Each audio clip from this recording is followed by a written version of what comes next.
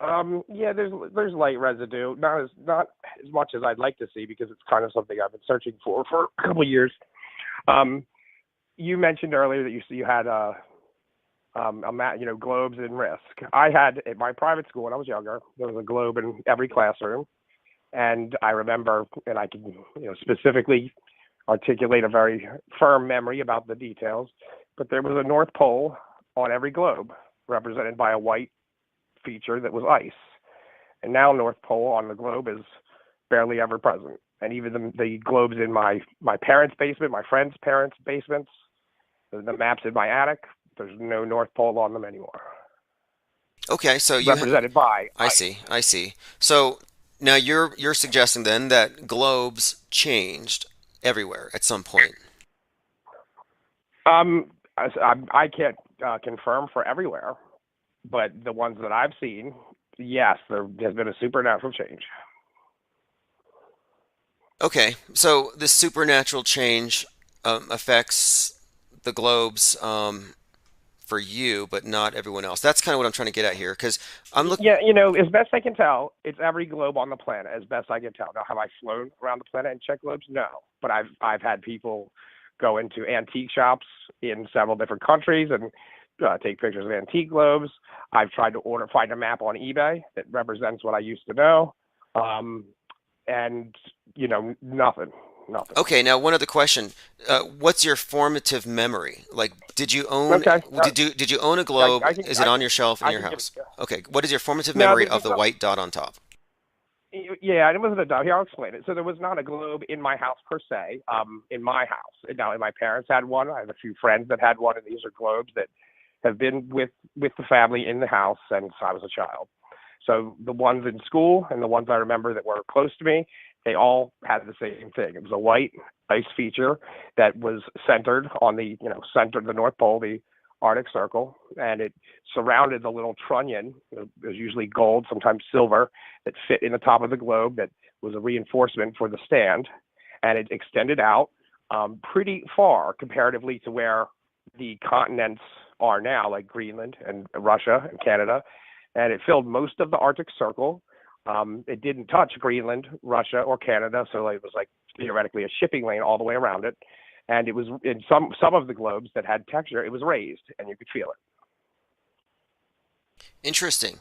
Okay, so you do have what you believe to be a formative memory, and now they're no longer like that. Okay, so Occam's razor would suggest here that we would take into account the number of logical leaps. So, what is more likely? I would counter with Hickham's dictum. Which is, go ahead. Hickham's dictum is the counter to Occam's razor that says it's by a doctor, so the patient can have as many conditions as he goddamn well pleases. I see. And yeah, the world is can be as complicated as it decides to be. Not everything is as governed by parsimony. In general, though, I would agree with you. Occam's razor is usually governed. Well, because we're talking about claims and how extraordinary a claim is. And so for you to say globes changed is a much bigger claim than to say I misremembered something, or I got something wrong, or I have I confabulated. So it's more likely human error than everything changed from that perspective. So what evidence would you have to Well, I mean support? What evidence would you have? that's what you would uh, suppose. But after what I've experienced and many people that I talk to, I would start to tend to disagree. Like Berenstein Bears is a great example. I think it's more likely that reality change, and this is kind of a joke, but kind of not, than all of us missed calling them poop stain bears. Never heard that joke before, but it's something stain bears. Nobody said poop stain ever. Interesting. Right. What's missing there? Right. Okay. Okay. Um, I was in elementary school. I remember Berenstein Bears very specifically. I have another very articulate and specific memory from that would have never happened had it not been spelled the previous way. And we didn't have the internet. I'm supposed to believe everyone missed the best poop joke ever. It's hard to believe. yeah. Interesting. Um, You would have thought that some kid would have picked that up if that was the case. So let me. Okay. and So, it would be widespread. So yeah, ask your previous question. Sorry. okay. So no. I see you're coming where you're going with this. we're looking You at, had said something about residue or something about the yeah, top of like the globe. what would your evidence be to convince me that it just, you have nothing tangible, do you? And that's the problem Yeah, I mean, here. that's the whole point of the Mandela effect, essentially. There shouldn't be. If there is, then that kind of calls it into question because, if there was real, solid, half the globes are still the old way, then it's just like, hey, it's easier to say that I misremembered or people misremembered if there, is a large body of them that are still the same. So, like I just said, my memory to you. The other thing too is, where did how did they fool all of us kids with a globe in every classroom that Santa had a workshop at the North Pole when it's just water? I never actually confronted that thing about Santa's workshop in school, but okay, so let's move on to another one then, because we're talking about changes in reality. Do you believe that there are changes in the physical body? The Mandela affected say that there are more holes in the skull than before, or that the heart has moved, or that, I don't have real firm memories in that category where I'm going to say yes for certain. I don't know. will you give me this? Okay, so here's an example. You got Joe Olstein or Joel Osteen. So am I to believe that this is a reality split or a very understandable mistake here?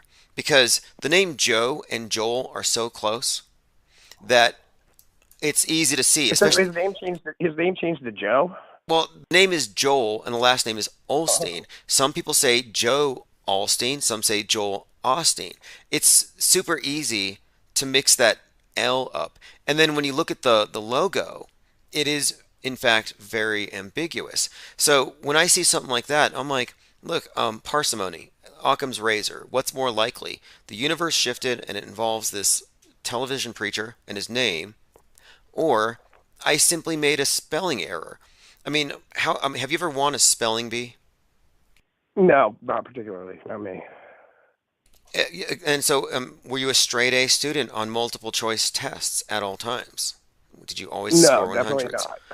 Because I think what the That, Mandela effect doesn't take into account is error and mistakes. So I'm looking at the name well, Joel speak. Alstein, and when I look at it visually, reading it, it looks like to me it's Joe Olstein, or in this logo, it's Joel. But anyway, it's so Speaking of ambiguous. multiple choice, there is a survey that was done in 2016. It was before years before I ever found out about the Mandela effect or experienced anything.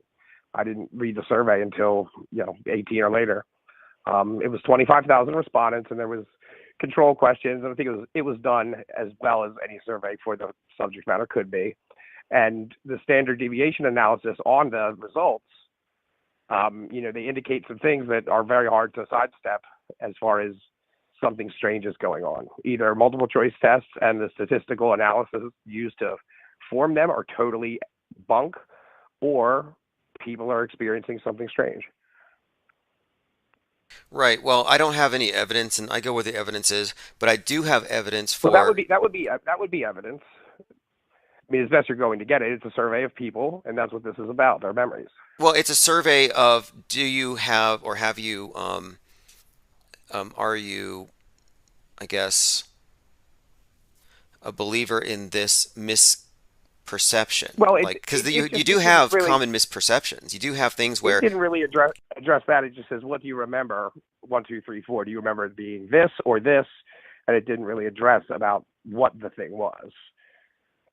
And they like had a control question at the beginning, like trying to think, okay, Buffy, was it Buffy a Vampire Slayer or Buffy the Vampire Slayer? And they had a few changes to that. Now that, as far as I know, no one's okay, ever well, let me ask you claimed this then. was Why is it changed. that the question is it Buffy the or Buffy a? Like, why is it A or B instead of A, B, or What has I a don't, C wait, and a D? or, no, That is listen, but it why is isn't a it D. So A, B, or I have no clue? Because that was always one of the things that allowed. they don't do is they don't ever take into account that sometimes we just don't know. Like, I got it wrong. I think that was always allowed with D. You always could say, I don't have a strong recall for that. Exactly. So I don't have I don't know if it's meatloaf with two words or one. And moreover, I don't care. And with most of these Mandela effects, I purposefully don't memorize the right one because I just don't care.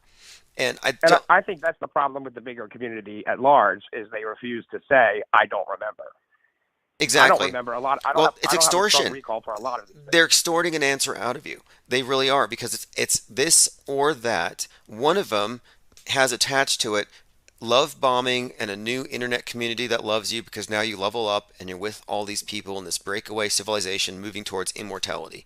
Or you're one of the NPC scumbag zombies that gets yelled at by Brian Stavely. So there is a bit of an extortion there. There's some pressure. It's am I going to be accepted or rejected? And that's the dynamic I of the agree. interrogator. And I think that that is used against people who are insecure, looking for answers, looking for whatever. And nobody wants to be the one that the preacher points at and calls a scumbag, a deceiver, somebody embodying the adversarial spirit. And that's me. So I'm their In Satan that they can point at. And that to me is part of the intimidation that keeps a lot of the sheep in line. Sure. In the communities I travel in, I think there's about 30 of us who do what questions or what we would call tests, where we ask people questions and they're all open ended. I don't recall or I don't remember is always accepted as an answer, and we don't do anything with the result other than hand them to the person who took it, and they can read the results and decide for themselves what is what. And I think the other most of the community, yeah, you're correct about definitely. Yeah, if you look at gaslighting, and I would also call this thing the gaslighting effect. When you're talking about psychological abuse, emotional abuse, and gaslighting, which is lying to someone, saying that what they perceived isn't so. So, or getting them to doubt their perceptions. One of the common things about gaslighting is that there's no opt out. These relationships that are damaging is when the person doesn't have an opt out. So they have to go with A or B, a false choice. And I'm saying this constitutes, that was a Godzilla there. Thank you, Infinite Muse. Appreciate that very much. Infinite Muse contributing to our site here. You know, we are also one of these like channels, like many others that have been targeted for censorship because we talk about these things. And it's funny how there is no solidarity among the fringe. All the people at the edge of acceptable discourse, they're at war. You know, there's a war at the edge of the world. The flat earthers all trying to kind of hate each other. And here you have the Mandela affected who are trying to further divide things, where they say, if you're not one of us, you're basically a consciousness assassin. So, what do you think about the Mandela effect movement trying to outgroup the people who don't believe in it? I think they're bad researchers because the research that I've done indicates that there is no consensus reality at all. People that I've grown up with, gone to same schools with, have been around them literally since I was 2 or 3 years old. I'm close to 40 now. There are memories that we should absolutely. There's no, uh, standard narrative or no normal, so to speak, explanation for them having a different memory than I do about simple things and larger things, but yet we do. And most of our memories are similar, but 80% give or take. But if you take a triangle of us, there's no necessarily one memory that will match all three. And Yeah, so yes. Oh, yeah. Have you if they're seen? trying to divide people, that means that they haven't done research enough to know that everybody is going to be different in what they recall and what they see change. And that's just the way it is. Yes, and that's what I think the positive thing here can be, even for someone like Stavely, is doing some basic research into how people memorize things and remember things and recall things and how it's not uniform. So we may as well all live in our own subjective universes to some extent. That's why I think it's so important to be thorough and objective in our analysis here, because reality isn't necessarily fractured in my opinion, but all the different perceivers have a slightly different view, and it's easy to influence how people recall things just by how you ask about it. Like, for example, there's a very common study, they probably talk about this in every Psych 101 class, where you have a group of people watching a car crash on TV. And one group is told it's a car crash, another group is told it's a collision. Well, the group that's told that they're going to see a collision versus the group that's told they're going to see a crash perceive these things as happening at different speeds. One group says, oh, that was 30 miles per hour. The other group said 50. So the verbs used to describe it actually retroactively interfered with their recall.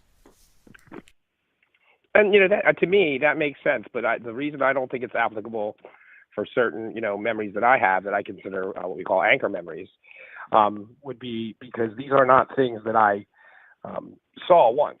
I didn't see a globe one time. I saw it literally thousands of times on consecutive days. Well, it's fascinating to me the level of certainty that Mandela affected purport to have, because eyewitness testimony is consistently locking people up who are innocent. There's this thing called the Innocence Project, and Yeah, I'm aware of it. I study jurisprudence. yeah, so that alone should tell you that this is the thing that I think is key here, is that if you think your memory is that perfect and can't be influenced, you have to think again. And especially now when we With know one-time events, I would agree with you. But it's if I'm not going to believe that I can see something every day for 3,000 days straight and understand what it is, you have to start to doubting your visual perception exists, well at all.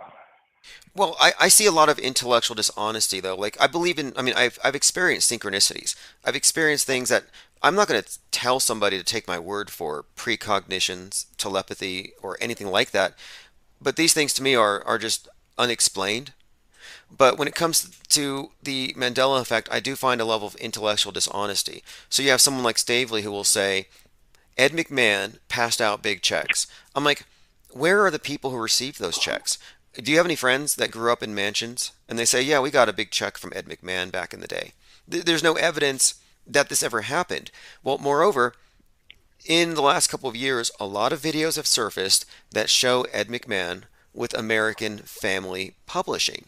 So instead of admitting that he was wrong this whole time about Ed McMahon, he says the Matrix downloaded these retroactively into the timeline. And I'm aware of what he does, and I think it's not surprising that people who seem to have a lot invested in it, personally and possibly professionally, are the ones that seem to go out there with explanations and a big fervor for having to have it be true.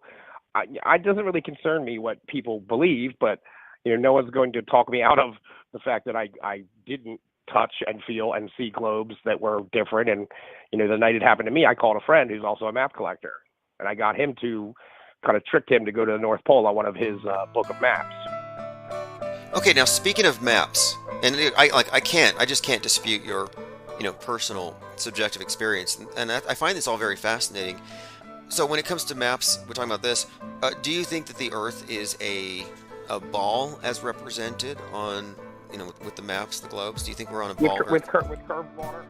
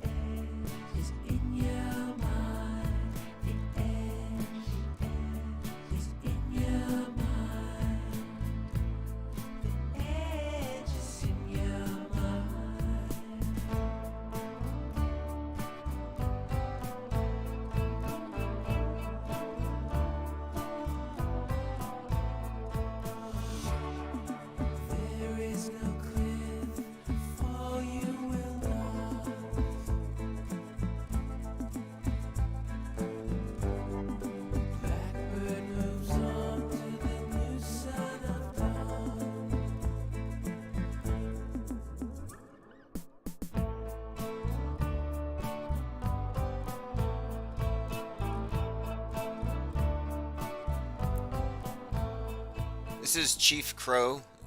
The edge is in your mind. I'll be right back. Text message notifications just went out. About 30 seconds. Exit the dome, new lands to roam.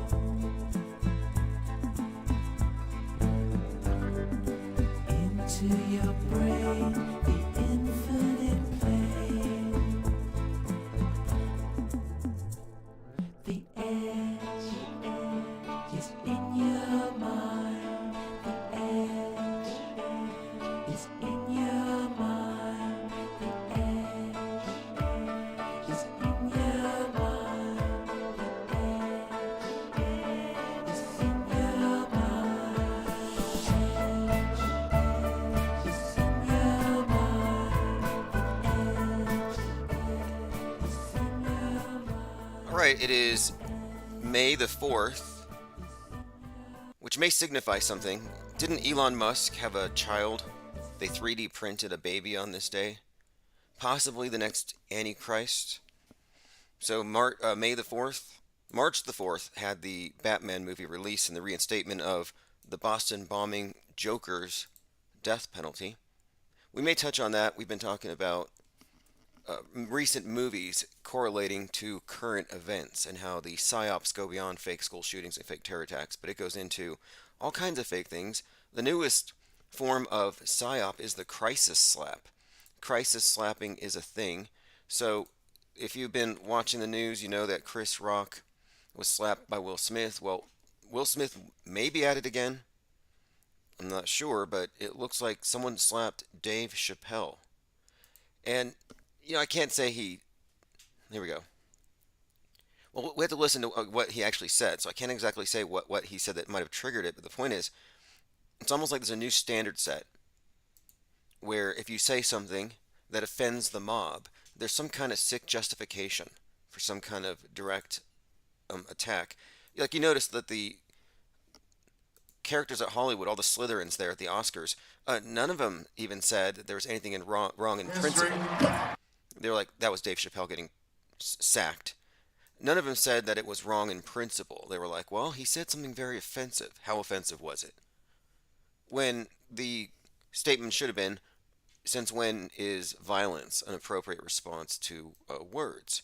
But here we have another assault on free speech, and this may also correlate to the comedians who've been dropping like flies, usually with head wounds or bizarre deaths involving their heads hitting floorboards or something, including other comedians just falling and hitting their heads on stage. Let me go ahead and play this one more time. This is Dave Chappelle getting sacked. This happened about an hour ago. History. History. History. Okay, I thought I heard the word history, but that was a serious blow. I mean, it's a serious assault. I don't know if he's continued, so we'll get an update on that shortly as I get more information about this, but the main thing is Dave Chappelle was sacked on stage, so it's not even a crisis slapping. This is way worse. Okay, it looks like he might even be en route to the hospital. Dave Chappelle attacked on stage at Hollywood Bowl. Yes, it's far beyond a slap. Let me go through some comments and then we'll get into the topics for the night, but mainly it's this. In video footage, I don't know if that was Will Smith, a man seen running on stage and tackling comedian during his set. Netflix is a joke festival. Okay. Someone here in the chat said, I thought that might have been part of the show. I didn't know. Fascinating. We shall see. More. This will be updated shortly, I'm sure. This is just a breaking story. So we are joined here by Flower, Roxy W, Mitch A. Mitch A says, from what I remember, the globes always had a flat metal piece on top, and the bottom that covered up any artwork that was there anyway. Oh, right. Before I hit play here, or hit live, we were listening to a replay where I was speaking to people who were like into the Mandela effect, and they're convinced that the top of the globe has changed.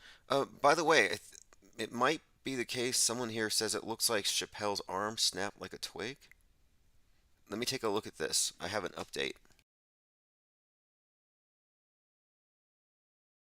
Oh no, that's the guy that actually attacked him. Okay, looks like his arm's on backwards. You know, like when you're a kid and you have those toys like G.I. Joe and you blow them up with firecrackers, whatever, you put them back together and their arms going backwards. That's what this guy looks like. The guy who actually uh, tackled Dave Chappelle. I'm assuming the audience did that to him. I'll get you. Here we go. This is the man that attacked Dave Chappelle. His arm is on backward now. Look at that. Pretty good. Like, how do you explain that? His elbow is literally either that or his head's on backward. Anyway, let me go through your comments and we'll catch up. Joined by John Snyder, Rocco Calzone, Gubby, Thirst for Truth, Ready or Not 31, Lochnar, Clockwork 113. Lochnar says eyewitness accounts are very unreliable. Yes, that's something we talk about quite a bit. You know, like the whole Will Smith slap thing was obviously staged, but was it an authentic slap? It's hard to deny, but you can't only rely on what you see on the screen. But this event here we just saw, there are plenty of witnesses, and I'm looking for more footage, but it's unlikely that that's a fake broken arm. Joined by Maxwell Cooper, he says a lot of things going on. I wonder what the current thing's going to be. Probably the Roe versus Wade shenanigans. Oh yes, that's happening right now, right on time. I was saying, look for the communists to start burning things down about May Day. Moon Harvest says, great show as always, Tim. Thanks to you and the think tank for the wealth of information. Yeah, we have some new information, some interesting findings here. Because there's this conspiracy theory that goes back about a year or so. I think it's when it first started trending, where it seems that Bowie had a prophecy in his music, in his album from 1972, where he talked about the birth of a savior to happen 5 years from that date, and then 5 years was the name of the song that had some prophecy, and it seemed like Kanye West was fulfilling this prophecy because of the various things on the album, including the sign K West, and this relates to things that were correlated to the storyline in David Bowie's posthumous release, or the album that he released right as he died. So, as we're looking into this, we're finding that not only are there these interesting correspondences and connections between David Bowie and Kanye West, but the David Bowie character, Man Who Fell to Earth, has been paralleled on the world stage in several key ways by Kanye West in his various public PR stunts, like where he sets himself on fire. And we're talking about this the other night, and I have a few more things to add on to it, having to do with the year 1977. Specifically, the blackouts in 77. I was just watching a show on Amazon called Wolf Hour about the summer of Sam, the blackouts in July of 1977, when the son of Sam was shooting long-haired brunettes for Satan, apparently, because the dog told him to. I mean, the story's very convoluted. I happen to think it's, in all likelihood, a hoax, staged psyop. Phase Polarizer says, I got my IPS merch in the mail, thanks Tim. Excellent. We have a lot of interesting things in that department as well. A lot of great designs, as many of you have seen. All right, I'm catching up on comments again. I scroll back whenever I get here and see where everyone's at. Spirit Jordan says, Super Bowl worthy tackle. Yep, Brian Bruce says they've gotten slightly better since Smollett. Yeah, I'm still not sure what happened with Jussie Smollett, whether that was meant to be a psyop and they dropped the ball on it, or if it was staged to be a psyop that gets exposed. So anybody who says, oh, the news fakes things, they'll say, no, we catch it if they do. Look at Jussie Smollett. When the truth is, they fake 99% of the news. So it's kind of like a red herring. Like, look, we caught this guy and he's going to be scapegoated. This is what happens to people who try to con CNN. So, I find it hard to believe. Okay, yes, the picture of the attacker has a broken arm. I saw it, the arm's on backward. Definitely dislocated shoulder. He might have been a contortionist. Okay, Ready or Not says, dude's arm looks like a chicken wing. Yeah, it didn't look like that, I assure you. It didn't look like that before he jumped on the stage. Okay, so we'll find out what that's about later. I'm just wondering, is this part of a continuation of this ongoing assault on free speech and these physical assaults on comedians being representative of this? That better watch your mouth because if the mob gets mad, someone's going to pop off. I mean, kind of a subtle threat. And it's also at the Hollywood Bowl. And anytime you hear Hollywood, it's the the Druids, as Jordan Maxwell said. Holy wood, the wand of the Druids. Movie magic is quite literally magic, and so it's in Hollywood. But then again, there's an audience here, so we'll see. Could be an amputee actor with some kind of prosthetic. That's not off the table. I mean, if you remember the Boston Hoaxathon. Moon Harvest says the show on Elvis, Bowie, and Kanye is one of my favorites, mind-blowing stuff, and I found the Metascript maps very useful. Oh yeah, you're gonna like what we have coming in the future because we're just scratching the surface. We're taking these very intricate storylines that connect the news media to parallel stories in all entertainment. It's very monolithic. It's like one voice spread through all different platforms. And this is where you find predictive programming. This is how it makes sense. These aren't coincidences. It's a level of scripting that includes speaking directly to your subconscious, speaking to the mass mind, big PR stunts, and then speaking, consciously. But it's a multi-layered I mean, it really is the story, this meta script. And I say meta script because it's not just news, it's on everything, quite literally. And it's correlated with the stars and astrological events. The timing of these events gives it away. I published Metascript Decode #1. And these are just short clips, TikTok length clips that break down things that show that there is a script that we are in fact evaluating here. And on the first one, I addressed the connection between 9/11 and the Derek Chauvin George Floyd event. And again, scratching the surface because their names tell all kinds of stories. But in this case, I was referring to 846, which actually ties into Dave Chappelle. So let's look at this really quick because Dave Chappelle is a major PSYOP player.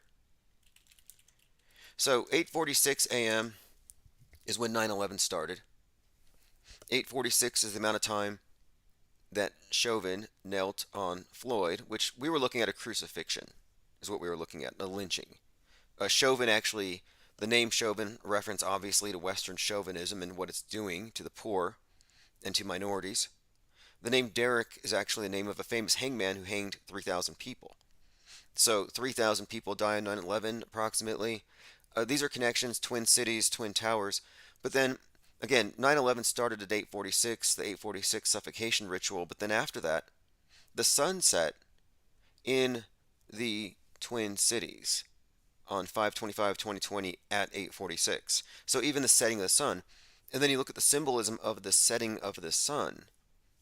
And it has to do with the death of the sun, quite literally being killed by Set, the Prince of Darkness, or Derek Chauvin in this case, killing a representative. So this is all just a ritual murder, fake or real.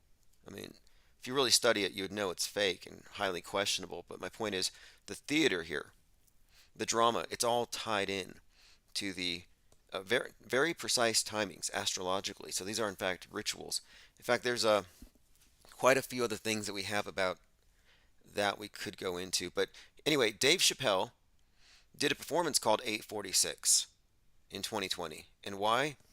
Well, because he was born at 8:46. So it had some special significance to him. So here's Dave Chappelle with 8:46. And one more thing, just so you know, this is all code. On 2/2/2022, a 22-year-old named Amir was killed by the police at 6:48, which is a mirror of 8:46. Again, Twin Cities, he's 22. 2/2/2022, a mirror. His last name is Locke, Amir Locke. And this whole killing was about a no-knock warrant. So the police go into his house, unlock the door, and they shoot him. 648, Twin Cities, mirror 846. Okay, so anyway, The event 846 is a reference to the 8 minutes and 46 seconds that Derek Chauvin kneels on George Floyd, murdering him, and Chappelle's time of birth on his birth certificate, 846. Again, 9/11 starts at 846. Mercury was rising on that date, 846. And by the way, this is intriguing. Little side note here. There's a movie called Mercury Rising with Bruce Willis and Miko Hughes. Miko Hughes is the child from Pet Sematary, Gage, who dies and comes back from the dead. Anyway, Miko Hughes plays a kind of an autistic kid who is apparently cracking state secrets because he's got the ability to read certain code. So anyway, he's in a movie called Mercury Rising that came out in 1998. And interestingly enough, 9/11 starts 8:46 a.m. as Mercury's rising, and Miko Hughes' father died in the Twin Towers that day. Very interesting connection. Okay, another thing here, I believe there's a few other connections to the 846, but my point being, Dave Chappelle's part of the PSYOP entertainment complex. So just the fact that he's got this number stamped on him, this is a very important code. I mean, if you look at the way they use numerology, this has got some very specific meanings to it. Nothing about the Derek Chauvin George Floyd thing is accidental.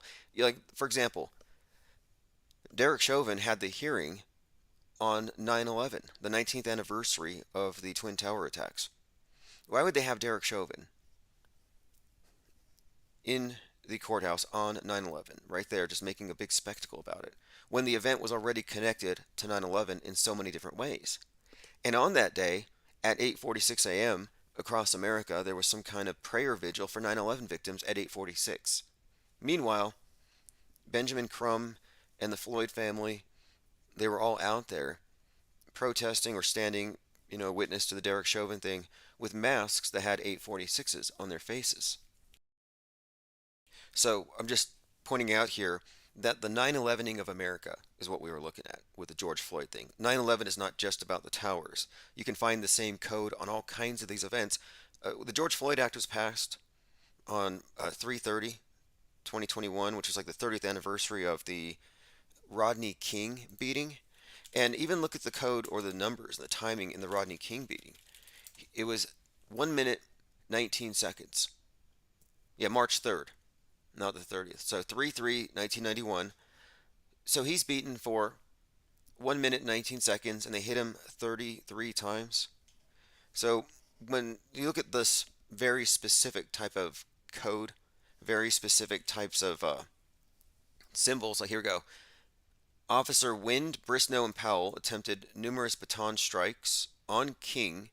And again, the name King, what does it make you think? Martin Luther King. These names are very key.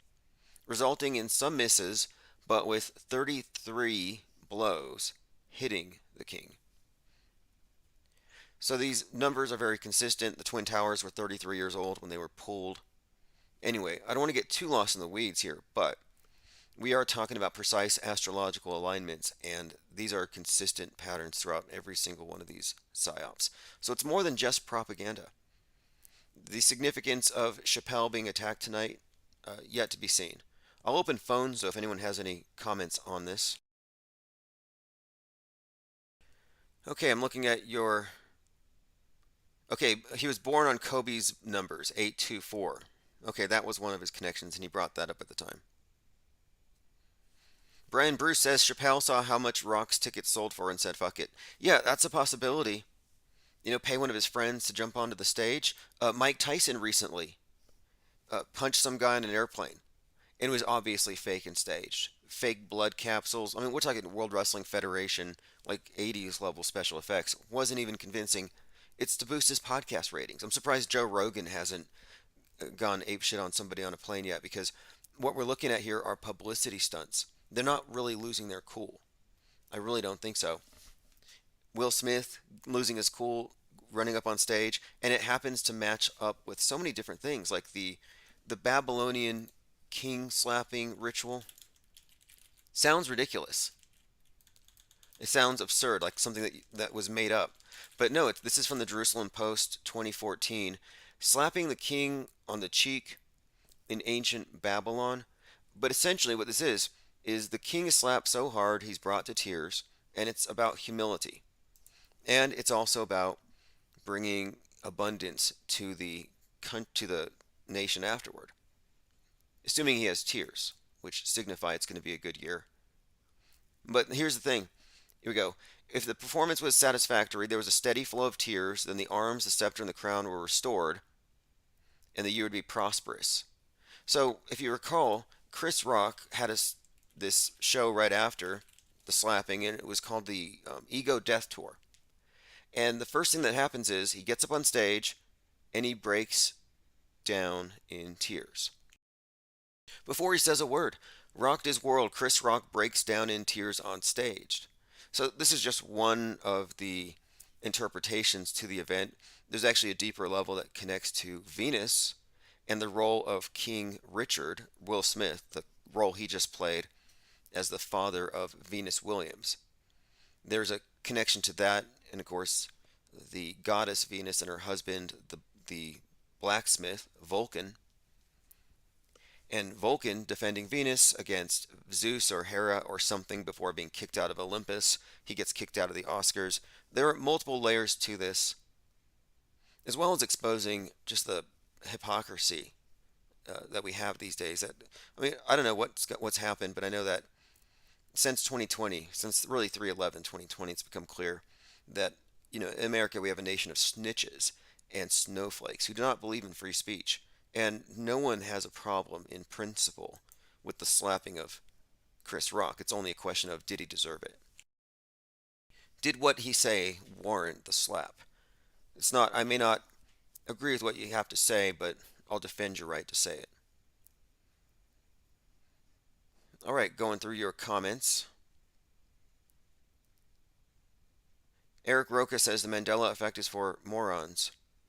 The Mandela effect is actually, I wouldn't say that. It's for people who have been, I would say, coerced, or rather cajoled. How would you actually define it? I would say they've been led. We're talking about faulty eyewitness testimony. But there's also another element here that has to do with a cultish way of getting people to take sides. But I would say they're victims more than anything. I mean, what would you say of Roger Stone? Roger Stone, we're talking about one of Trump's presidential advisors. He said that he saw a satanic portal above the White House. So I look at his evidence. Roger Stone claims a satanic portal hovers over the White House, and he starts praying for it. Well, apparently, the satanic portal, which turned him into a prayer warrior.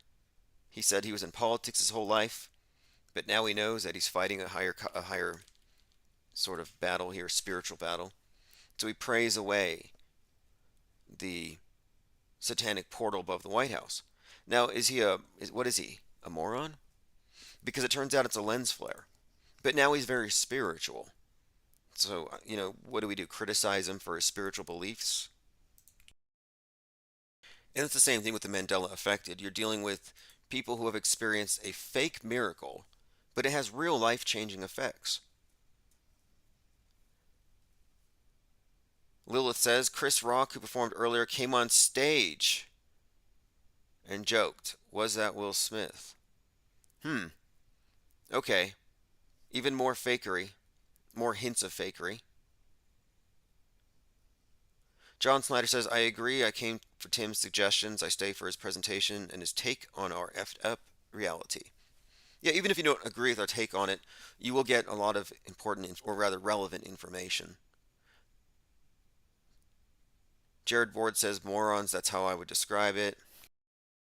Well, look, it's fair game, because some of the main Mandela affected out there have said that we are liars if we don't believe in it. They say you're a denier, and deniers are liars. That's like saying you're a liar if you don't believe in climate change. You know how I know climate change is not real? And we can only say this now. I mean, pretty soon this will be prohibited. You know it's not real because they never took credit. The climate change enthusiasts, or alarmists rather, the global warmists, they've never taken credit for preventing it or for slowing it down. because it's been about 33 years since they declared global warming a thing. Ocean levels have not moved up 1 inch. So how come Al Gore isn't out there taking credit for it, saying, hey, look what I did? With all these taxes and regulations, we solved the problem and the ocean levels are not rising.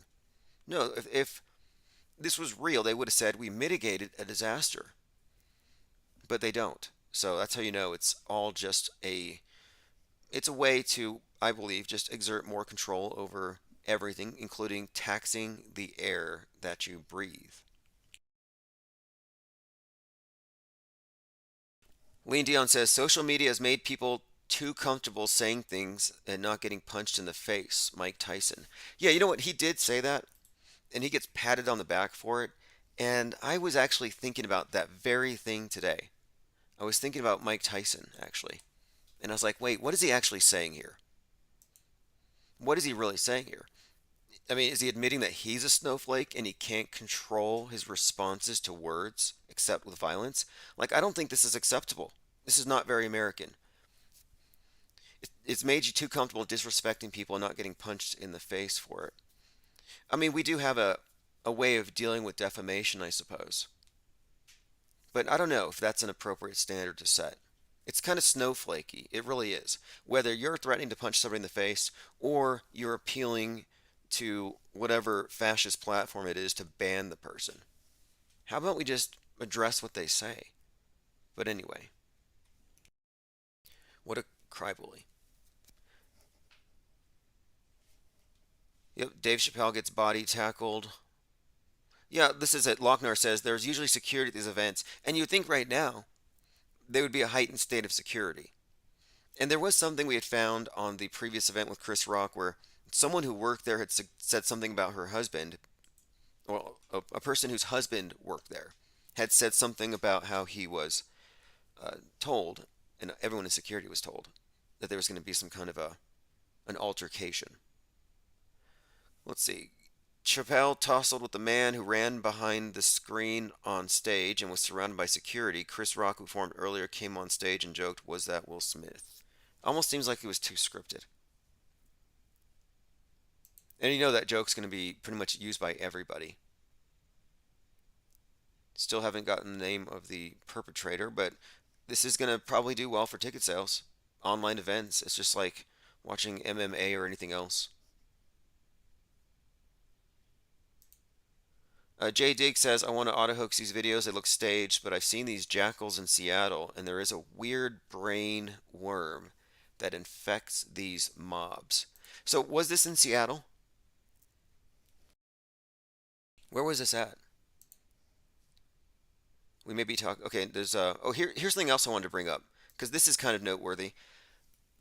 There was that Met Gala.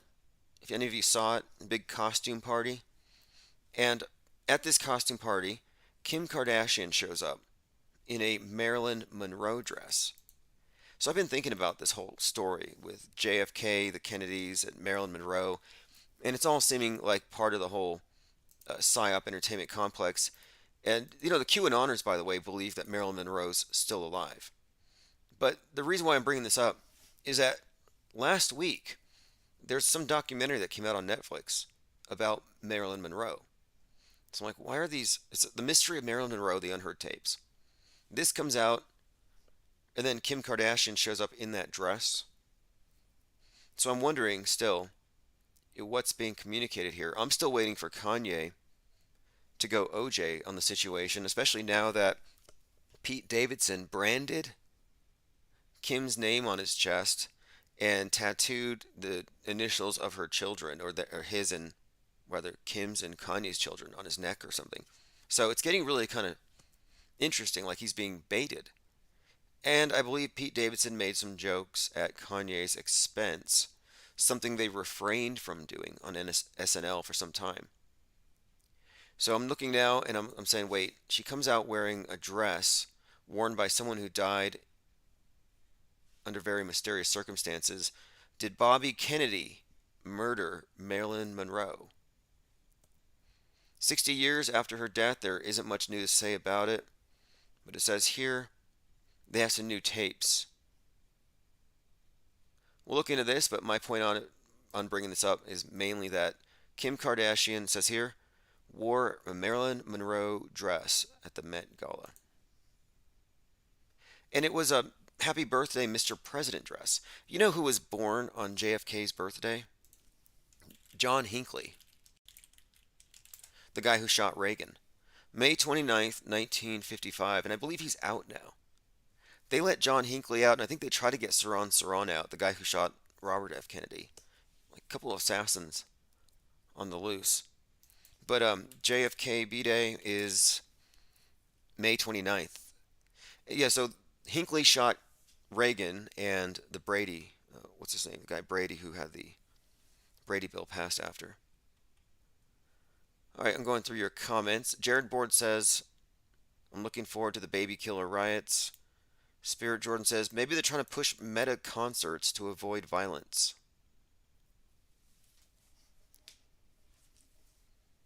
Oh, okay. You were talking about the cops getting mobbed. I saw that. I saw some rioting out there in Los Angeles. I saw some clips. I'll be waiting before I share too much on that. I'm still going through it all. It just looks like staged riots. I mean, we always predict this every year. It's like, oh, it's approaching May Day. They're going to find some way to agitate the commies. Oh, by the way, dark MAGA is this new trend that I've been referencing, and it ties in to everything we've been talking about with the Batman movie being released as a predictor of a wave of right-wing violence, just as the Joker movie was a predictor of the left-wing violence that we saw throughout 2020. So I'm producing a series of paintings called Dark MAGA on this kind of aesthetic of Donald Trump as this dark MAGA. And MAGA, if you didn't know, is a level 5 Satanist in the Temple of Set. Let me go ahead and verify that. So the Temple of Set has a series of degrees, and I believe it's MAGA. And the high priestess of the Church of Satan, and they just had their anniversary a couple days ago, they call her MAGA, which is also noteworthy. Yeah, MAGA is 5th degree. So just and I knew this before. I thought that's noteworthy here. They're putting MAGA on their hats because basically it refers to a high-level witch. Lean Dion says Elon's new baby is called Dark something. They actually used letters, not just characters and symbols, something pronounceable. Another 3D printed kid. You know, the strange thing about the newest one is Grimes had a baby bump in December. So you have Grimes showing off a baby bump, but then the baby comes out and it's from a surrogate, and then Grimes runs off with Chelsea Manning. Strange family there. I was reading about Elon Musk's father who adopts some child, and then the child grows up, and then he's 42 years older. He's 72 or something, and she's 30. And they have a baby together. It's so strange. Yet Darkseid is the child's middle name. Okay. Roxy says, the Depp heard. I heard it's a distraction. Do you feel it's staged? I'm leaning towards all of it staged. I really do. Everything with Johnny Depp, I mean, I'm sure it's somewhat believable, but it's just like a reality TV show that they recorded in advance and unpack later for ratings. You know, you have the similar drama, almost a parallel story with Marilyn Manson and Evan Wood. The relationships are kind of reversed, but phones are open 833-311-1984. So let me go through this Kanye West thing we talked about with the David Bowie connections, and as this relates to this movie I just watched called, Wolf Hour. So Wolf Hour, this is about the summer of Sam during the blackouts in 1977 that occurred on July the 13th.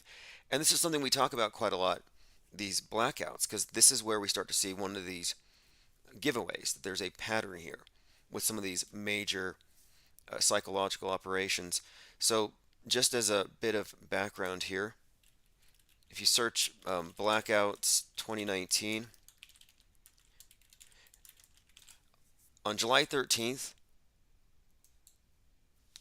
2019, on the 42nd anniversary of the New York City blackouts that left 9 million customers without power, there was an analogous blackout. And this one put 42,000 people in the dark. So 42nd Street, 42,000 in the dark, 42 years to the day. These are just some of the connections here. And it just seems entirely scripted. But what I was looking at here tonight is the summer of 77 during these blackouts is when you had the Son of Sam doing the shootings. And the Son of Sam was one of these lone nut shooters, but he claimed that he was part of a satanic cult in Yonkers. Anyway, they called him Mr. 44. So this is the connection that I was bringing up here. Mr. 44. Last night, as we were looking into this David Bowie Kanye West connection, we were noting David Bowie's age and the age of the actor playing the man who fell to earth in the new version, both of them being 44, having been born in 77. The number 44 having various meanings, people ascribe to it, but from usage, the number 4 is consistently representing a cross, and we had kind of suggested that 4-4 could be a double cross, which, again, this is another one of these symbols that's used throughout a lot of these major league psyops. And what does it actually mean? Well, the double cross, there's a few different versions of it, but the one that I think we're looking at here, the double cross, is the cross of resurrection. So the first one is death, the second one, resurrection. So here we have it. Many symbolic interpretations. First bar is death, the second is the resurrection. So my point is, this entire storyline, which I'll go over it again, having to do with Kanye West, David Bowie, and this idea of a prophesied savior being born in 77, it actually has another layer here with the Summer of Sam and the blackouts on 42nd Street that I'm laying out here, that it's unequivocally part of the same storyline. But Mr. 44 adds another element to it, because 44, we're talking about a second coming, essentially.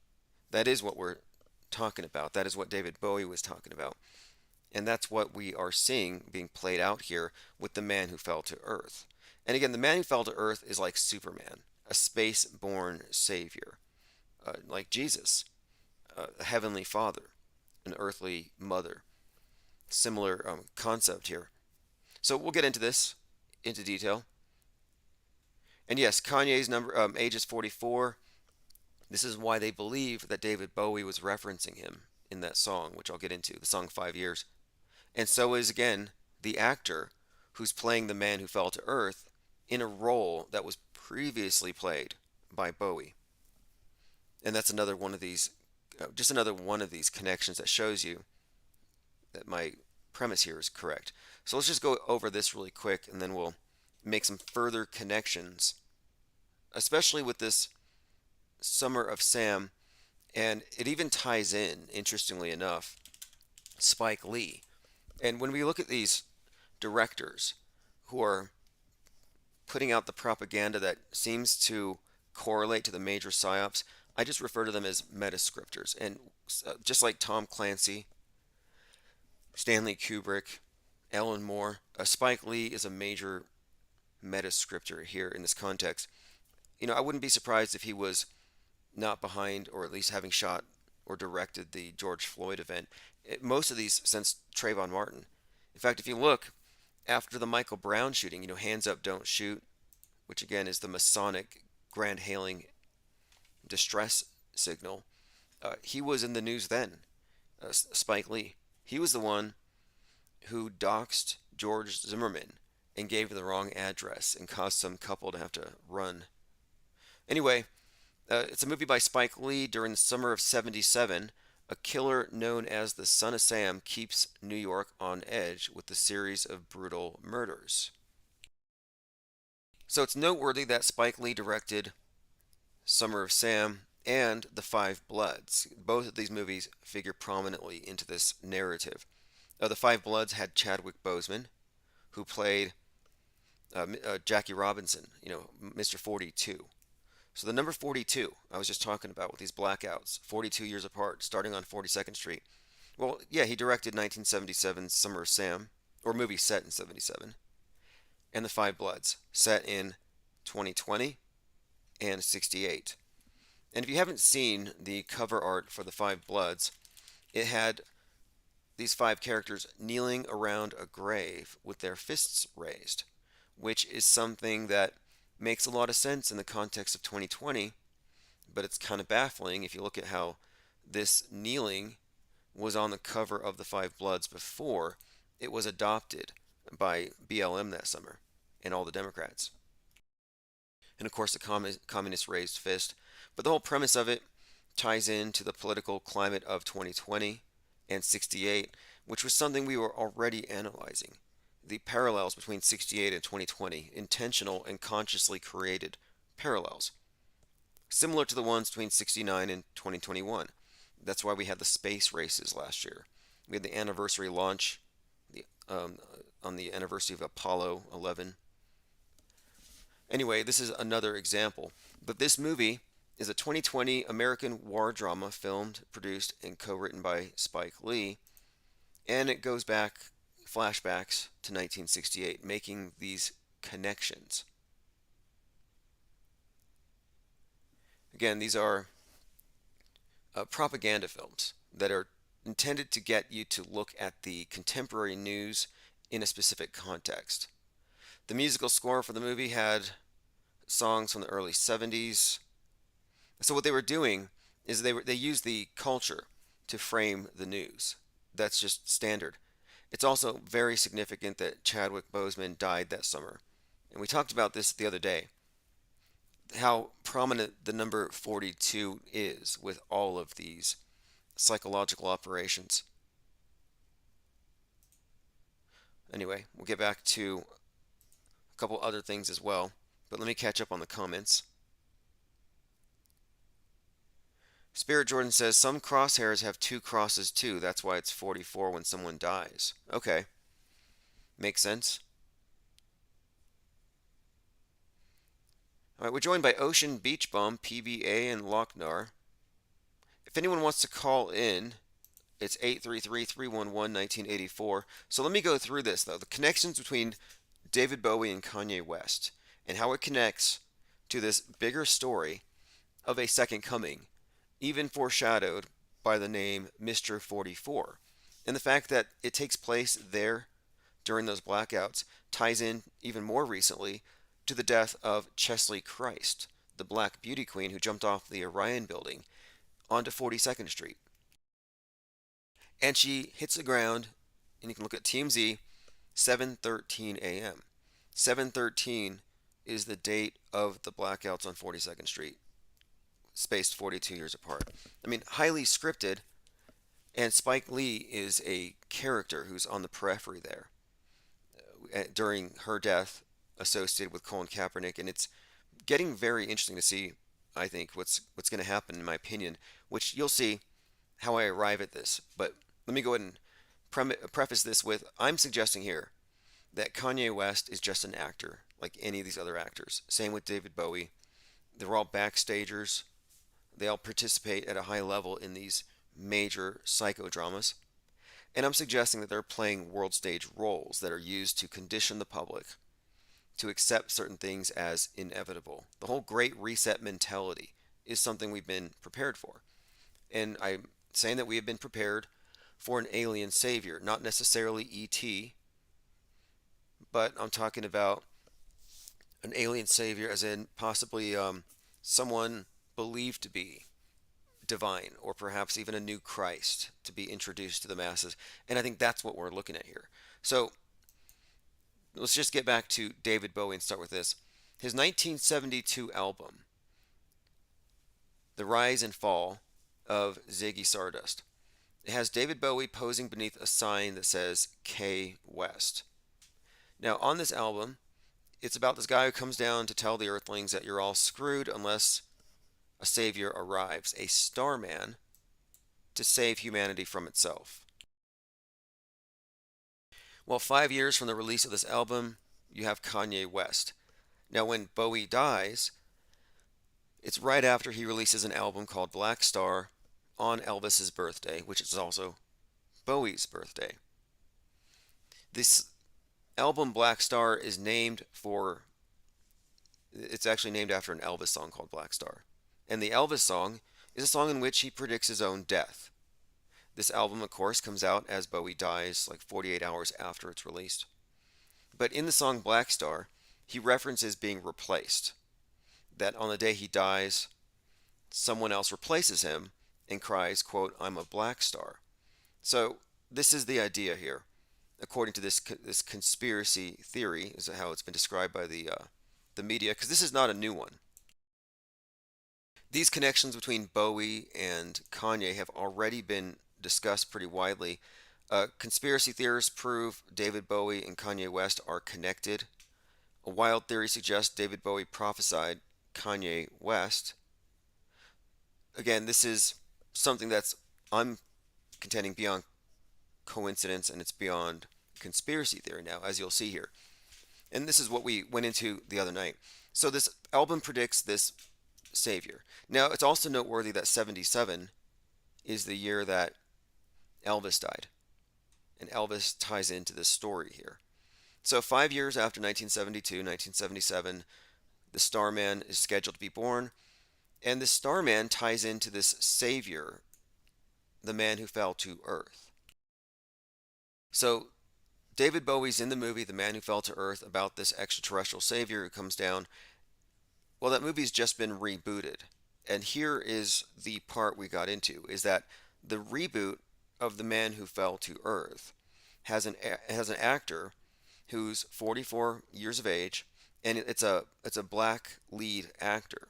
So just as Bowie, according to this storyline here, has been replaced by a, quote, black star, so has the man who fell to earth, one of Bowie's key characters. And there's more. So the man who fell to earth has a similar replacement or succession, and this new version, this new savior, in his very first episode, is presenting to the masses this hexagonal star-shaped box. So we're talking about the symbol of the black box, black cube, being introduced here in this context. So now here we have a few other things. Before he shows himself to the world, he falls from the sky, and he talks about how he rose from the dead like Lazarus, which happens to be one of the songs on Bowie's mostly posthumous release. After he dies, it's noteworthy that Kanye was one of the first ones in the celebrity class to actually tweet about David Bowie, and said that he was an inspiration who gave us, quote, magic for a lifetime. So in this reboot of The Man Who Fell to Earth, you have him talking about being reborn, about being like Lazarus, and then he stands up looking like a phoenix, as in he's got flames behind him as he steps out of this hole in the ground. So again, we're talking about this 44-year-old actor playing a role, and I'm showing you the parallels between his new role as the man who fell to earth, Bowie replacement, and Kanye West. So Kanye West is at an event called Dawn Days, his album release event, where he sets himself on fire like a phoenix. So the parallel here is, one, he's also a Burning Man and a phoenix, but two, he did this on the anniversary of the Burning Man festivals. There were 33 consecutive Burning Man festivals. They were canceled because of COVID. The Burning Man festivals were held in a place called Black Rock City, Nevada. So the connection here, of course, the number 33, the Burning Man, the Phoenix, these are symbols that can all be grouped together, even with the Christ and the corona and the crown. If you look at early Christianity, the symbols of Christ and the phoenix were actually synonymous and have been for some time. So here you have a black phoenix, and I can point to a number of other things about this particular symbol, and these numbers and how they're very, very consistent. In fact, let me bring up this one here. There was an X-Men movie a few years ago, and I thought the wording of some of the early reviews were kind of weird. because it made $33 million, but they called it a bomb. Dark Phoenix opens up $33 million. Dark Phoenix bombs, making only $33 million. All these headlines were about how it bombed at 33, but the connection here is Phoenix and 33. 33 years of the Burning Man Festival. Then in 86 and 2019, spaced 33 years apart, you had individuals setting themselves on fire in front of the White House. We talked about this the other day as well. A 33-year-old, no less, sets himself on fire in front of the White House wearing a USA shirt. So you have USA burning. And one other thing about that, and I kind of touched on this, and I'll get you the image of it, but before the man is seen burning, there's actually a video where there's a bus that passes in front of the screen, and the bus is number 113. Now, this is in 2019. Before November the 3rd was a big deal, but it was suggesting even then USA is going to burn on 113, which was Election Day. And this has all sorts of interesting connections that we've unraveled since, well, I would say since this particular event, but it ties into things. There's actually foreshadowing built into this. You know, the One World Trade Tower opened on November the 3rd. And this is, of course, 13 years after the Twin Towers go down. These numbers are reoccurring. It's also very noteworthy in the context of this conversation that SOS, you know, the SOS distress signal, they started using it on 11/3/1906. So the significance here we go. The first International Radio Telegraph Convention signed on 3 November 1906. So 11/3 is when they started using SOS as a distress signal. So we have SOS, 911, Mayday. These are distress signals that have specific connotations when you look at these PSYOPs. Like, for example, 9/11, it actually happened in 2001, but the construction started on the towers in 68. So you got 33 years. 9/11, 911 was instituted as a national distress call number in 1968. So 9/11 was in use, being dialed for 33 years when 9/11 happened. So it's interesting here that SOS was in use for exactly 113 years on 1/13/2020.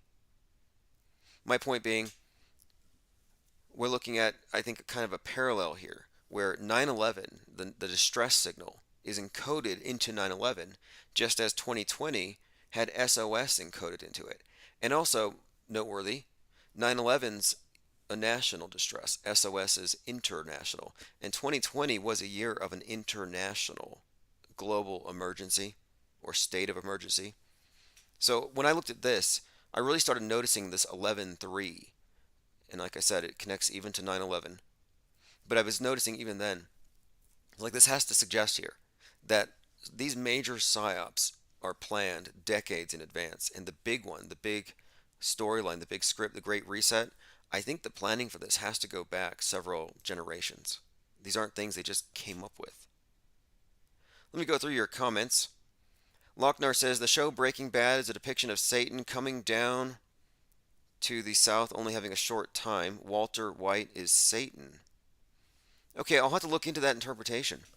Breaking Bad takes place here, and kind of close to where I live, there's this car wash where I think that there was some kind, I think maybe Walter White owned it, and they do these tours, these Breaking Bad tours where you get in the RV and you pretend to be a meth maker and you drive around town, and they go to all the different locations where it's filmed. And there was even a time here where they had a tombstone for Walter White in a cemetery.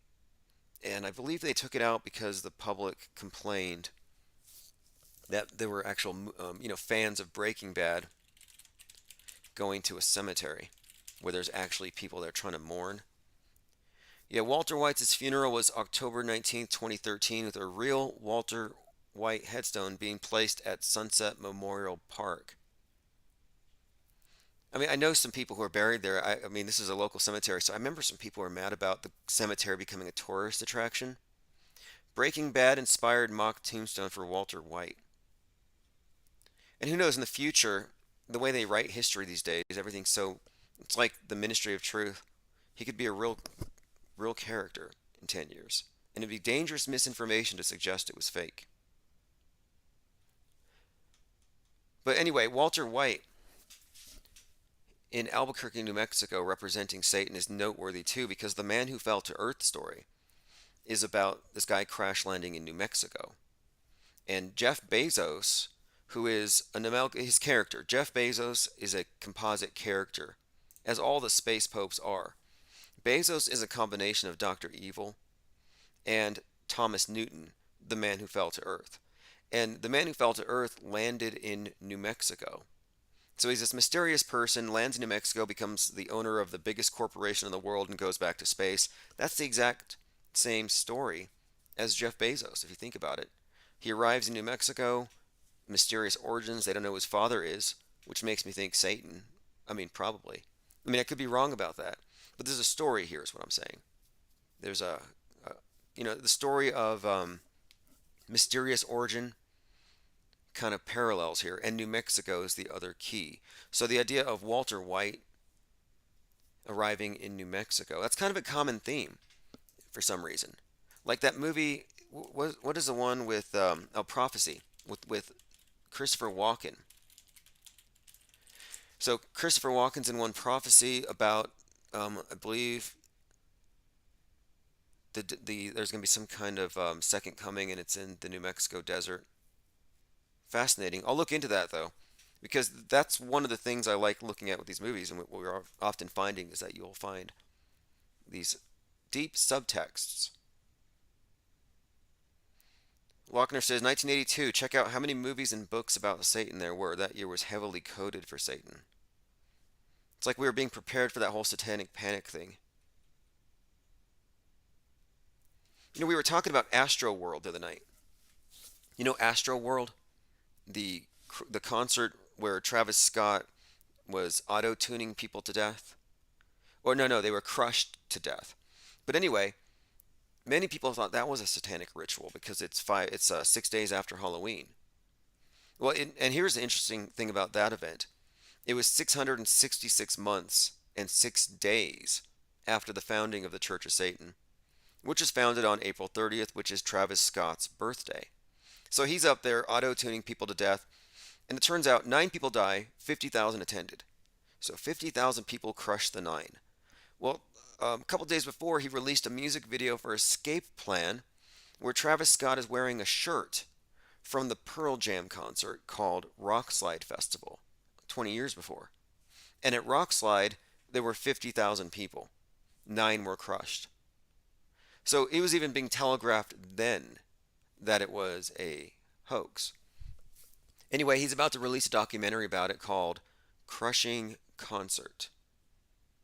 And people there were chanting, "I can't breathe," and the George Floyd family attorney, Benjamin Crump, is representing them. I mean, "I can't breathe" is a communist slogan if you didn't know. It's actually an anagram. I mean, this is high-level witchcraft. How else do you describe it? Sigil magic, verbal sigils. It's "I can't breathe" is an anagram for a better China. And look, I've looked into this. I've been doing some research on sigil magic, where you have messages encoded into symbols that are somehow interpreted or read by the subconscious, and it's somehow able to, this is their theory, sigil magic, that they're tapping into latent powers of the subconscious mind of the observer with or without your permission. But one of the other tactics that I've come across here is verbal spells, where the actual meaning of what you're saying is encoded behind some kind of anagram.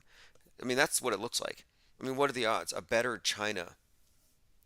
"I can't breathe." Because "I can't breathe" has been connected to not just the police oppression, but specifically environmentalism. This is why we're having talks about environmental lockdowns.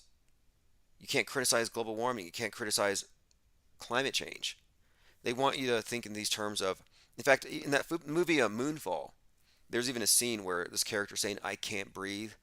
and some older person has to sacrifice their mask and their oxygen supply so the younger person can live. A little bit of self-sacrifice. Probably not a coincidence that in Moonfall, and again, the moon's falling and destroying the atmosphere so nobody can breathe. In Moonfall, the savior scientist who saves mankind is 33 years old. The actor that plays the scientist.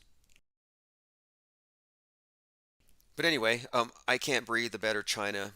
We're talking about this slogan, which I think is all about the zeitgeist, and the zeitgeist being we're suffocating, we can't breathe because of Western chauvinism, capitalism, property ownership, which is angering the globe and causing the inclement weather, condemning us all to floods if we don't get on Elon Musk's ark.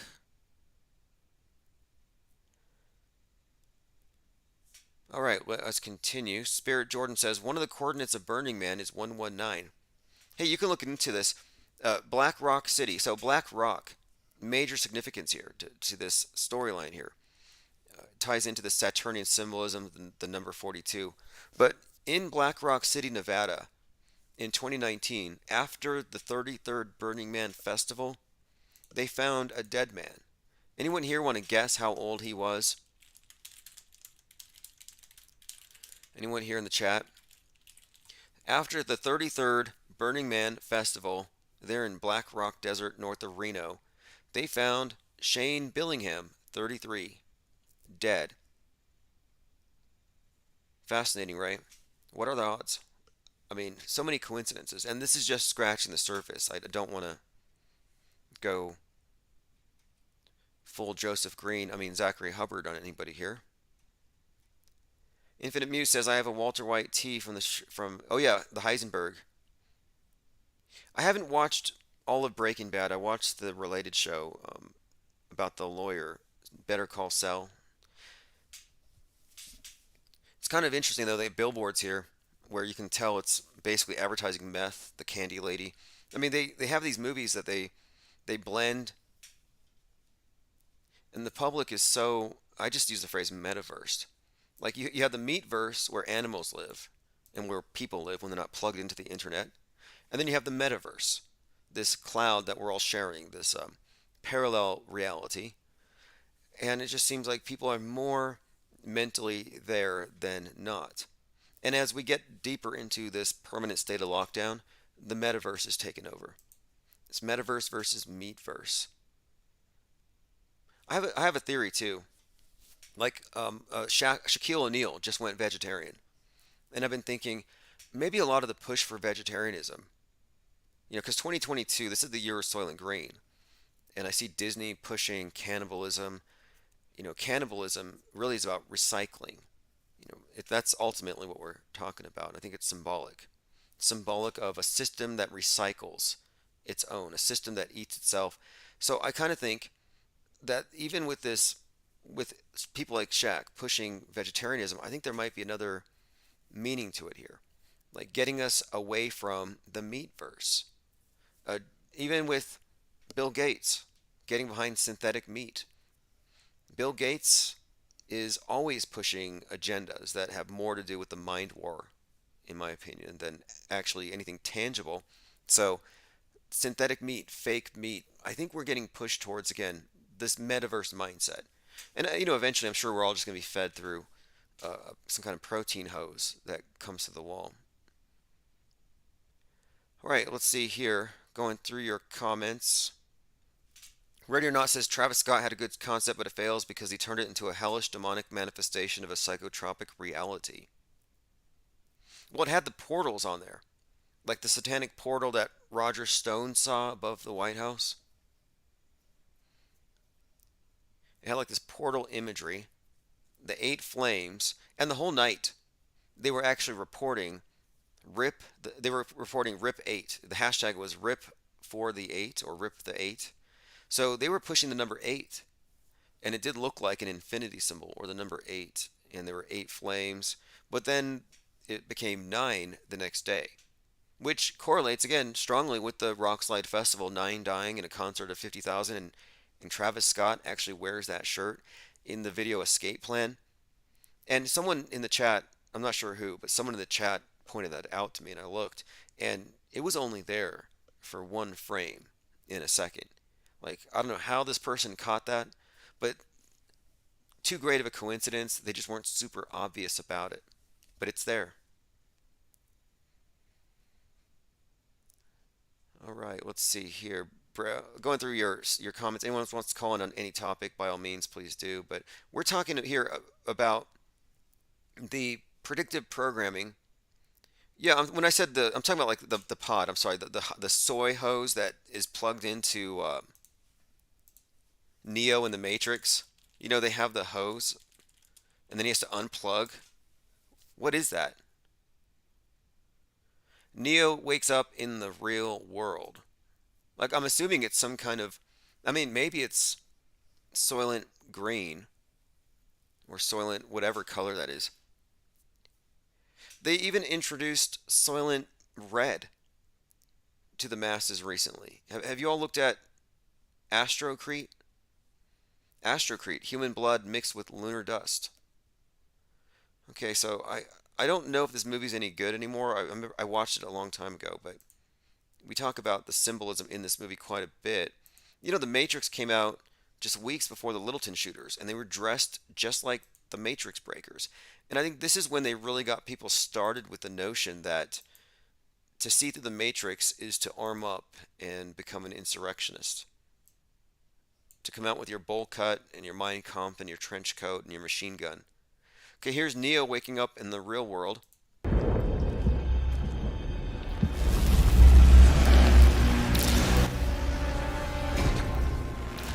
So he's got the soy hoses.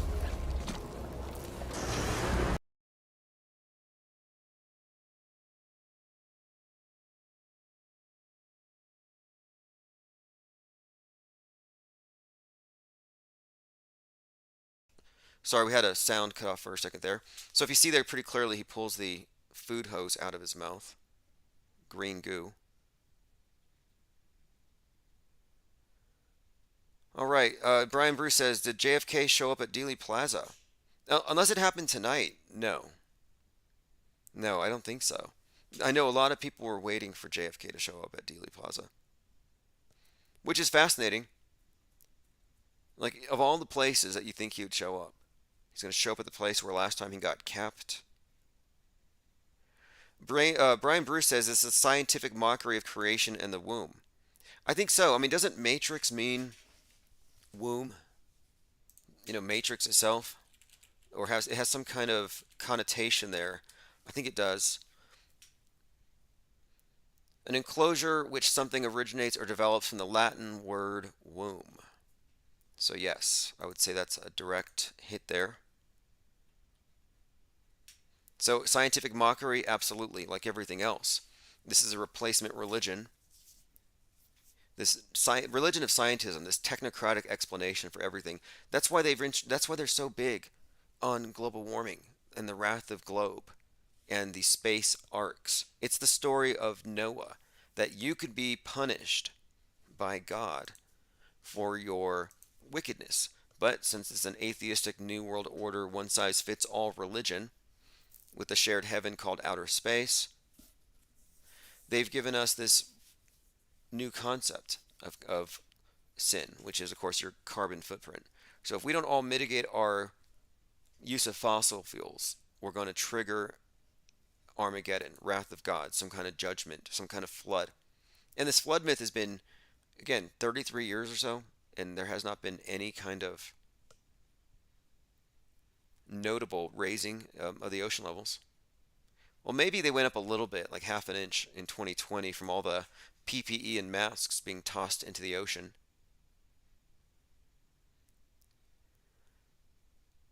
All right, 833-311-1984. Let's continue to go through the topic here about Kanye West. Okay, so here's what I was bringing up here. When Kanye West set himself on fire on the Burning Man anniversary after 33. Okay, 33 is a number connected to, of course, Christ, the age Christ was when he died. And I'm pretty sure this correlates to a few things.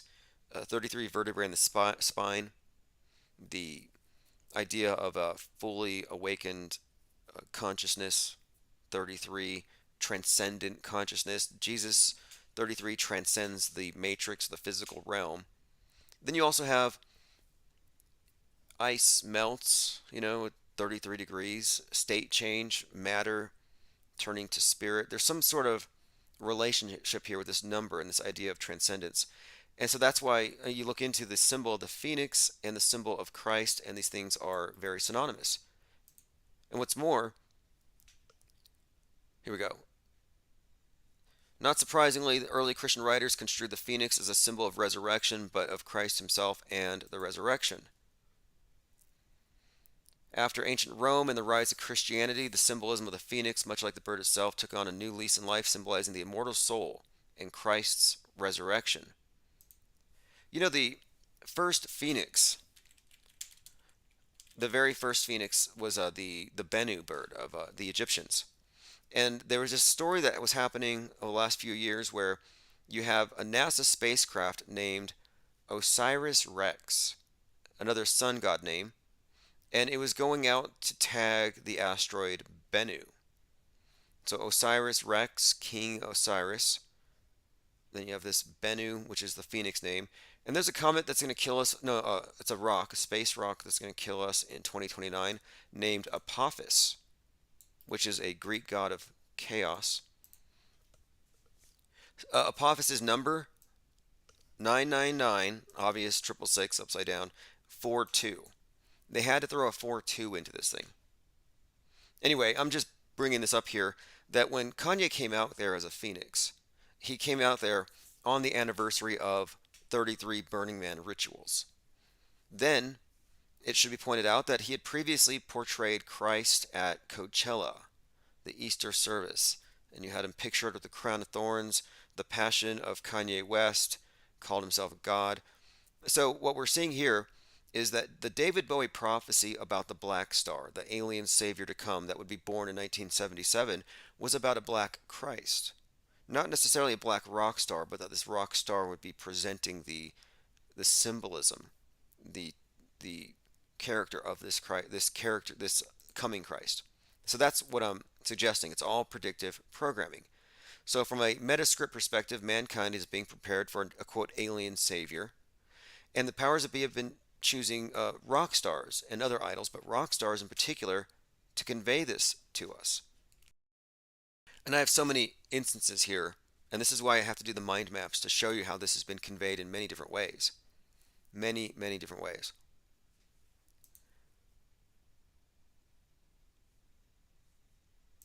So what we have here, what does this all mean? I think this started here with Elvis Presley. He died at age of 42 in 1977. So I want to go back to the year 1977 here. So 77 is the year where this quote black star would be born.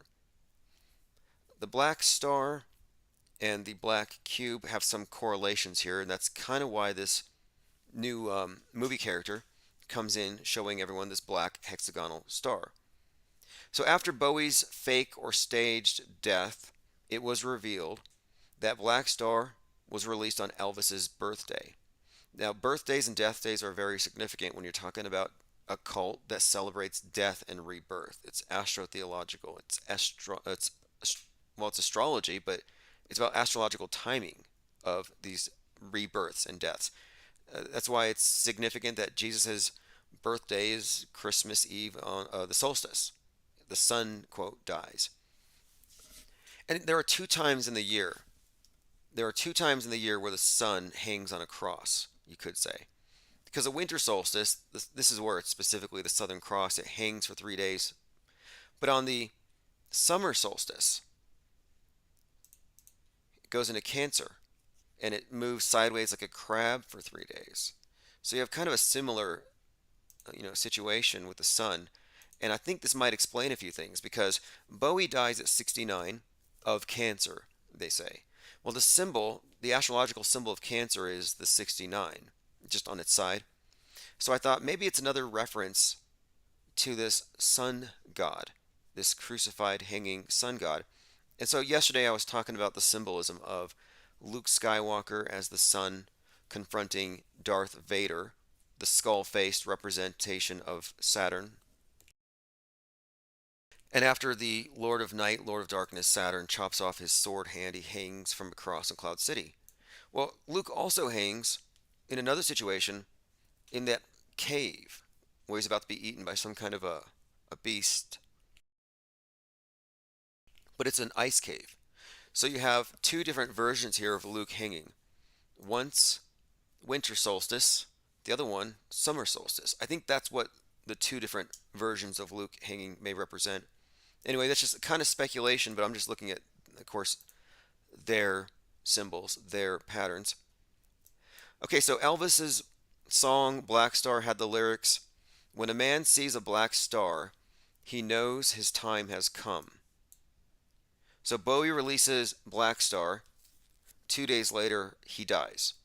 Again, David Bowie in the number 42, DB. D is 4, B is 2. He correlates to the character David Bowman from 2001: A Space Odyssey, who merges with what? The monolith. And so this is where I think the black cube, the black star, the black monolith all correlate. A few other things here. Symbolically, again, the idea of the Savior falling to earth is very consistent with pretty much every Savior. Every one of these Saviors, they've all been these heavenly things. So I don't contend that West is anything other than an actor and a musician. But I am suggesting here that he's in a role that was previously held by Elvis, Bowie. And this is a role of course, a world savior that we're being prepped for. And it's noteworthy here that Elvis Presley, who died at 42, by the way, in 77, again, the idea of a torch being passed, a lineage. He got the vax on TV. He shot himself up with a polio vaccine. So you had this vision, the first image of a celebrity getting vaxxed. And it happened to be on October the 28th, which was actually Bill Gates' first birthday. Echo Charlie says, "I can't breathe is the main symptom of the better China flu, Metascript with teeth." Oh yeah, okay, if you look at the "I can't breathe," that was painting up the whole backdrop of 2020. It was, I can't breathe because of Western chauvinism oppressing the poor. I can't breathe because capitalism has polluted the environment and the air. We can't breathe.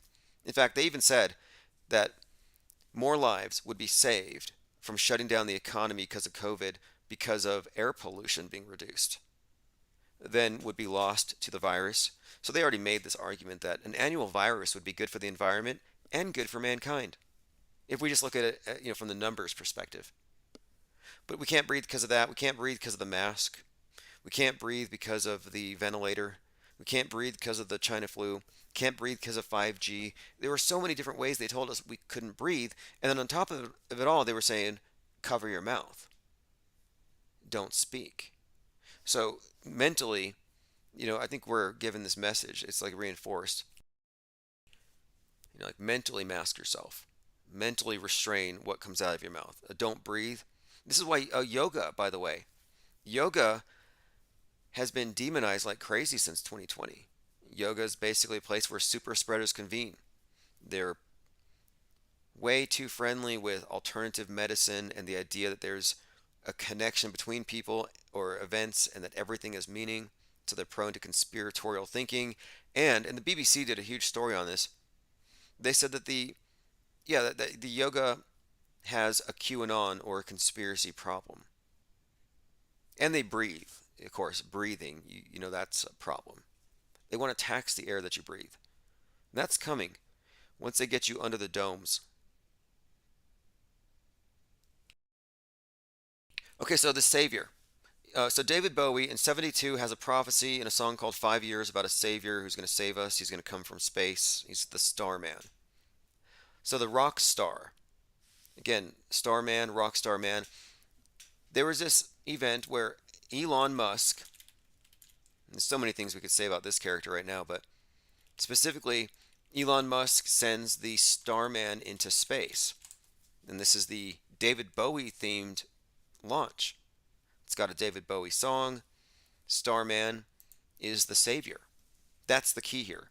And of course, there's references to the number 42 and Hitchhiker's Guide to the Galaxy all over the stunt. But the main thing is, this is our savior starman, David Bowie. And David Bowman in 2001 Space Odyssey becomes the star child when he merges with the monolith. Again, the black cube, the black box or whatever. So what are we looking at here? The mannequin was named after the David Bowie song Starman, and the car's sound system was set before launch to play a continuous loop of the Bowie song Space Oddity. So again, as you can see here, you can't separate Bowie from the space program. It's a concurrent story.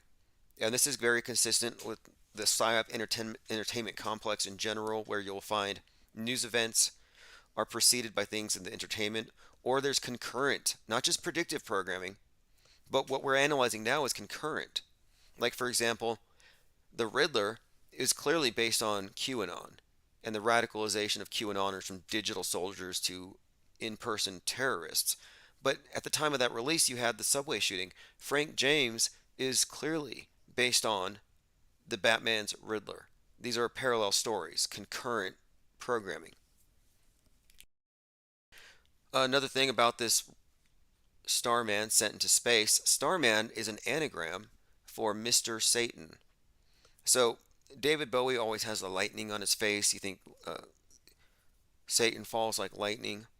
So Mr. Satan, Starman, this is where it gets interesting to me, because we're talking about the man who fell to Earth, landed in 1977, the summer of Sam. And that's when we had the blackouts on 42nd Street. And I was just watching a movie about this. And it all ties into this. It really does. It ties into the recent death of Chesley Christ on that street at 7:13 a.m., correlating to the date of the blackouts. So the blackouts are very important in this story as well. And we're looking at coded language. The number 42 is a reference, again, to the same concept, the black monolith, the black cube. The number 42 is how the occult elite represent the symbol of Saturn. And this is very easy to, it's something of a bind rune. 4 is a cross. And the number 2, which here looks like a, it's a scythe, cuts in two. It's the idea here behind the shapes of the letters and numbers in the context of sigil magic, which is what they're using. They have meanings, objective meanings to some extent. The 4 has to do with the 4 seasons, the cross. And this is not arbitrary. I mean, look into the encoding of your average deck of your regular deck of playing cards. 52 cards, 52 weeks, 4 suits, 4 seasons. It's 100% encoded. You add up all the numbers in the cards, you get 365. So here you have 42, the cross and the 2. Very consistent also with the meaning of the symbol or Saturn, time, the reaper. That's why Darth Vader has the skull face. He represents death, the harvest, because he's an agrarian thing, the scythe, the reaper, Father Time. So the 4 seasons and the scythe combined make this symbol. This is just one way that the occult elite communicate these same ideas. So anyway, you have Mr. Satan or Starman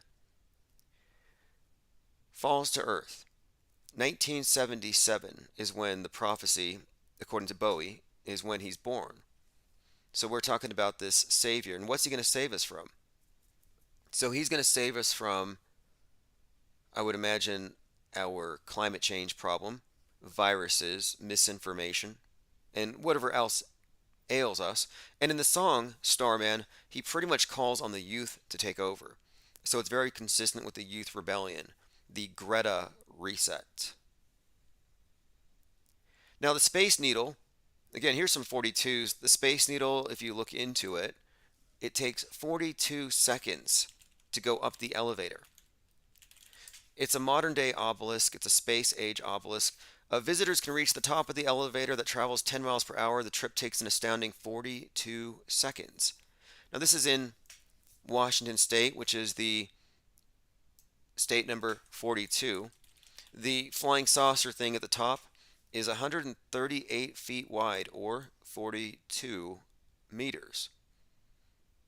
No coincidences here. Again, the number 42 and the Space Needle have everything to do with this coming or this present agenda. Another thing too, Elvis Presley, of course, associated with the vaccine needle. Well, what does the vaccine needle have to do with this? We're talking about symbols of salvation. The obelisk has always been a symbol of salvation, resurrection, the symbol of the sun god, the god of life, conquering death. Luke Skywalker having his hand reattached after he hangs from the cross. It's just a story. But this lightsaber is the obelisk, is the space needle. Or in the modern context, the modern symbol of the sun god savior is the rocket that literally carries you up into heaven. But the space needle does in fact represent a UFO and a tractor beam. So there you have your rapture, the elevator that takes you up, the 42 seconds that raptures you out of here when the world gets destroyed. So it's just like the rocket, another rapture symbol. Again, the Elvis, L, and Saturn are all correlated here. The idea too here of the space needle, well, the obelisk is also called the Cleopatra's needle. And so the correlation with the vaccine needle is salvation, world salvation. The global warming scenario is the wrath of God. But they've used the virus to introduce the concept of sin. They've used the virus as like COVID is the devil that the atheists will believe in. COVID is a scientifically diagnosable devil. It's not just some fantasy. And so to save the world from this, you all need to, of course, have the injection into your inner space. And you can find many correlations between inner space and outer space. For example, Roswell, New Mexico, 1947, the first UFO crash was in Corona Field. Men in Black, about internal aliens, aliens within. Men in Black has that place, it has the Corona Park as one of the main staging areas. The first spy satellite system, spying from outer space, supposedly, it's called the Corona. So the idea of Corona has been consistently used to imply as much a need for internal or injectable salvation. Interestingly enough, in August of 2020, the very first vaccine for the coronavirus was released by Putin, and it was called Sputnik 5, a reference to the Russians winning the space race. So they're the first ones to put an object into orbit. And now they're the first ones to put the coronavirus vaccine into circulation. And at the same time that the vaccine Sputnik came out, a movie Sputnik came out of Russia, no less. And the movie was about cosmonauts coming back to Earth infected with a virus that actually grows into an alien inside of them. So another correlation between inner space and outer space. And one more. The space station last summer was on a mission called Celestial Immunity, where they were testing out the efficacy of vaccines in space. They're basically poking each other in space. This was last May, which sounds dangerous. You're moving at 17,000 miles per hour, 284 miles above the Earth, and you're going to play with needles? But here they are, Celestial Immunity. Face to Ground, I'm Katherine Clayton. This week we lead with science and learn how gravity impacts our immune system. The Celestial Immunity Investigation evaluates the effects of gravity on functional immune response. NASA astronauts Mark Vande Hei and Megan So there they are, playing with needles in space, Celestial Immunity, and for the first time ever, the space station was hit by space junk on its arm. Space station's robotic arm hit by orbital debris. Space junk crashes into the ISS. Space junk hit the robotic arm, Canadarm2. So what are the odds here that the arm of the space station just above its elbow gets punctured while on board they're taking vaccines? So my point being, Celestial Immunity, they vaxxed the space station. This is allegory. It's got to be. And this was around, of course, the same time that we had the Aliens Among Us Economist cover. If you haven't seen this one, it's called How Viruses Shape the world. And it looks like an image from outer space. It looks like planets and rockets and satellites, but no, it's AIDS, it's bacteria, it's corona, it's whatever else. It's just this is blood. But the suggestion here is that the aliens are the anti-vaxxers or the unvaxxed, the carriers. So this is kind of where I think the whole UFO alien invasion predictive programming we've been ready for was never going to be about ETs from outer space. Maybe it was always about this concept of space invaders being invaders of inner space. And of course, the aliens being those who are not going along with the program. And that the big agenda here was, of course, or was planned to, I would say, create this schism in society. I would even go further and say that the Cold War was really a war about the mind war and convincing or making it possible to make it even, I guess, believable that everyone caught the cold and we have to shut down and implement communism. Because that's pretty much what's happened, and that's what the Great Reset is. All right, I'm going through some comments. Brian Bruce says, fun fact, while crashing on David Bowie's couch, Elvis went morgiling and found Tartaria.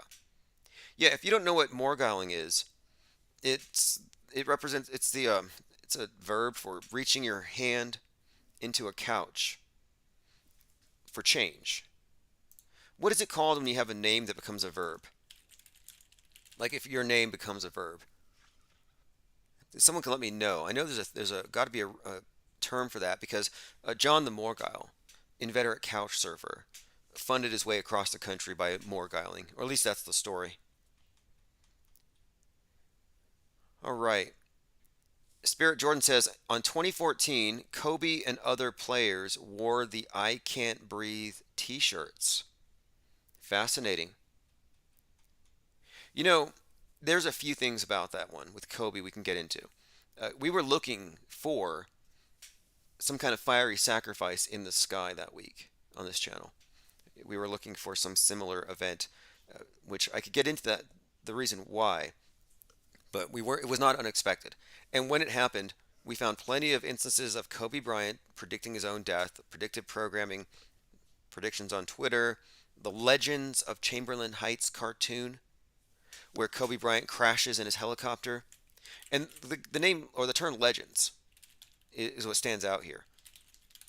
Because anytime you see the word legends, it's usually these death fakers. You know, legends never die.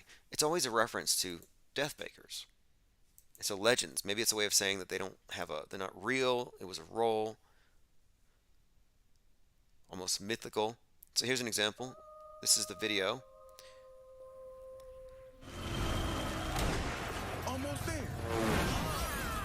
Okay, so these three individuals walking down the street, looks like during a riot or something. But anyway, he crashes and then he comes out and then he says something to them and then he blows up. Oh, shit! It's Kobe Bryant! Help me. Just pass me the trophies and we'll pull you out! Pass.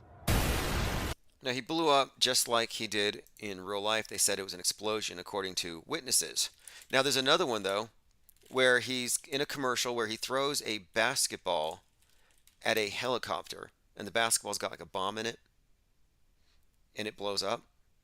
And what's more, on that one, before he blows up, or before the helicopter blows up, he's talking to some individual in a black cowboy hat, a black rimmed hat. We'll have to do a whole video on the Kobe Bryant psyop. There's just too much there to go into. Although, I should point out that during the summer of 2020, they had Mamba Week, where they celebrated his 42nd birthday at the NBA. And during Mamba Week, the MLB, which had its, usually does it in the February, it has their Jackie Robinson Week, they had moved it because of COVID. So everyone in the MLB is wearing 42. Everyone in NBA is celebrating Kobe Bryant's 42nd birthday. Then you have Mr. 42 himself, Chadwick Boseman, who was in the Five Bloods, about a martyr, more or less, dying. And then he's being mourned by fans of the Marvel character Black Panther. Meanwhile, BLM, the replacement for the Black Panthers, is meeting out there at the Washington Mall for the 57th anniversary of the I Have a Dream speech of Martin Luther King. So Rip King is trending for Chadwick Boseman, who played the King of Wakanda, and Rip King is trending for MLK concurrently. Something similar happened on Easter. When was it last year? Easter 2021, when you had DMX was dying, and they weren't sure is he going to live, is he going to die, is he going to come back, and you had these concurrent trending Twitter hashtags, and you couldn't tell, is this about DMX or Jesus? And of course, Easter, the 3 days when he's dead, the idea when he's dead, it's the harrowing of hell. It's when he's in the underworld and he's confronting Beelzebub. Stuff they cut out of the Bible, but stuff that kind of fits neatly in with the story of DMX and his various confrontations with the devil that he discussed. Lochner says Tim Osmond came out of nowhere from New Mexico. Yeah, anyone out of New Mexico is sus, I have to say so. What, Bill Gates came through here? Steve Jobs? Jeff Bezos?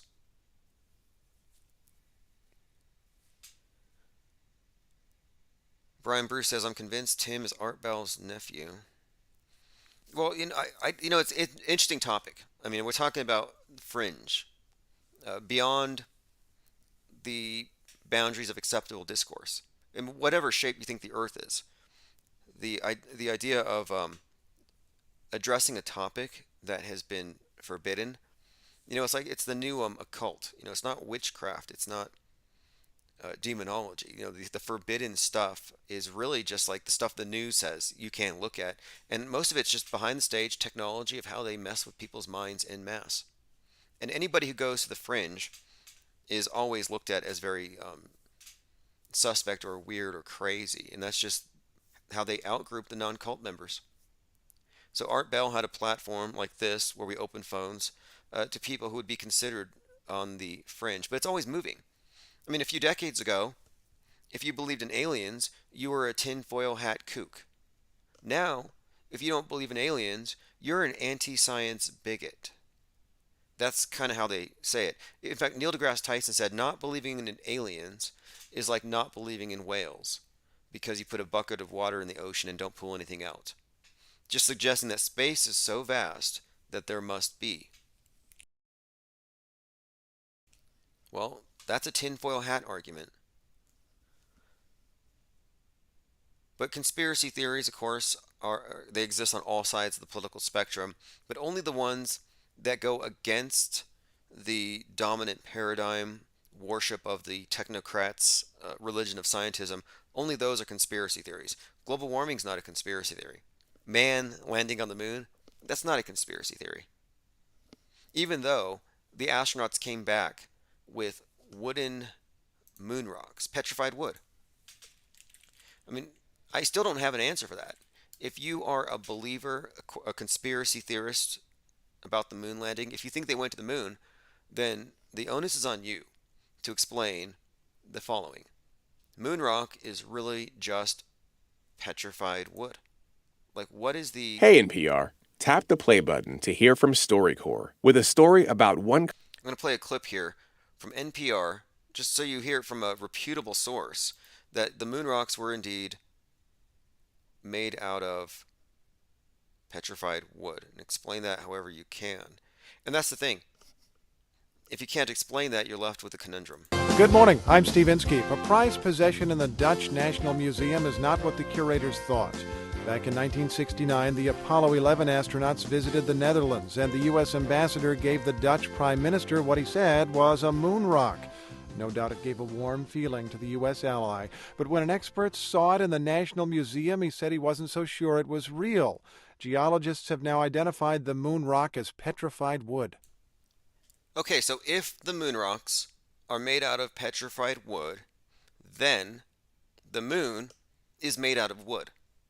That's the only explanation, unless you're willing to entertain the possibility that the moon landing was faked. So what's more likely, wooden moon or fake moon landing?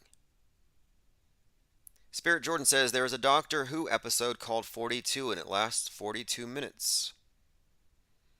PBA says Dangerous is going into a link for the first time and dropping a link to somebody exposing QAnon with the Bible.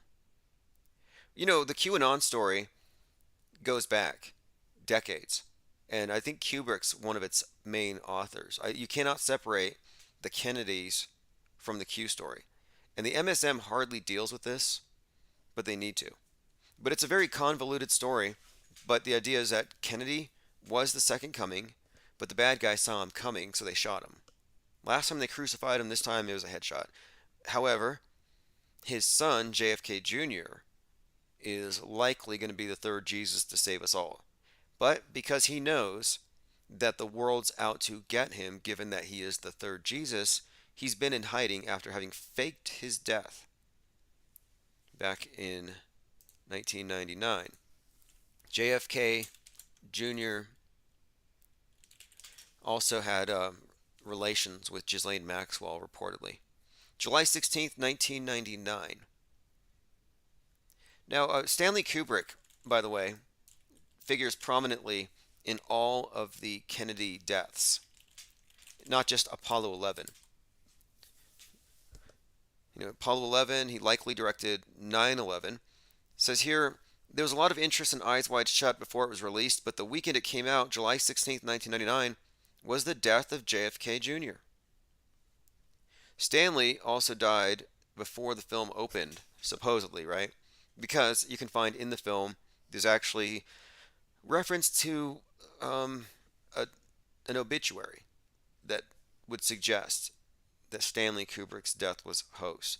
My point being, he releases this on July 16th, 1999, which is also the day that Apollo 11 lifted off from the Kennedy Space Center. Dr. Strangelove, 11/22/63. Just a few examples. Pretty sure, though, he directed 9/11, or at least scripted and authored much of it. And Tom Cruise seemed to have hinted at this at the first Oscars post 9/11.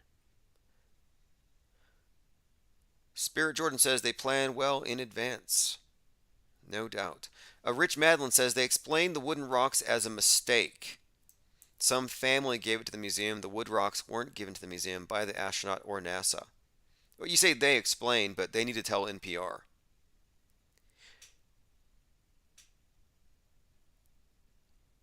Let's see here. X322X says the moon is a chunk of giant trees.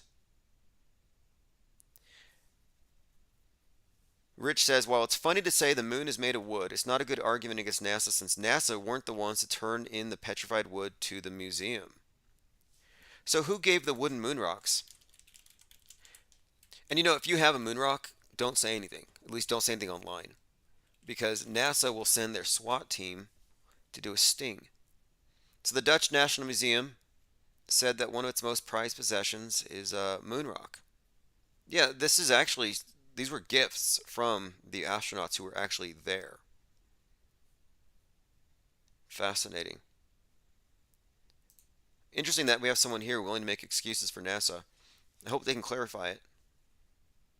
But no, I'm more inclined to say, just Occam's razor, that the moon landing was faked. I can't even see the moon on the moon landing footage. If you look at it, you see what looks to be a 7-Eleven parking lot. Like, where's the moonscape?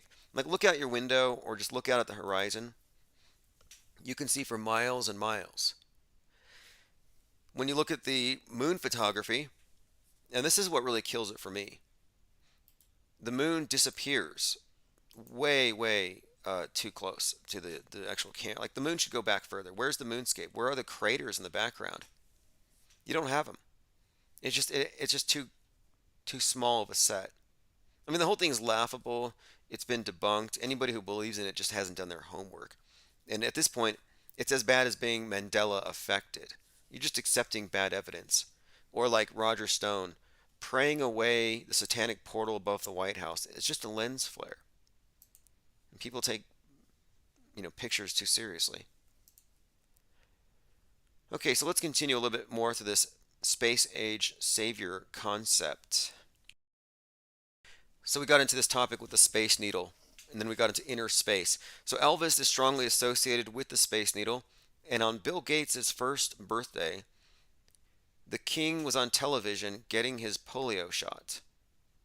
By the way, just a side note, I've been using the pregnant man emoji for Bill Gates because Bill Gates always wears that same blue sweater, and the pregnant man emoji, if you haven't seen him, it literally is the same sweater. Pretty sure I'm not the first person that's put these two together either. Yeah, look, it's the first thing that shows up. Search up pregnant man emoji. Free Press Journal, pregnant man emojis up on Apple phones. Netizens react with Bill Gates memes. Joe Rogan was body shaming Bill Gates pretty bad a couple months ago. Just saying, why would I take health advice from that guy? Well, maybe you assume too much, Joe. That would answer a lot of questions about Melinda as well. But they are a little old.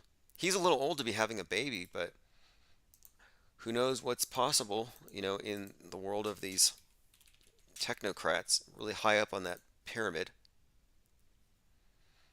Rich Madden says the moon landing was definitely fake. 322 says I bounced a laser off the Masonic flag on the moon. All right, well, look, until somebody can debunk wooden moon rocks with more than hearsay, the moon is made out of, I accept the moon landing, I do. And it's proof that the earth is a ball, but the moon's made out of wood. It's a good thing that they didn't light a cigarette up there to celebrate. The whole thing would have burned up. Moonfall. By the way, the movie Moonfall is ridiculous, obviously. But there was actually this thing called Project A. Look at the numbers. A119. So it's 9/11 in reverse, 119, and A11, like Apollo 11. Project A11, known as a study of lunar research flights, was a top secret plan, and the aim was to nuke the moon. Basically a show of force to show the Russians who's boss. And by the way, last year, Tom Cruise was racing. There was a space race last year, a few of them. The billionaire space race. Then there's the space race to make a movie in space, where Tom Cruise was going to race to beat the Russians, but they beat him. They filmed a movie up there called The Challenge, which I thought was interesting. The Challenge, considering the Challenger, blew up. But when I saw that, I saw, wait, Tom Cruise lost, because who is he? He's America's major, premier hero, movie star, superhero, or action hero, rather. So, hero, when you go into the symbolism, is just the archetype. It's Horus is the archetypal hero, the sun god that fights the darkness, and usually he dies, but he comes back. But you look at Tom Cruise, and you can see how he's been typecast as a hero. In fact, if you look at the version of, there's a picture of him where he's hanging from a cliff. He's always hanging from planes. He hanged from a bi-wing plane last fall. Here, airplane wing, he's actually hanging from a bi-wing plane. Tom Cruise is always hanging. You see him in Mission Impossible hanging from a cliff, looking very much like Christ. Even the way his hair blows up, looking something like thorns. But why do you always have Tom Cruise hanging? And this ties into everything else we've been discussing here. The name Thomas means twin. Twin cross is what we're looking at here. So all these images of Tom Cruise hanging and all this hero stuff, I think it's actually part of the bigger archetype here. Again, Tom Cruise is more or less representing us, Mr. Born in the USA. His birthday was 7/3, July 3rd, just a heads up. When we go into our numerology symbolism, you'll see how that connects to many of his movies, specifically what we're talking about now. There's a reason why he was a 33-year-old who died and was reborn in the movie Vanilla Sky. Again, here he's hanging. Again, Tom Cruise, twin cross. Twin cross means second coming. That's why we started off tonight talking about Mr. 44, the son of Sam. Mr. 44, there in the blackouts in 77 and 42nd Street, maybe being a reference to this savior that Bowie references, Starman. Mr. 44 and Starman are very strongly correlated. But anyway, Tom Cruise lost the space race for America, which got me thinking. Russia just decided they're going to abandon the ISS. So there is this space war kind of subtext here. In 1969 was the space race to the moon. 2021 was a repeat. 2021 is a space race again, but the Russians won this time. That's my point. This time the Russians won. And here's some more foreshadowing. When Bezos launched on July 20th, the anniversary of Apollo 11, he lifted off at 9:11 a.m. So 9/11, Apollo 11.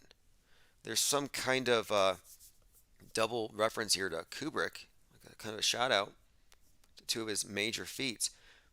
Now this followed 9 days after Richard Branson went into space on his space plane.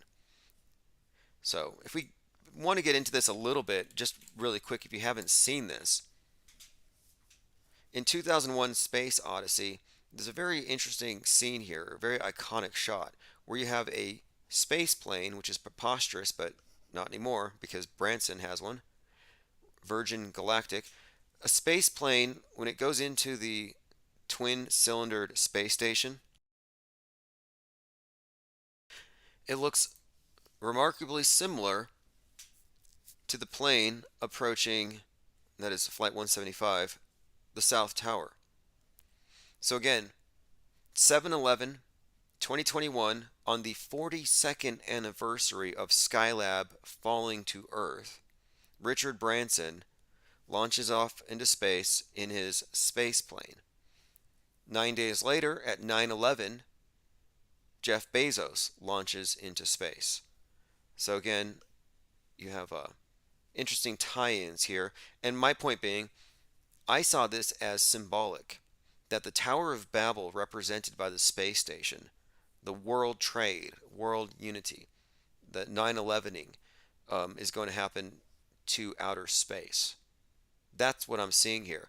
And then when you look at the other symbols here that correlate to this, you got the Tower of Babel, you got the Titanic is another way of representing this. This too big to fail, a monument to man's ego.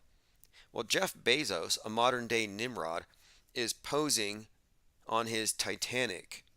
This was earlier this year, around the time that the movie Don't Look Up and Moonfall are trending. And these are movies about scientists warning us the sky is going to fall. We got to curb the appetites of the billionaires before they doom us all. And Bezos is out there basically thumbing his nose at God, aka the globe, saying, I don't care about my carbon footprint. I'm going to go poke my head into the heavens. So he puts on his cowboy hat, symbolizing that he sees space as a new frontier to be exploited. So he launches at 9:11 a.m., and I think this is foreshadowing that this Tower of Babel is going to fall.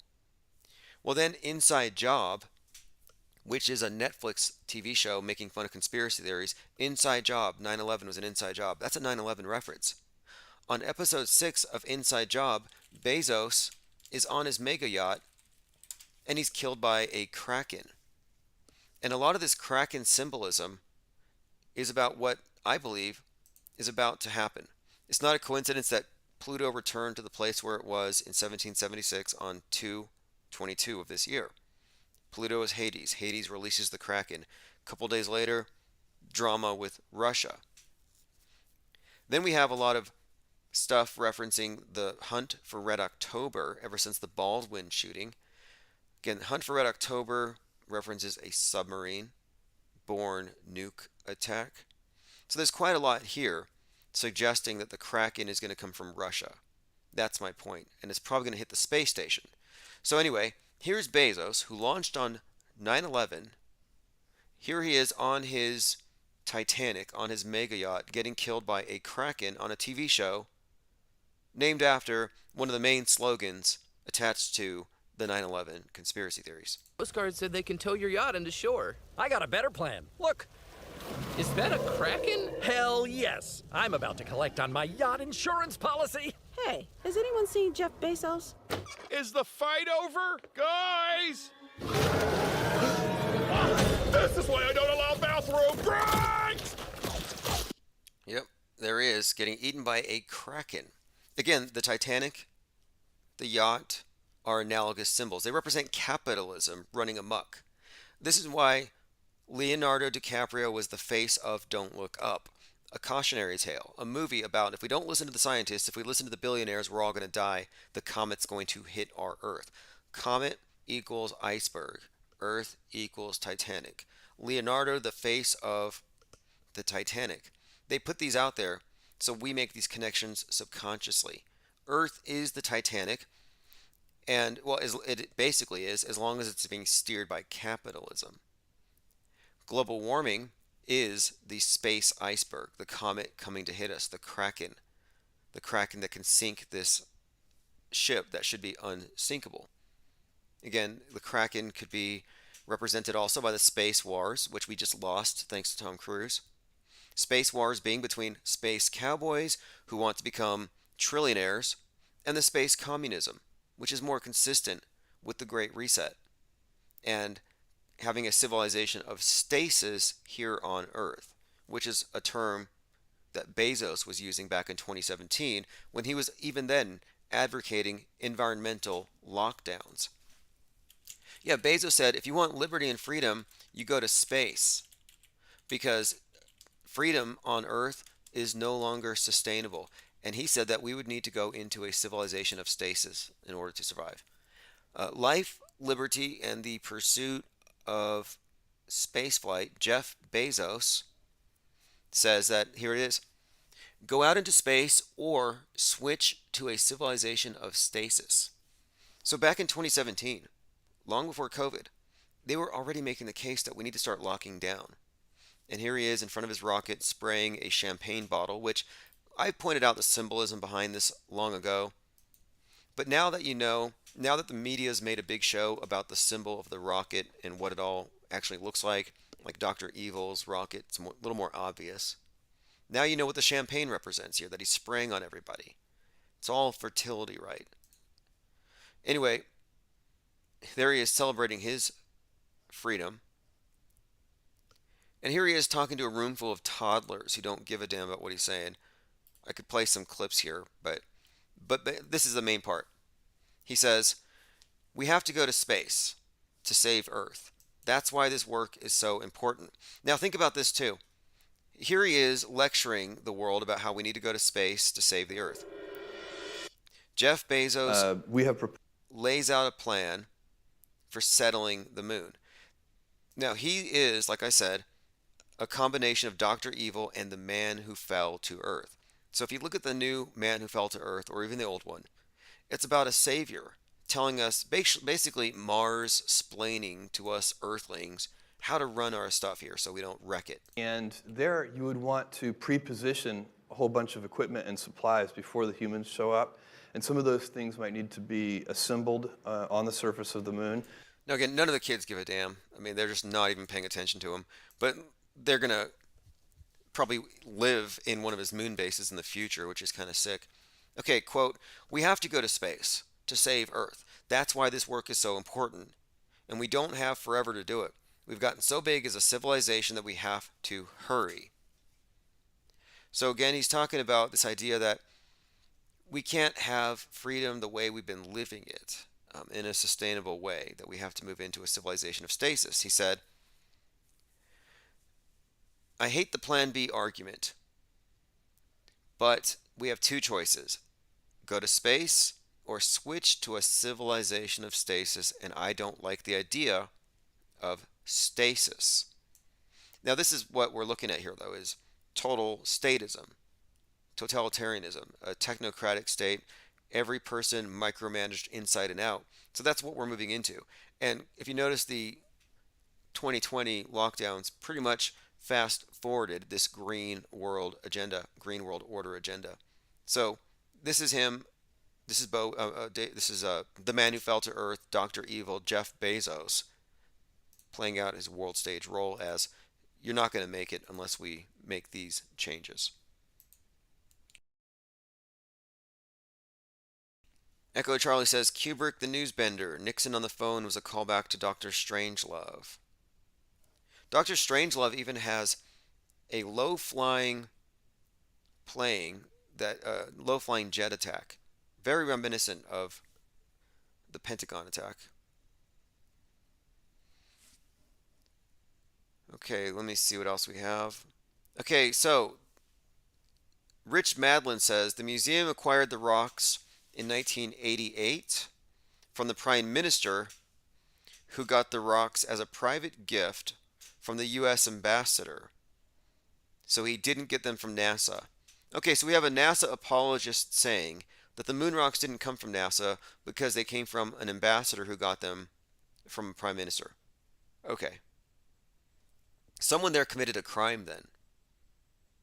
But as it stands, the NPR, and that's the source I'm trusting over an anonymous source here, NPR has made it clear that the moon rocks are made out of wood. So the moon is made out of wood, and I'm fine with that because I believe we landed on it. I'd rather believe we landed on a wooden moon than believe that they would lie to us. Why would they lie? Why would the news lie? Why would governments lie? I love that question. Why would they lie? It's like, how do you exist at that level of naivety? We started off tonight talking about Dave Chappelle being attacked on stage. Another ritual. Chris Rock was in attendance, so they know this is probably just a ratings booster, and it is. I have a brand new YouTube channel with like 3 subscribers on it. And I put this video up there, and it's been viewed probably like 2,000 times. Because I knew this would be an attention getter, because they knew it too. History. That's, again, Dave Chappelle getting sacked. It sounds probably worse than it actually is. History. But the guy who did it had a broken arm. So I don't know if he was manhandled or if his arm broke when he crash landed there. Okay, so tonight we were just connecting some more dots with the space saviors. So let me go a little deeper into this just for a few moments. So the Starman that Musk sent into space represented this savior. The savior in David Bowie's concept album is the Starman who's going to save us from ourselves, and he's going to be born in 1977. 1977 is when Kanye West was born, and the actor who plays the man who fell to earth in the new version. There are already connections established between Bowie and Kanye as some sort of a successor musically in terms of icon status. But what's more now, we have connections between Kanye West and the new man who fell to earth. So a deeper Bowie connection, further solidifying that Kanye represents Starman, Mr. Satan, the man who fell to earth. He represents this savior, and I think this also might really say quite a lot about the Donde event, the Burning Man, and his Coachella wearing the Christ regalia, the crown of thorns symbolism attached to him. All of this connects here. Now, again, I'm not saying that Kanye is the second coming of Jesus, but I'm saying it's there in the symbolism. Again, 1977 ties into this same set of symbols when we're looking at the blackouts, 42nd Street. These are all places, locations, and times that connect to this very story. And in the 77 blackouts, you had the Son of Sam shooter. They called it the Summer of Sam. Son of Sam. I'm thinking here that could be a reference, son of Satan being born, Mr. Satan. Again, the idea here of Jeff Bezos falling to earth, no father, or at least unknown. Again, that's why I said that his father's probably Satan. I'm referencing this.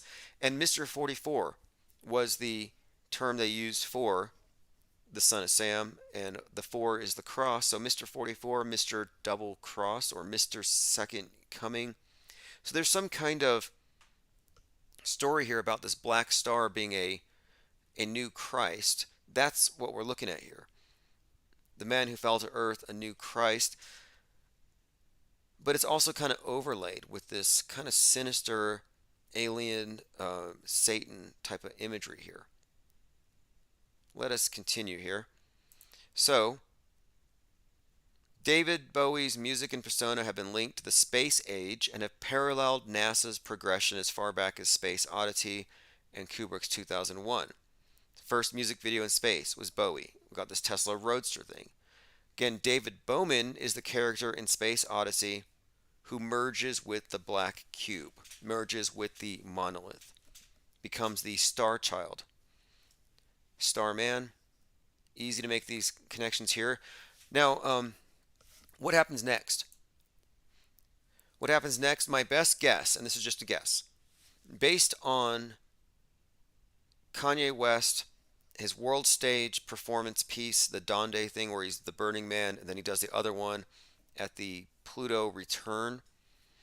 I think that this is all very significant because the Pluto returned to the place where it was in 1776.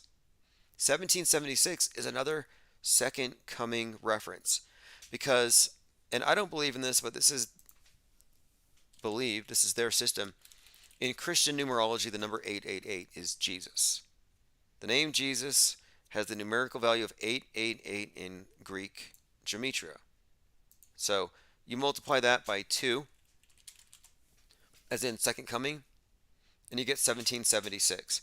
This is why it's noteworthy that when the 33-year-old Twin Towers burned, the new tower that opened 13 years later on 11/3 is 1,776 feet high. A second coming reference. 13 is a phoenix number. 13 years later, they opened this tower up. And what's more, the World Trade Center the new tower was originally going to be called the World Trade Center Phoenix. So you can see there, that would have been too blatant. They couldn't be that blatant and obvious with what all of this symbolism actually means. It would show you how coordinated and planned it all is. So again, my thinking is Kanye West is there with Marilyn Manson, and Musk was there for some weird reason, and Future, who goes by Pluto, at this event where essentially it's a ritual, it's a CERN-like ceremony if you watch it, around this burning house with a big split in the middle, a big crack in it. And this is around the time, we're talking about this last February, that Biden is out there passing out crack pipes. Hunter's laptop is on the loose, his crack his crack pipe selfies. So I'm like, why is all this crack in the news? Release the Kraken is like being suggested here because Pluto is Hades. Hades releases the Kraken. So I'm thinking 1776 is being brought back, so it's the second coming of Hades. It's actually the second coming of Pluto, is what we just saw on 222. So we just had a second coming. And who was there? At the second coming ceremony, where the gates of Hades open, we have none other than Kanye West. Symbolically, this black star, second coming Christ Savior. That's kind of what is being sewn together here. This is their ritual, their rite, and it's all very internally consistent with its symbolism. So basically what we're being shown here symbolically is some kind of a savior. Now, the event itself, the Donde 2 event itself, takes place in a very dark stadium. It's flooded, they're wearing rain boots. So I kind of think, this is what I think is going to happen, that we're going to be hit with the Kraken, the beast from the sea, Red October, Leviathan, Cthulhu, all the above. And after everything goes dark, after the flood, that's when the Savior is presented. And the Savior is probably going to be, in my opinion, some kind of unifying, I would say, a new Christ. And I specifically think the new Christ will be a black Christ. And I think so for a number of reasons. And it's all hinted at. In fact, I've been talking about the phoenix as a catalyst symbol. You burn down, build back better. But it's the bat that has been represented recently as this phoenix ever since the Batman movie, which ties into all these major psyops. Frank James shooting the subway correlates to the new Batman movie. No doubt about it.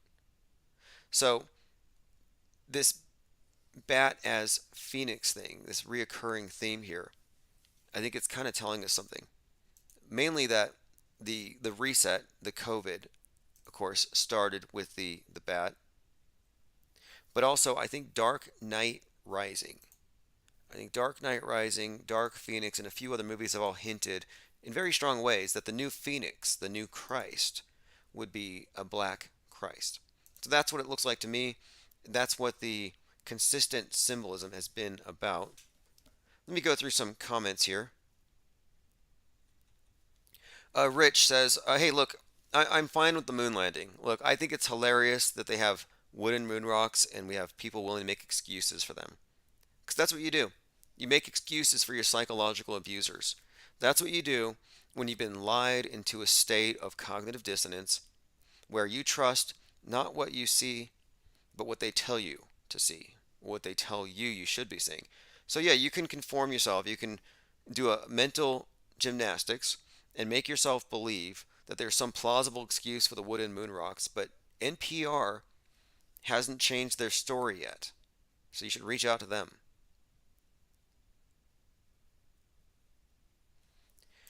In other words, we kind of don't care. Like, if you think the moon landing's real already, you're the conspiracy theorist in my view. The fact that there are moon rocks are provable hoaxes.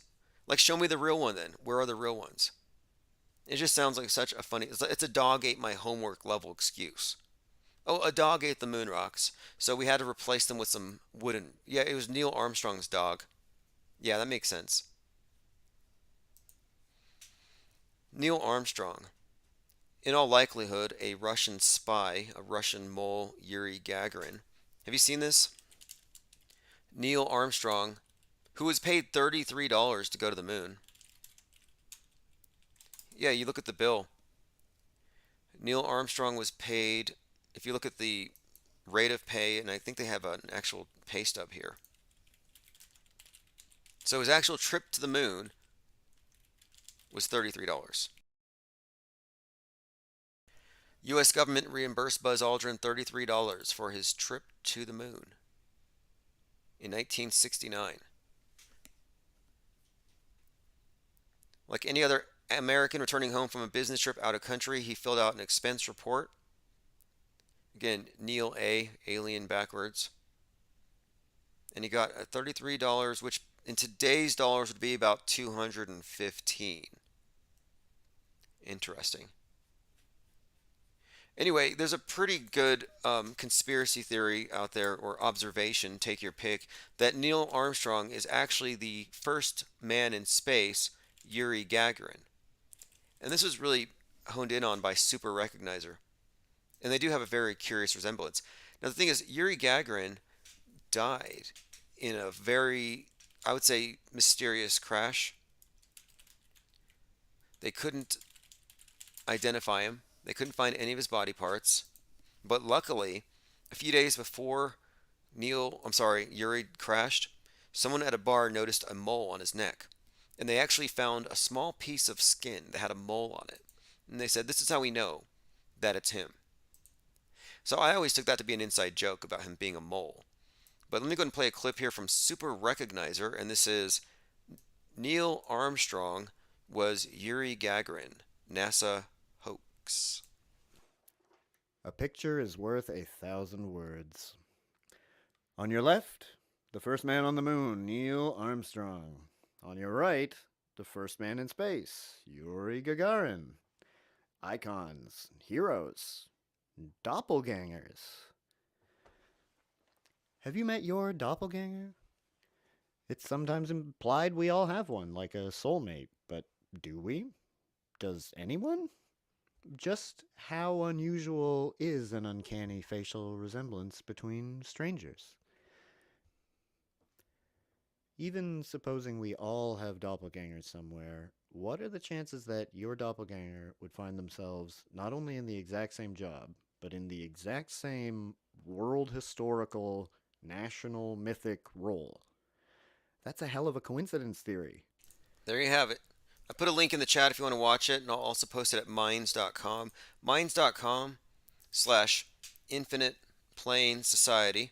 Anytime that I discuss anything like this that's still a matter of research and conjecture, I'll post it at Minds, and I'll also post it in the Discord server for future research. Look, you have to understand science fiction and science are indistinguishable today. Science has become a religion. There are dinosaurs on the moon. When the Mount Everest sized chunk of space rock or petrified wood hit the Earth 66.6 million years ago, it punctured the atmosphere with such force, such velocity that it actually caused a lot of biomatter and a big chunk of our ocean to spew onto the moon. So here's an article from some science magazine about, yep, there are dinosaur fossils on the moon. We are pleased to inform you that there are dinosaurs on the moon. Their little bits were sprayed onto the moon like a super soaker, which makes me wonder if there's a dinosaur belt.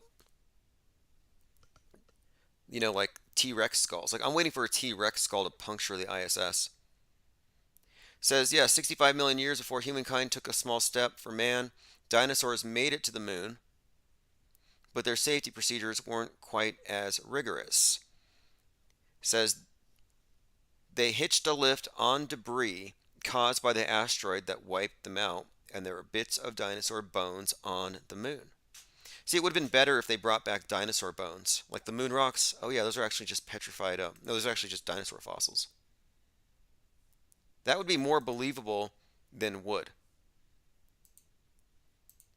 I don't think the information was supposed to get out. So that I think that it was never supposed to be discovered that we were looking at a hoax. All right, so we talked about Dave Chappelle getting slapped. Not sure if he deserved it. He's a part of the PSYOP Entertainment Complex 846. Shut your mouth. It's all connected. Tim, this is your best work yet. Well done. Thanks. I have a blog at timosman.blog, and someone posted that in response to the breakdown of the Kanye West connection to the man who fell to earth, a connection which is furthered by the Summer of Sam, Son of Sam story, or PSYOP, and the movie SOS, directed by Spike Lee. And SOS, I brought up today, became an international distress signal on 11/3/1906, 113 years before 11/3/2020. Just as significant as 9/11 starting in 1968, 33 years before 9/11. The Great Reset. Very interesting here. Re is another way of spelling Ra, it's the sun god, and Set is the prince of darkness who kills the sun god. So reset as in a new cycle. Well, every day we have a reset. The symbol here, of course, set is the sun setting, like I mentioned, how the sun set at 8:46 on the day George Floyd was killed. Well, he would represent the sun. Derek Chauvin set, the prince of darkness. No coincidences here. World Economic Forum 666, sun worship all around. Look at their logo. It has the corona slash through the O's. O is the 15th letter. Add it. You get your other 666. And right now they're bringing about the worship of Gaia. And I have I'm going to do a mind map and another one of these Metascript decodes on Gaia and how it ties into the global AI initiative and how it ties into every major transformative PSYOP from Pearl Harbor to 9/11 to COVID and now this great reset. Someone posted this on Twitter. So J-Lo may not be J-Lo. Her chest is completely plastic. That's literally a plastic set of breasts that she's wearing. And that could be anybody. That could be Eminem. I mean, the mask and everything. You don't know. You know that video I played a minute ago with Super Recognizer talking about Yuri Gagarin and Neil Armstrong? Well, he did another one on The Weeknd and Justin Bieber.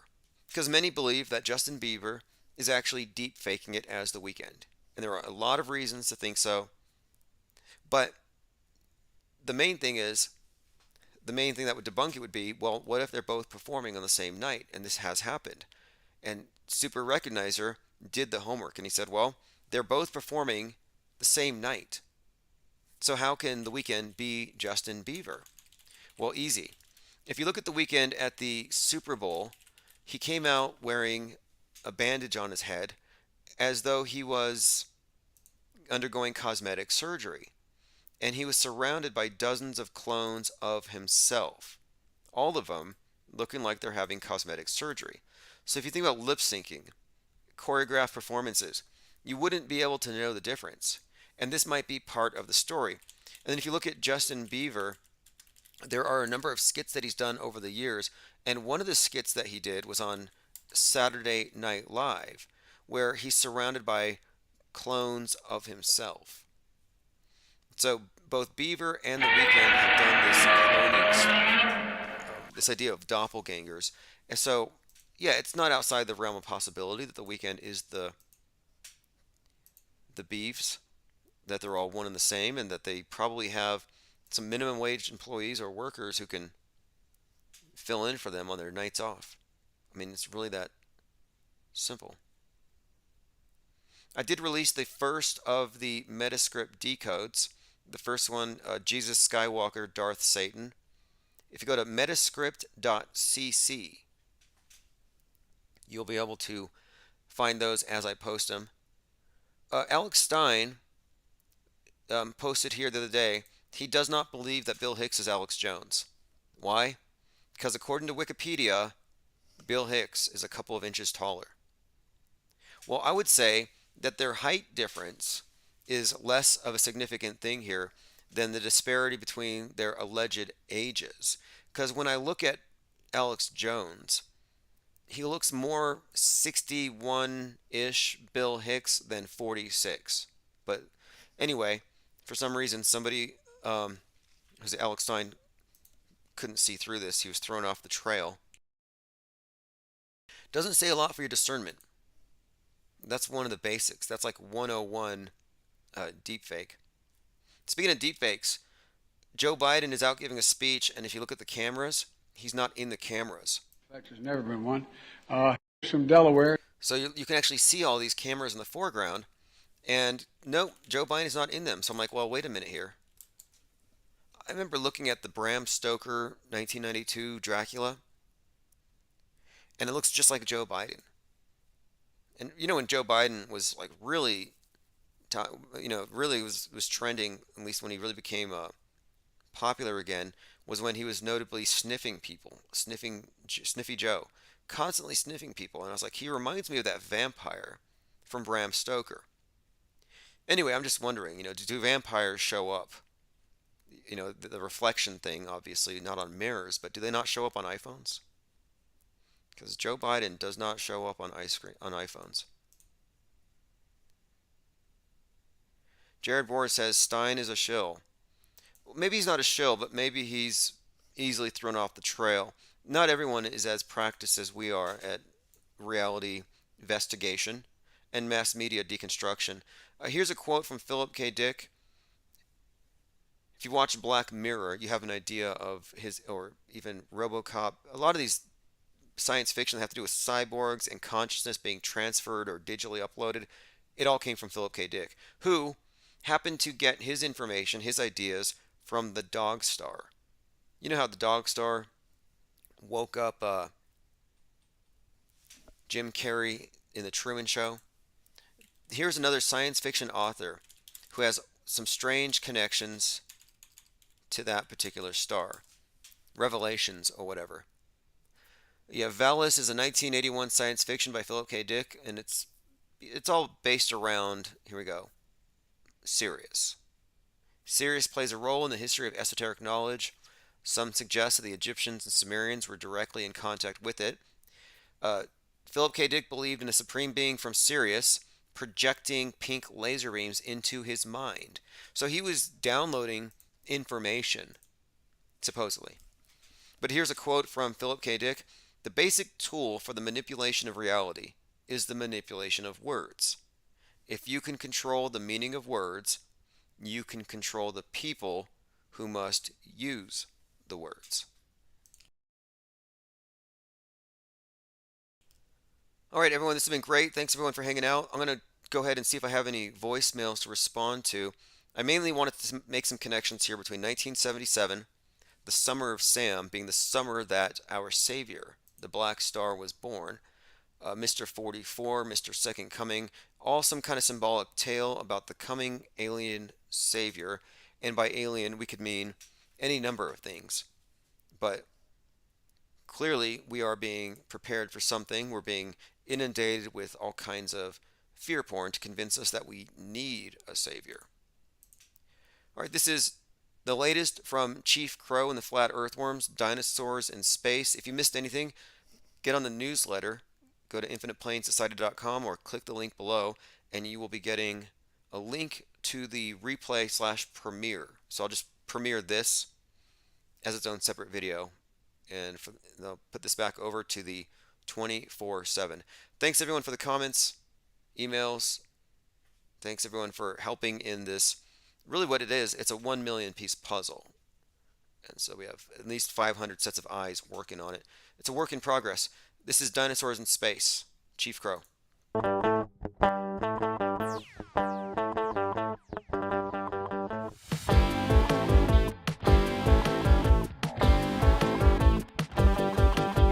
Dinosaurs in space, dinosaurs in space, dinosaurs in space.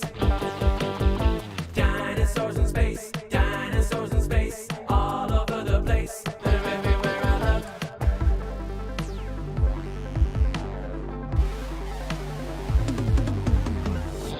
Jurassic on the jam jam, a T-Rex on the moon, a Stegosaurus on a skateboard, pizza triangle cartoon. Dinosaurs in space, dinosaurs in space, dinosaurs in space. Dinosaurs in space, dinosaurs in space, all over the place. They're everywhere I look. Dino and the Bam Bam, a skeleton from a tooth, a poxy putty sci-fi, mind control falling from the sky.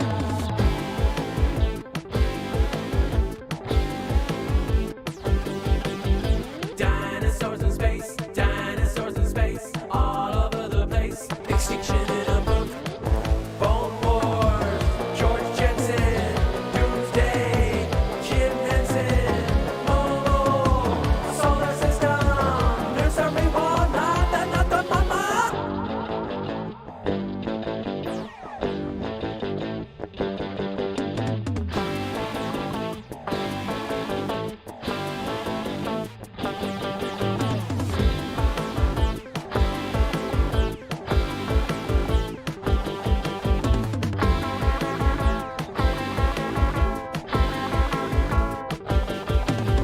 Dinosaurs in space, dinosaurs in space, dinosaurs in space. Dinosaurs in space, dinosaurs in space, dinosaurs in space.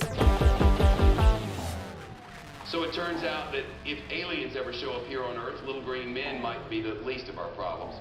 A new study indicates that instead, they'll probably be more like super intelligent dinosaurs, as smart and as cunning as humans. As one scientist put it, we would be better off not meeting them. Sleep tight.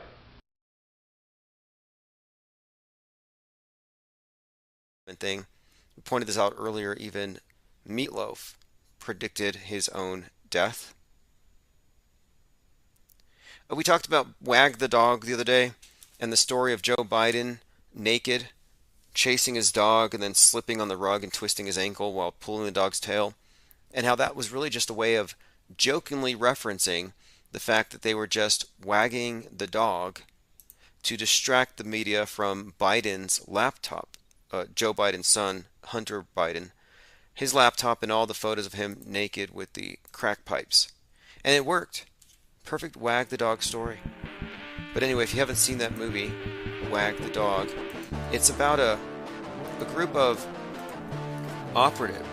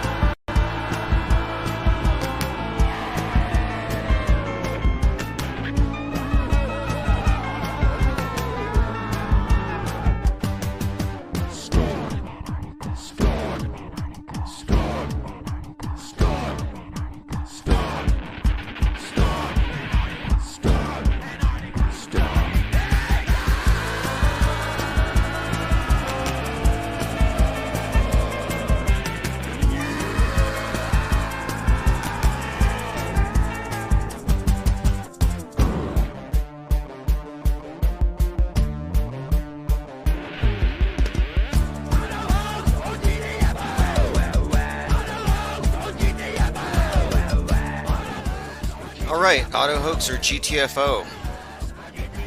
Some more Chief Crow. It is 3/24/2022, 5 minutes until 11 p.m. Mountain Time. We're a little bit early, but phones are open. 833-311-1984. We've been live off and on today. I did a live reading of my ebook, The Mandela Effect PSYOP Debunked. And then we played an interview, a conversation that we had with Jordan Maxwell back in June 2020 for an IPS Sunday School. Jordan Maxwell, rest in peace. Legend, 6 decades plus of Illuminati decode.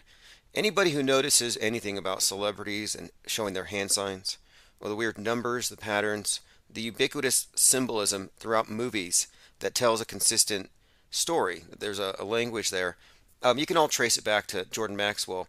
In fact, I would even say that, except for the reptilians, all of Ike's best material was pretty much just, I'm not going to say stolen, but yeah, it was Jordan Maxwell's ideas and concepts. And I don't think he got the attribution all the time. I know he had to deal with, well, fraud. Someone had purchased jordanmaxwell.com and they were profiting off of his content, left him destitute at times. And, that's kind of how it is, though. I think if you make a name for yourself and you're out there and you're challenging the system, you're going to get trolls. And he got trolled, just as we all do. But anyway, he was a great speaker, researcher. The work speaks for itself. And you can find some of his recent appearances talking about world communism, the symbolism of the sun. Quite a lot to say. Can't really sum it up. You can't sum up 6 decades. But I will be interspersing the live stream with conversations that I've had with Maxwell, and then we'll go through other things related to it. We'll go down some of his content and re-examine the basis for this this correlation with the cult that runs the world and the cult of Saturn. Because really all of this astrotheological decoding really started, I believe, with Maxwell. And, people accuse people of being shills. I think people have said it's questionable that you can find a picture of him with George Lucas. He's had some interesting UFO-related experiences. Make of it what you will. Are we dealing with agents? I don't know. Supposedly he thought that I was a Jesuit gatekeeper. It didn't stop us from talking, though. All right, we are joined here live. Clockwork 113, Vanden, Lilith, Kelimento, ME, Sagittarius Arms Society, and the Missing. Oh, yeah, that's right. Let me get back to business really quick here. So here's what we did. I was trying to get the QAnon head, Ron Watkins, to call in for a live podcast to take calls and talk about his campaign. So if you didn't know, the guy that was widely, and still many people believe, that he and his father are somehow behind Q. Yeah, he's in politics now. The QAnoners are getting ready for the midterms. And I thought, it might be interesting to call up Ron Watkins, who's now on the Arizona congressional primary ballot. But each time I call him, he's out there on the streets doing the work. He got the thousands of signatures that he needed. So anyway, if you're not familiar with Ron Watkins, there's a documentary on HBO about he and his father and their role in fomenting QAnon. They may not be Q, but you can see how the entire thing was facilitated. This entire, I guess you could call it a grassroots movement, whatever it is. But anyway, he denies that he's Q. He's seeking to be a U.S. representative in Congress District 2. And so again, I'm going to be giving him a call here shortly. He was supposed to call, or yesterday we were supposed to connect, but again, he's been very busy. Let me go ahead and see who's in chat. Jared Boards, Infinite Muse, Salty Siren. Clockwork says his research website is very informative. Yes, definitely. It's jordanmaxwellshow.com. And originally we were going to just do this weekly thing, like a Sunday school Zoom conference, and go over one topic at a time. In fact, before we go on to the next topic, before I reach out to Q, Q adjacent, Ron Watkins, let's go ahead and see here. I believe someone wanted to call in and talk about an experience with Jordan Maxwell. Let me go ahead and play this message. Hey, sorry, Tim. This is Coyote Smoky Mirror at Coyote21, Coyote 2021 on Twitter. Sorry, I feel I'm still in the midst of your live cast. It sounds like this. Careful parsing of the available facts, and it requires a. And I wanted to call in to give my Jordan Maxwell tribute. Okay, yeah, he called in while I was doing the live reading of the ebook after we had listened to the Jordan Maxwell interview. And recounts of stories from the time I drove him from LA to the Laughlin UFO conference in Nevada. I can't remember what it's actually called, but it's in Laughlin annually.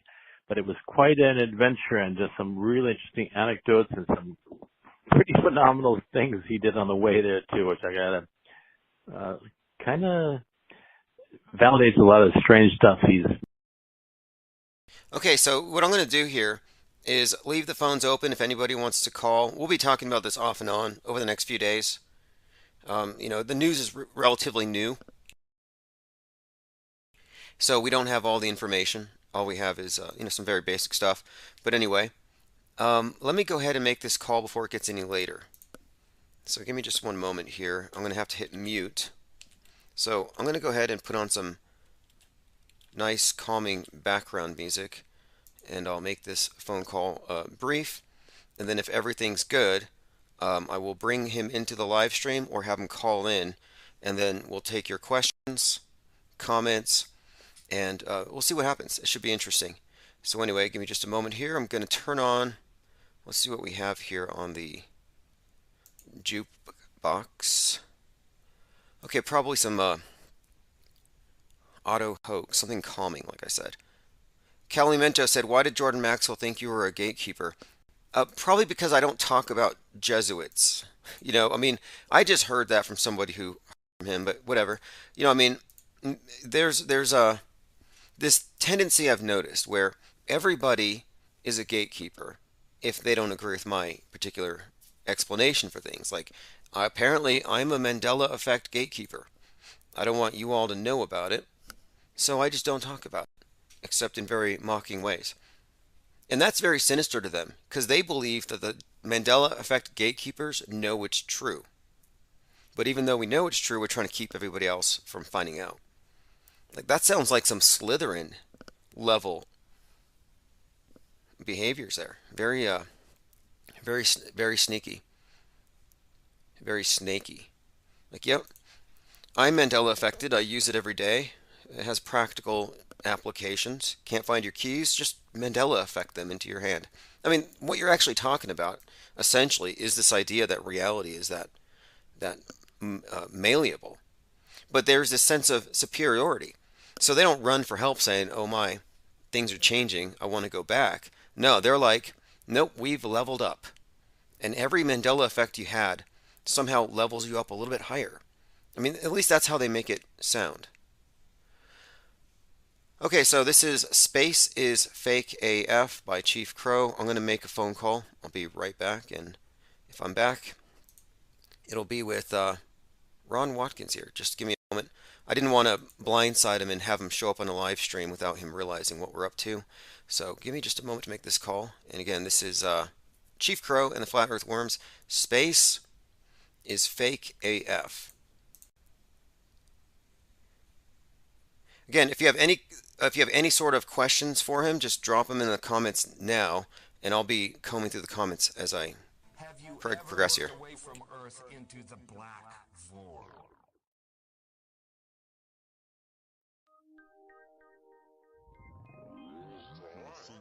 Because you can see the stars. Oh yeah.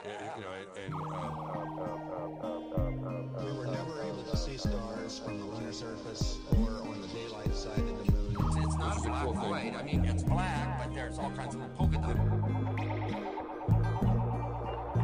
Space is fake AF. Space is fake AF. There's more than stars. You can see planets. You can see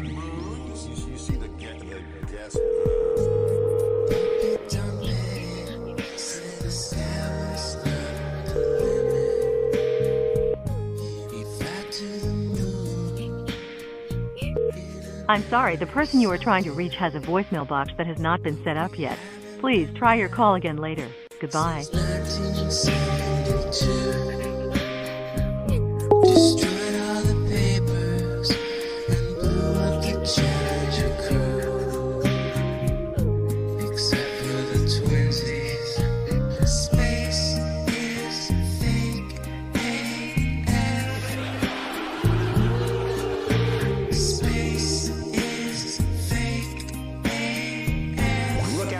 Space away from the sun is the darkest black you can imagine. Hey, space boy, you broke my rocket man heart. Where are the stars? Is it bright or is it dark? The vacuum of space, oh, the tomfoolery. What happens if you get a leak on that? You have a leak.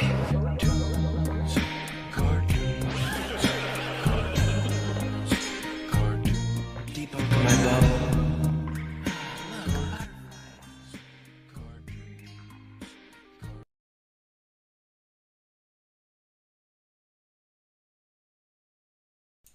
Okay, thank you for your patience, everyone.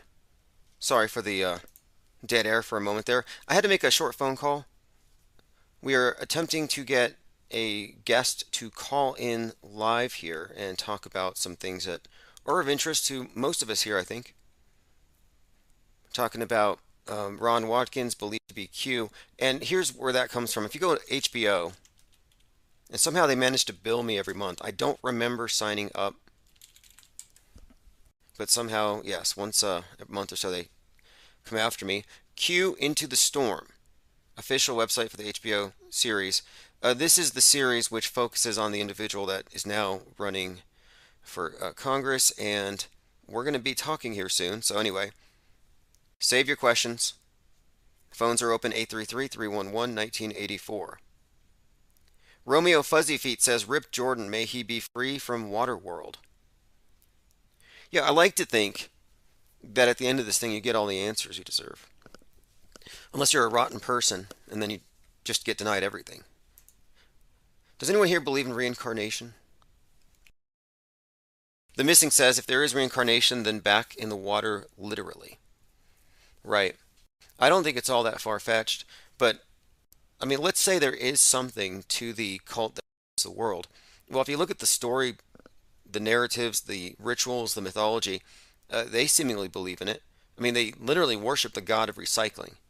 You think you're just recycling to save the environment? No, it's actually a cover for Baal worship. Or it's Osiris. It's the god of the earth, the green god, vegetation god. And the recycling symbol, yeah, it may be about your consumer waste, but no, actually it's, if you ask me, it has an esoteric aspect to it. Thus the three nails of the crucified, resurrecting earth god, sun god. And then also you have the negative space, gives you a nice hexagram. So this all, in my view, makes the recycling bin, the dumpster, into a folded up cross or a cube, altar of, again, Saturn. It's the same thing. So yes, and this is all something that I learned by researching. Originally it was actually Jordan Maxwell's works. See, I was at a courthouse and I saw on the wall they had this painting, and you're not allowed to bring a camera in. So the mural on the wall had what looked like a tic-tac-toe design of these numbers in it. And I thought, that's weird, what is that? So I looked it up and it turned out it was the square of Saturn. So I looked into it. What is the square of Saturn? The magical square of Saturn. So I got into this topic. I did a little dive into magical squares. And this is how I came across Jordan Maxwell's work. I was trying to figure out, okay, there's something going on here with this. It's got to be more than just a random work of art. And it turns out that Saturn, that's the thing I referenced, that design, yeah, it all ties in to what the courthouse represents, and the judge, and the black robes. And that's kind of where I got started. Then I started picking up on it in other places. Like the other day, we were talking about the movie The Village. Well, the people in the village are controlled by the elders, and El is the name of Saturn. This is how one of their names of it. And then you can find it throughout the space program, this evidence of Saturn worship. I would even say that SpaceX in particular. X, the cross, is the cross of Saturn. Space is the new concept of heaven. The CubeSats. Well, the cube is an altar of Saturn. Satellites, Saturn, El. Lights in the sky, Elohim, lights that came down from above, messengers of light. Satellites are there to relay messages. To me, it's all just rebranding their archaic religion with really just a scientific sort of dressing, like a disguise, like a costume. Put a white robe over, well, put a scientist smock over the clerical robe. Replace the role of the Pope as world savior with the vax dealer, Bill Gates. It's a replacement religion. You'll find that the people who consider themselves to be atheists are often the ones who are most concerned about the angry globe god spilling water and flooding everything. That's a flood myth. They even have an agency named NOAA that is constantly saying, make sure you recycle because NOAA's warning us there's going to be a flood. It's all a joke. And again, they reintroduce these concepts. NOAA, how ancient is that story? How ancient is that flood myth? Global warming is an ancient myth. They reintroduce it because it's used to control you at a primal level. And this is one that actually scares and terrifies and controls. And when I say controls, it's true. You are regulated. You are taxed on the basis that your conduct directly affects the response of our God construct. And this also allows the commies to scapegoat the property owning, free market supporting capitalists. Or, capitalism, the term, have we ever really had it? No, it's always been a compromised system, but there is a distinction here. They want to make it clear that consumer decisions all have a price, an environmental price tag. This is why they have you recycle. It's actually an act of contrition. It's confession. You're confessing your sins. Oh, these products were not pleasing to the globe god, but these ones were. So I put this in there, and it kind of alleviates the guilt, some of the damage that I've done for my bad choices, my sins, in other words. And if everyone would just confess their sins, maybe we could mitigate the wrath of God and we won't get flooded. But a lot of these people just won't admit that they're sinning. They keep using the dino juice, they keep on buying products and traveling. And then, of course, when it happens, they always blame the sinners. Now, you guys, in fact, I've seen this article. There's that clown, what's his name? Bill Nye, the science guy, who said that climate change denial ought to be criminalized because, in his view, if you don't believe in it, you might actually cause it to happen. And by causing it to happen, you're endangering him, you're endangering others. These are actually things that they have put out there. In addition to Bill Nye saying that you have cognitive dissonance if you are a, quote, climate change denier. Now, this is Bill Nye open to criminal charges and jail time for climate change denial. Now, remember, this is before the COVID lockdowns. And they've used the COVID lockdowns to set the precedent and to start moving us, evolving society towards a lockdown culture for the purpose of, saving the planet. But the thing is, the dissenters aren't the problem. It's the billionaires. It's the people with the mega yachts. It's the people with 15 mansions and multi-million-dollar air conditioning bills. Al Gore. Those are the ones who should be jailed if you want to play this game. Bill Nye is open to criminal charges and jail time for climate change dissenters. So this is a science guy, not an ideology guy, not a fascism disguised as science. No, not a cult weirdo. No. This is actually a science guy. Asked about the rhetoric surrounding climate change debate, such as Robert F. Kennedy's comments that some skeptics should be prosecuted as war criminals, Nye said, "We'll see what happens." I'm sorry, did Robert F. Kennedy Jr. say that climate change denialists ought to be charged? Someone needs to dig into that a little bit, because normally the anti-vaxxers are also climate hoax deniers, or climate hoaxers is what they call them. It's so ridiculous what they do. They call you a hoaxer. Oh my God, he did. Robert Kennedy Jr., I'm no longer a fan, says we need to punish global warming skeptics. Washington Times. Climate skeptics should be at The Hague. So he's even more radical than Bill Nye. Fascinating. Because there's nothing more misanthropic, really, than this climate change agenda, and then suggesting that you need to punish the non-believers. This is a technocratic religion, is what I've been saying.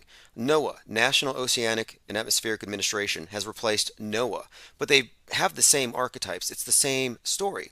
Don't Look Up is about NOAA warning the capitalists, the sinners, about the impending disaster, symbolized by the comet. And of course, they chose Leonardo DiCaprio because he's the face of the Titanic, and Earth is the Titanic. Climate change is the iceberg that we're ignoring to our peril. Robert F. Kennedy Jr. says he wants to punish politicians who dissent from man-made climate change theory and calls them contemptible human beings. Selling out the public trust, considering it to be treason. I'm going to have to dig into this story, but anyway, I got into this because I wanted to focus on Bill Nye first. You know, Bill Nye the science guy, suggesting that if you don't believe, and that's my problem with this whole thing, is that I thought science was about facts, and facts are things that you come to know. You research them, you learn them. It's not something you believe. So he asks, was it appropriate to jail the guys from Enron? Was it appropriate to jail people from the cigarette industry, insisting that this addictive product was not addictive? He says, I can see where people are very concerned about this. So what he's suggesting here is that extreme doubt about climate change affects, quote, my quality of life as a public citizen.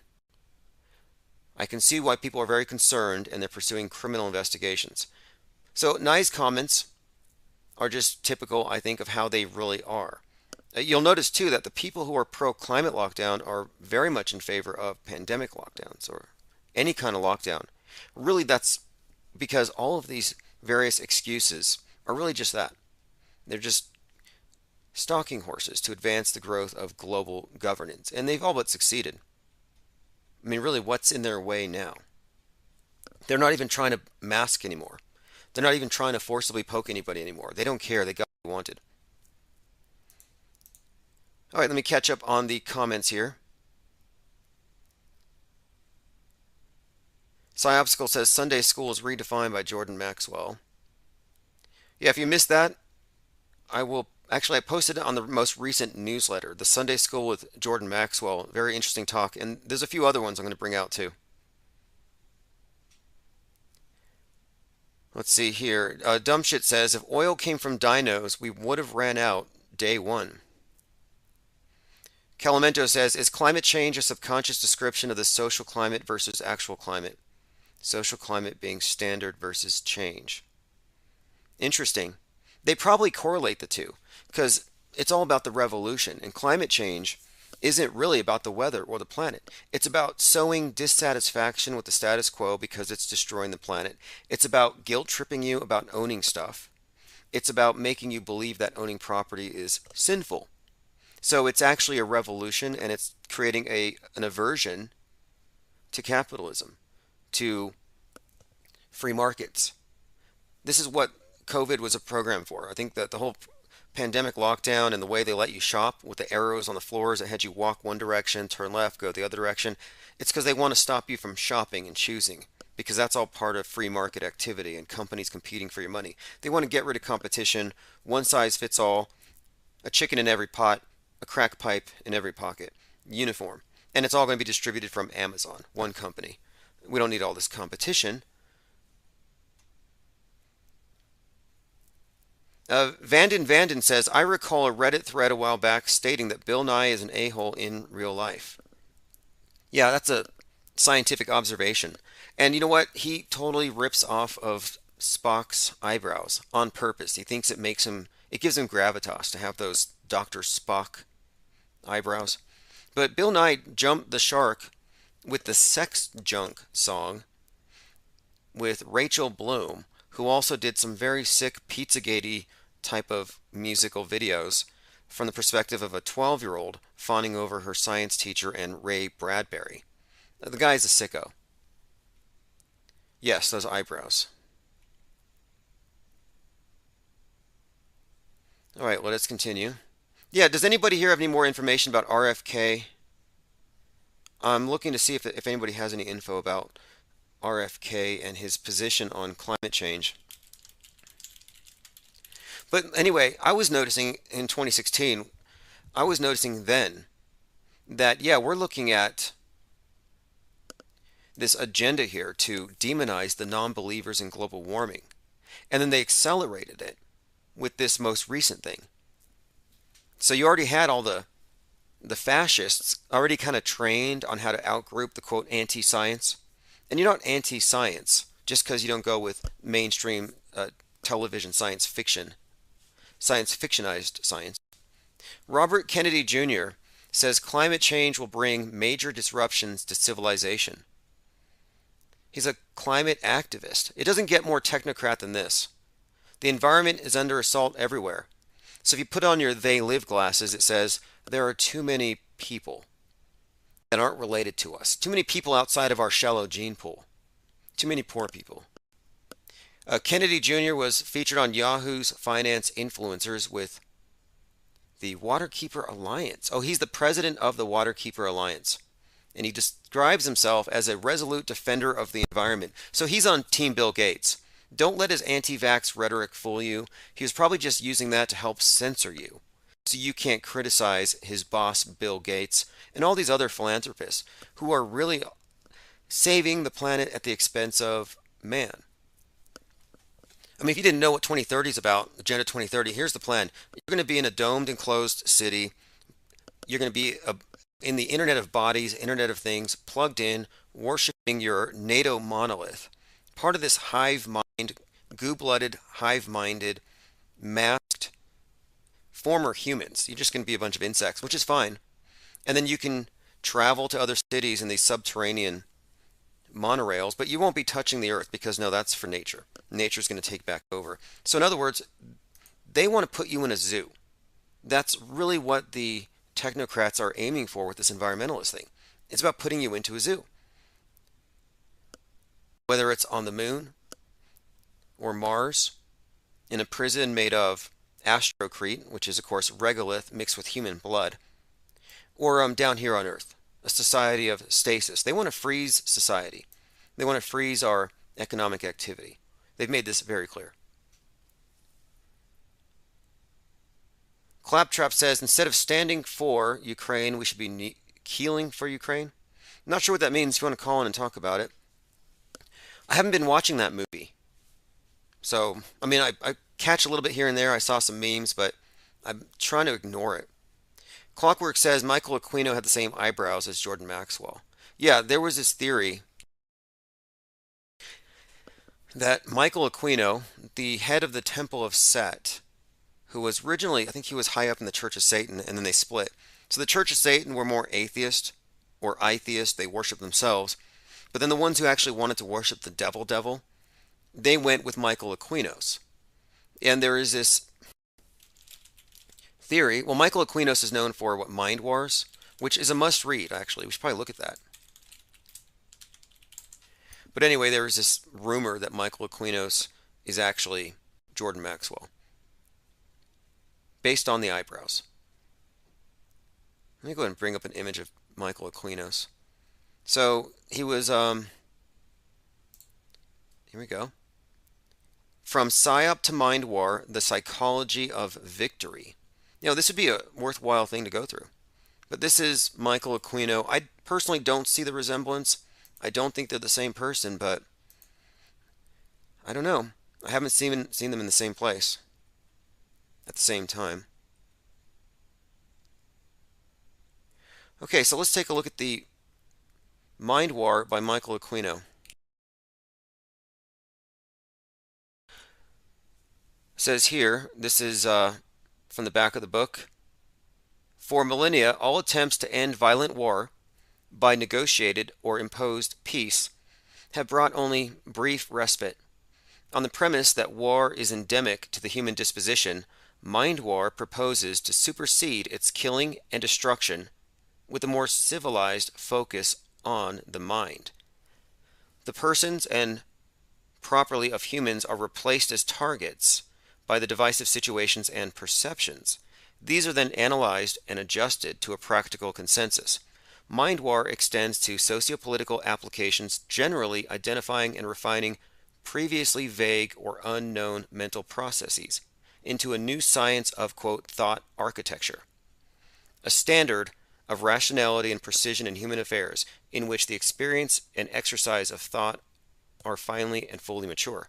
So, Mind War, this PDF, posits that in the future, which is probably now, wars will all be fought in the realm of culture, in the media, in the mind, and that the simulation will replace the actual thing. And this is kind of interesting because the other day I was looking at an article, an interview with John Carpenter.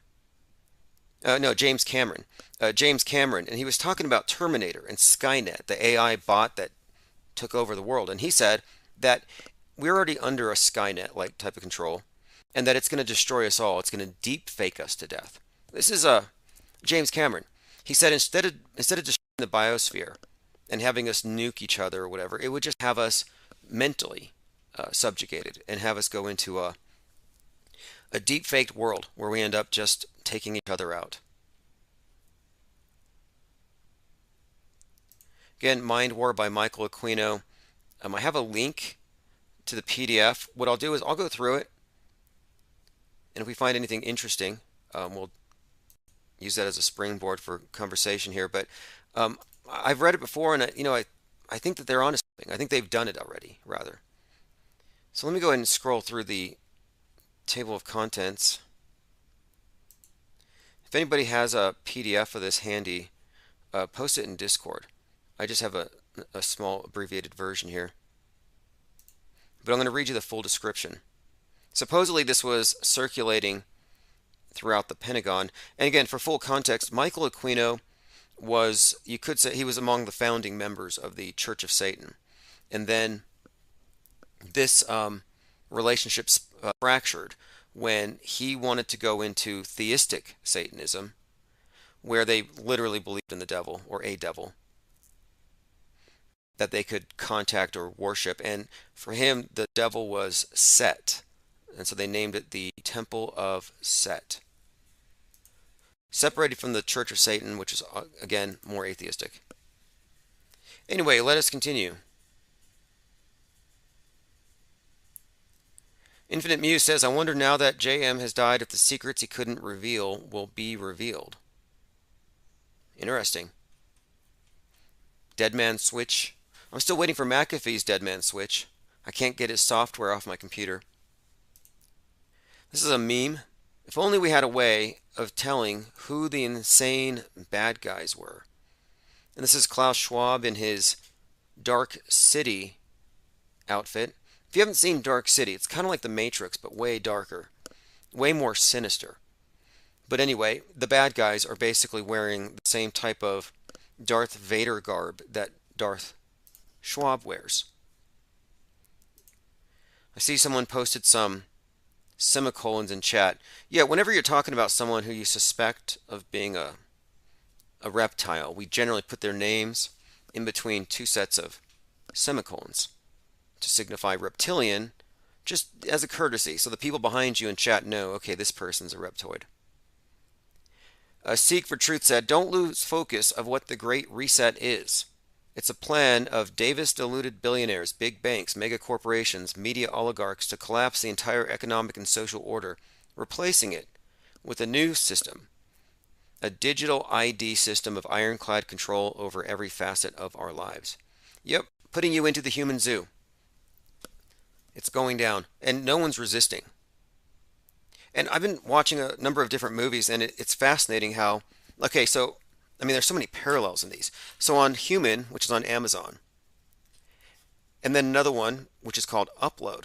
You have two kind of parallel stories. In human, synthetic humans are replacing people. And there are some people who don't want to do it.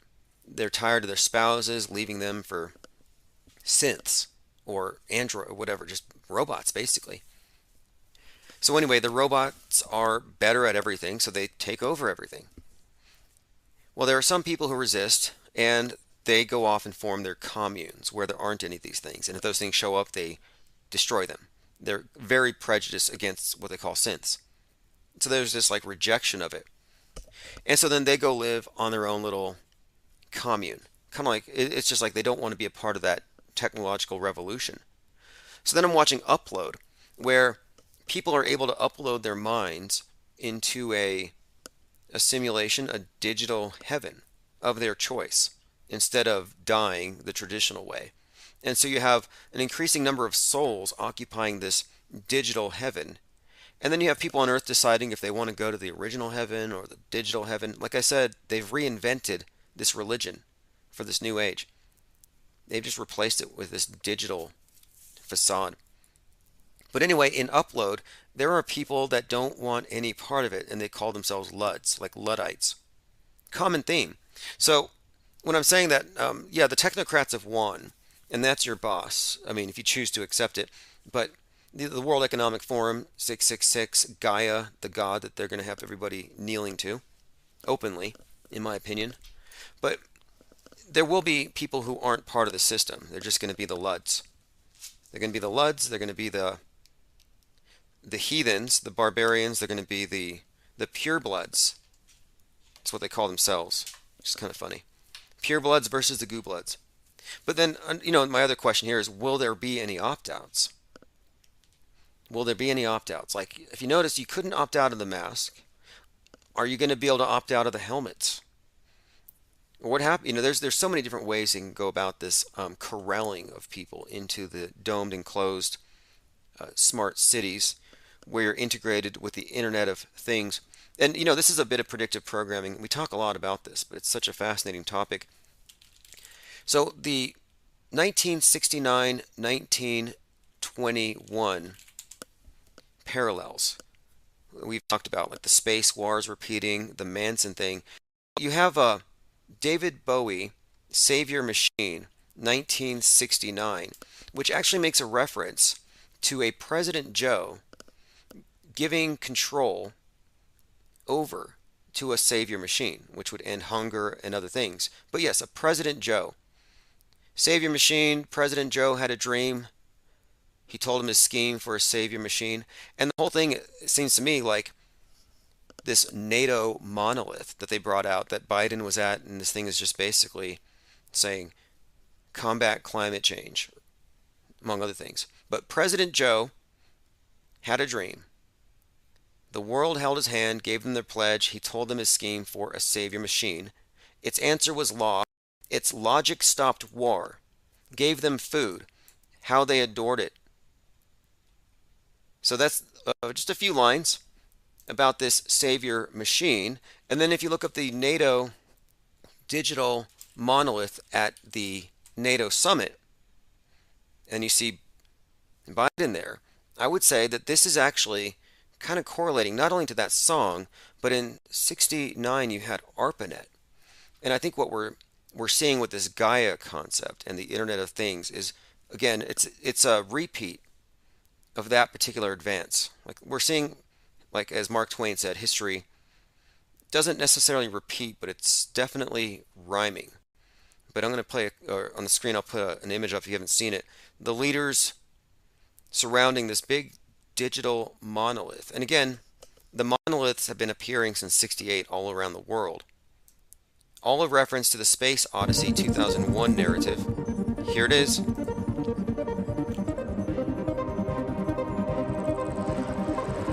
This is Gaia. The Global AI Alliance, which Gaia, of course, is the name of the Earth God. They don't mention that. World Economic Forum has the 666 in its logo, which is very relevant to this concept of this Earth God. And of course, the monolith, the obelisk, this is a very ancient symbol. for your world leaders to be worshiping. It was at the 2021 Brussels Summit on 6/14. They experienced a virtual journey to NATO 2030. And the comments here, this looks like something out of a sci-fi movie. Looks like something from a video game. I love NATO. Right, right, that's a real comment. We'll play this for just another moment here. This is your world leadership surrounding a massive obelisk, telling them to combat climate change, which we know is just a code for enslave all mankind, clamp down, lock down, and take over. You know, that's kind of what this is about, the green world order.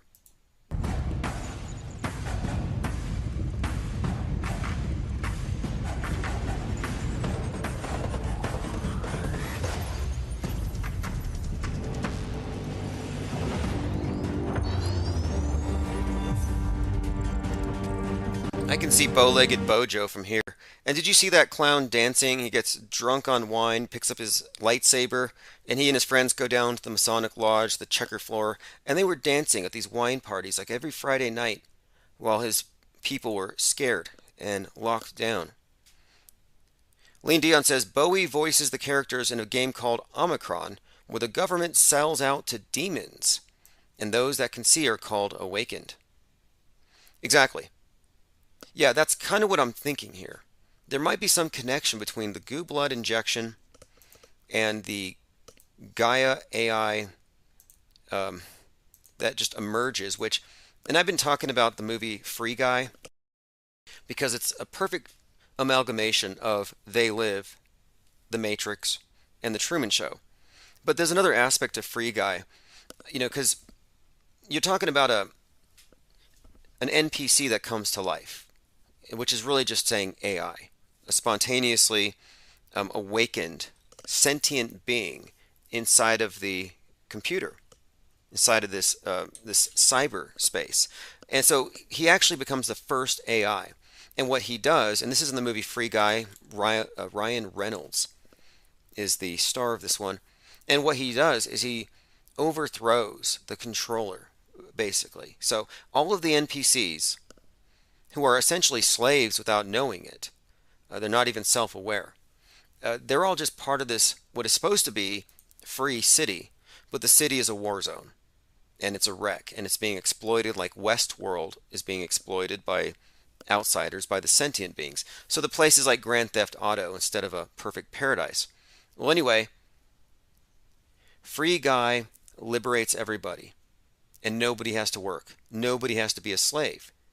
So the subtext, if you ask me, is I think this movie was actually hinting or foreshadowing Free Gaia. This idea that if we can just liberate Gaia, the global AI alliance, if we can just let this computer take over, it'll get rid of the greedy, exploitive, control freak CEOs like the one in this movie that they had to defeat. So it was about Free Guy versus rich, greedy CEO. Again, Free Guy, world communism, technocratic paradise where only 20% of the population work. You're talking about stimmies every month, universal basic income, the type of communism that Musk's Grimes was talking about when she said that they could have a perfect communism and there won't be any forced labor because it's not a vibe. No forced labor. Sounds like Free City. Sounds like Free Gaia. And so if you go into Gaia, again, this is the Global AI Alliance over there at the WEF 666 with Darth Schwab. You come across this multi-stakeholder collaboration platform designed to accelerate the adoption and development of AI.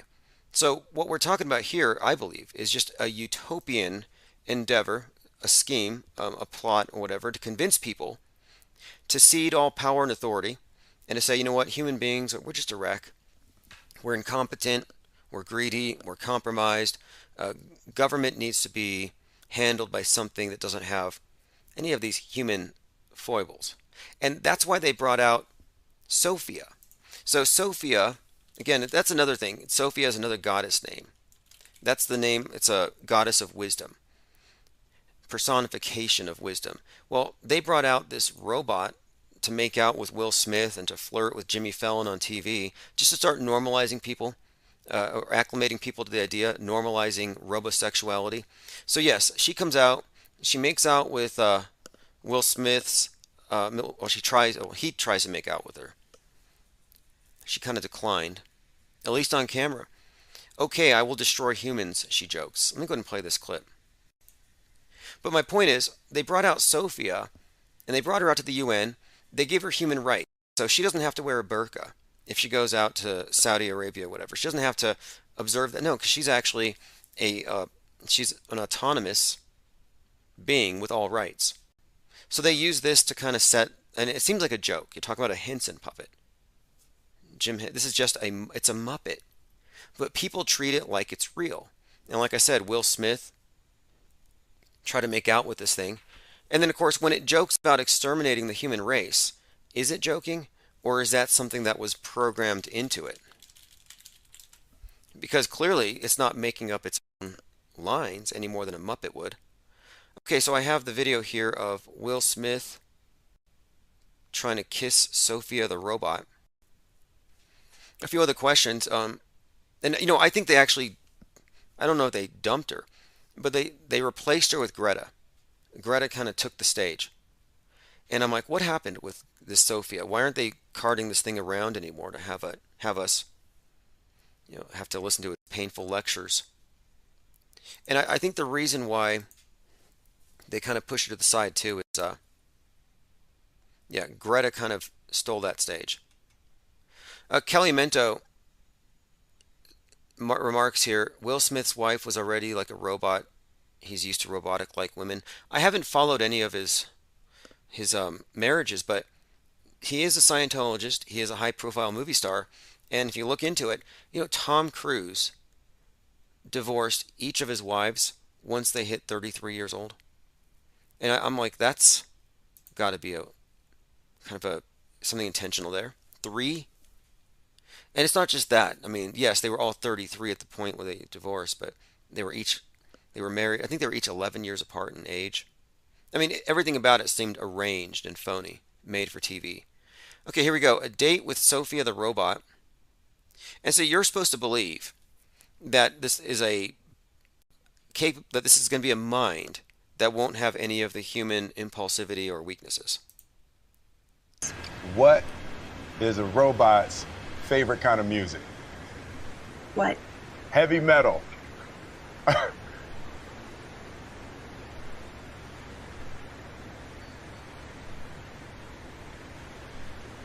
I'm actually made mostly of silicone, plastics, and carbon fiber. Also, I prefer... And I find this robot to be very grotesque because her neck. It looks like they put her head on backwards, or the skin suit on backwards, because she's got these weird creases around her neck. Okay, here you have Will Smith trying to kiss it. You're on my friends list now. All right. Oh, phone ringer's off. Thanks for letting me know. Let me go and turn that ringer back on. Okay, let's see here. Okay, ringer is back on. Number is 833-311-1984. We covered a lot of things today. We've been talking about the Mandela effect and how that entire thing is a psychological operation, a sabotage operation. Does anyone else here agree that we're looking at some kind of sabotage more than a legitimate attempt to explain discrepancies in reality? And people are generally very ignorant about eyewitness testimony, faulty eyewitness testimony, which is a redundancy. Eyewitness testimony is just not reliable.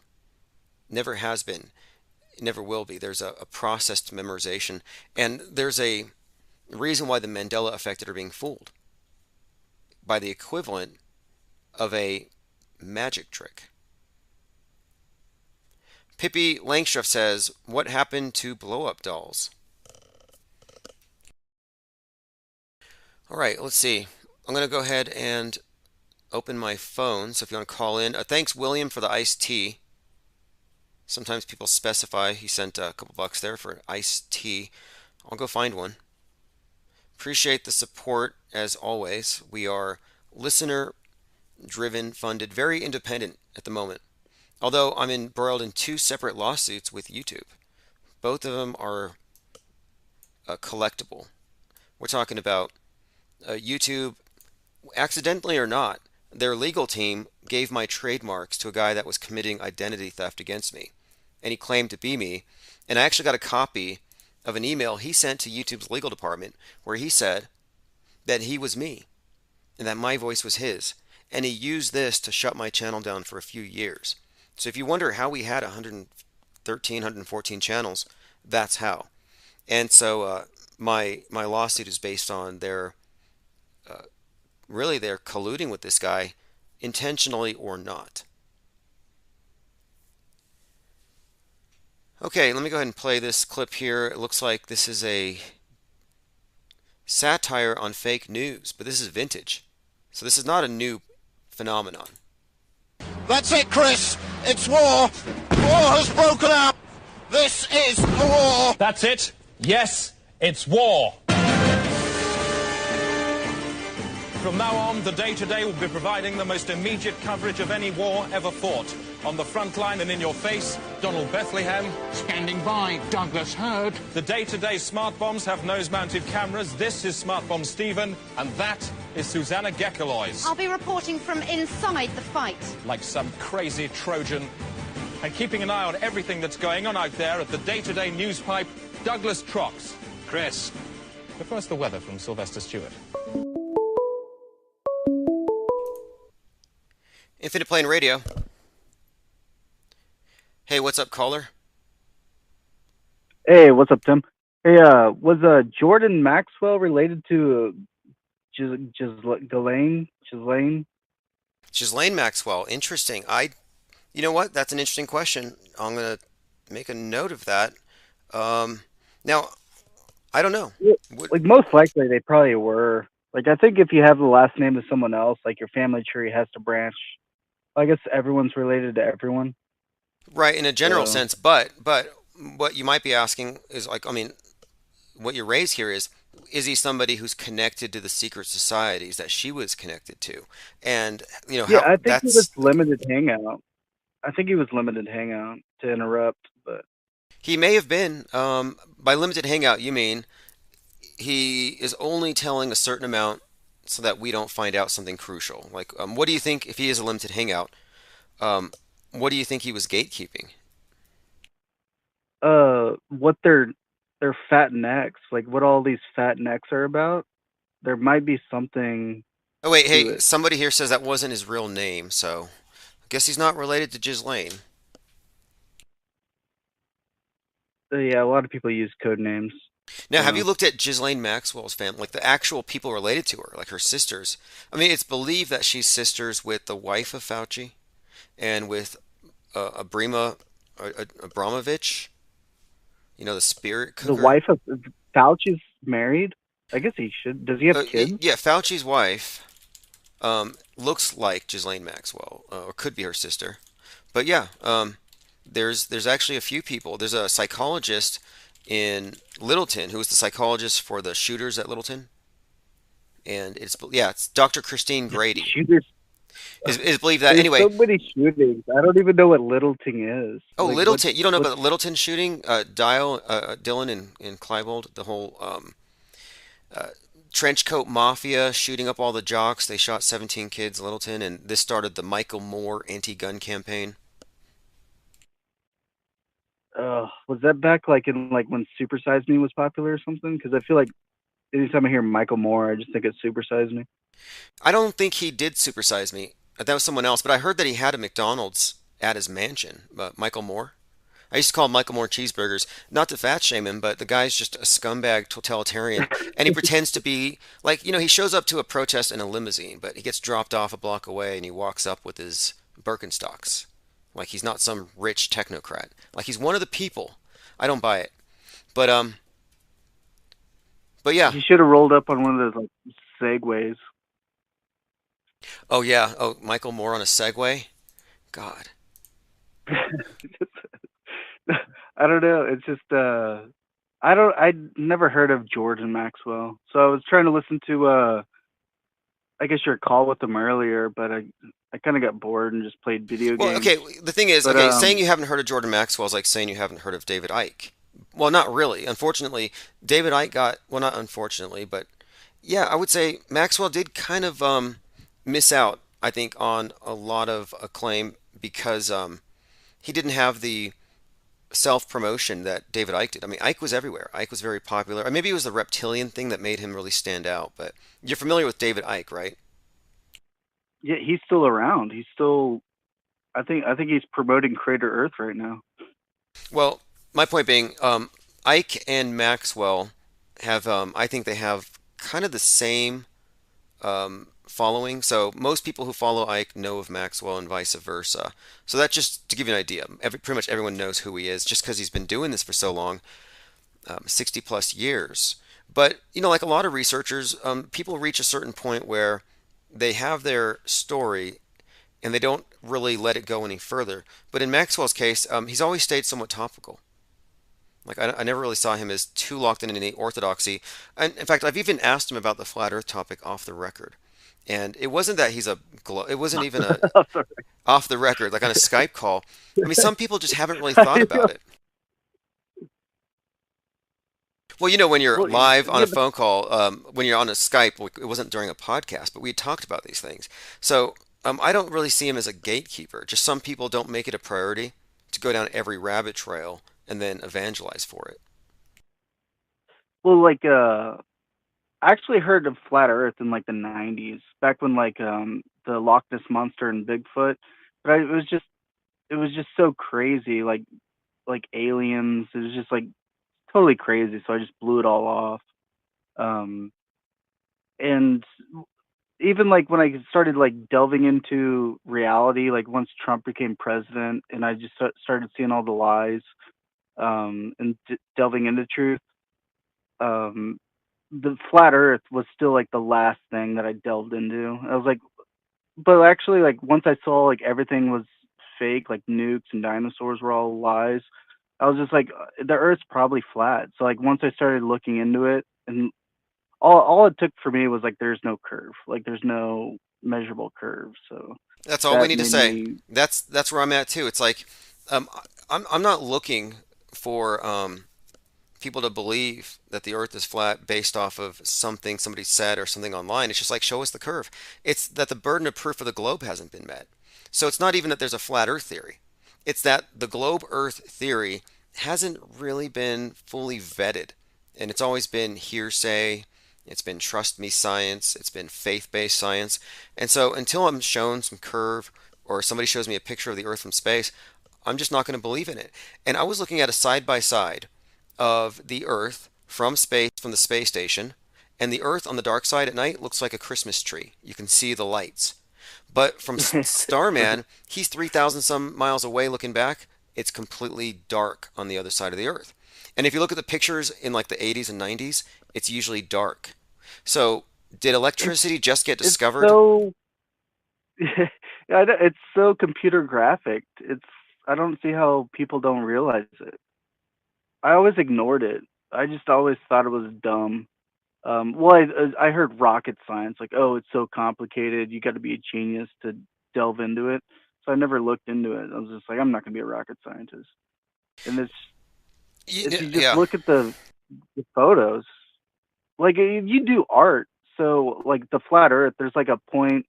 There's like perspective. What's the point of Yeah, like a lot of people don't have this conceptualized right. For example, Kelly Whale, who wrote a book Off the Edge, spent 3 or 4 years mired in flat Earth, and she still thinks, and she said this live, and it's such a joke. She said, "Oh, there's no way the Earth is flat because if somebody goes 2 miles away, there's 8 feet of curve, and you can't see them anymore." And I'm like, wait a minute here. Is she nearsighted? I'll give her I'll give her the benefit of the doubt. Like she knew that there was a ratio, but she just didn't come up with it. But if she was researching it, all it takes is like 3 miles and there's 6 feet of curve. That's like it's pretty, or just 1 mile there's 8 inches. Like I don't know. But I the don't know problem, how she well, messed here it the up. problem is for people who haven't checked into this, is that you're supposed to believe boats go over the curve. Everybody was saying, "Oh, of course it's a ball."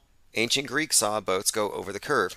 Well, then you bring in telescopic lenses and you find out, wait a minute, they don't go over the curve. They just go so far you can't see them. So instead of admitting that there's no curve, they just move the goalpost and move the goalpost. So, I was convinced at Bedford level experiment. And that was more than 100 years ago. They were looking at ice skaters like 8 miles away, and it just contradicted the idea that there was curve if this canal is completely flat. So I'm just looking for the curve. That's all I need to see.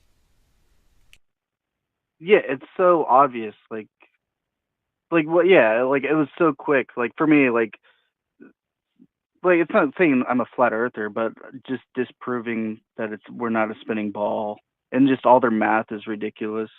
And the fact that you can't measure the moon's distance and the sun's distance, um, all the math is just pseudoscience. It's just fictitious math.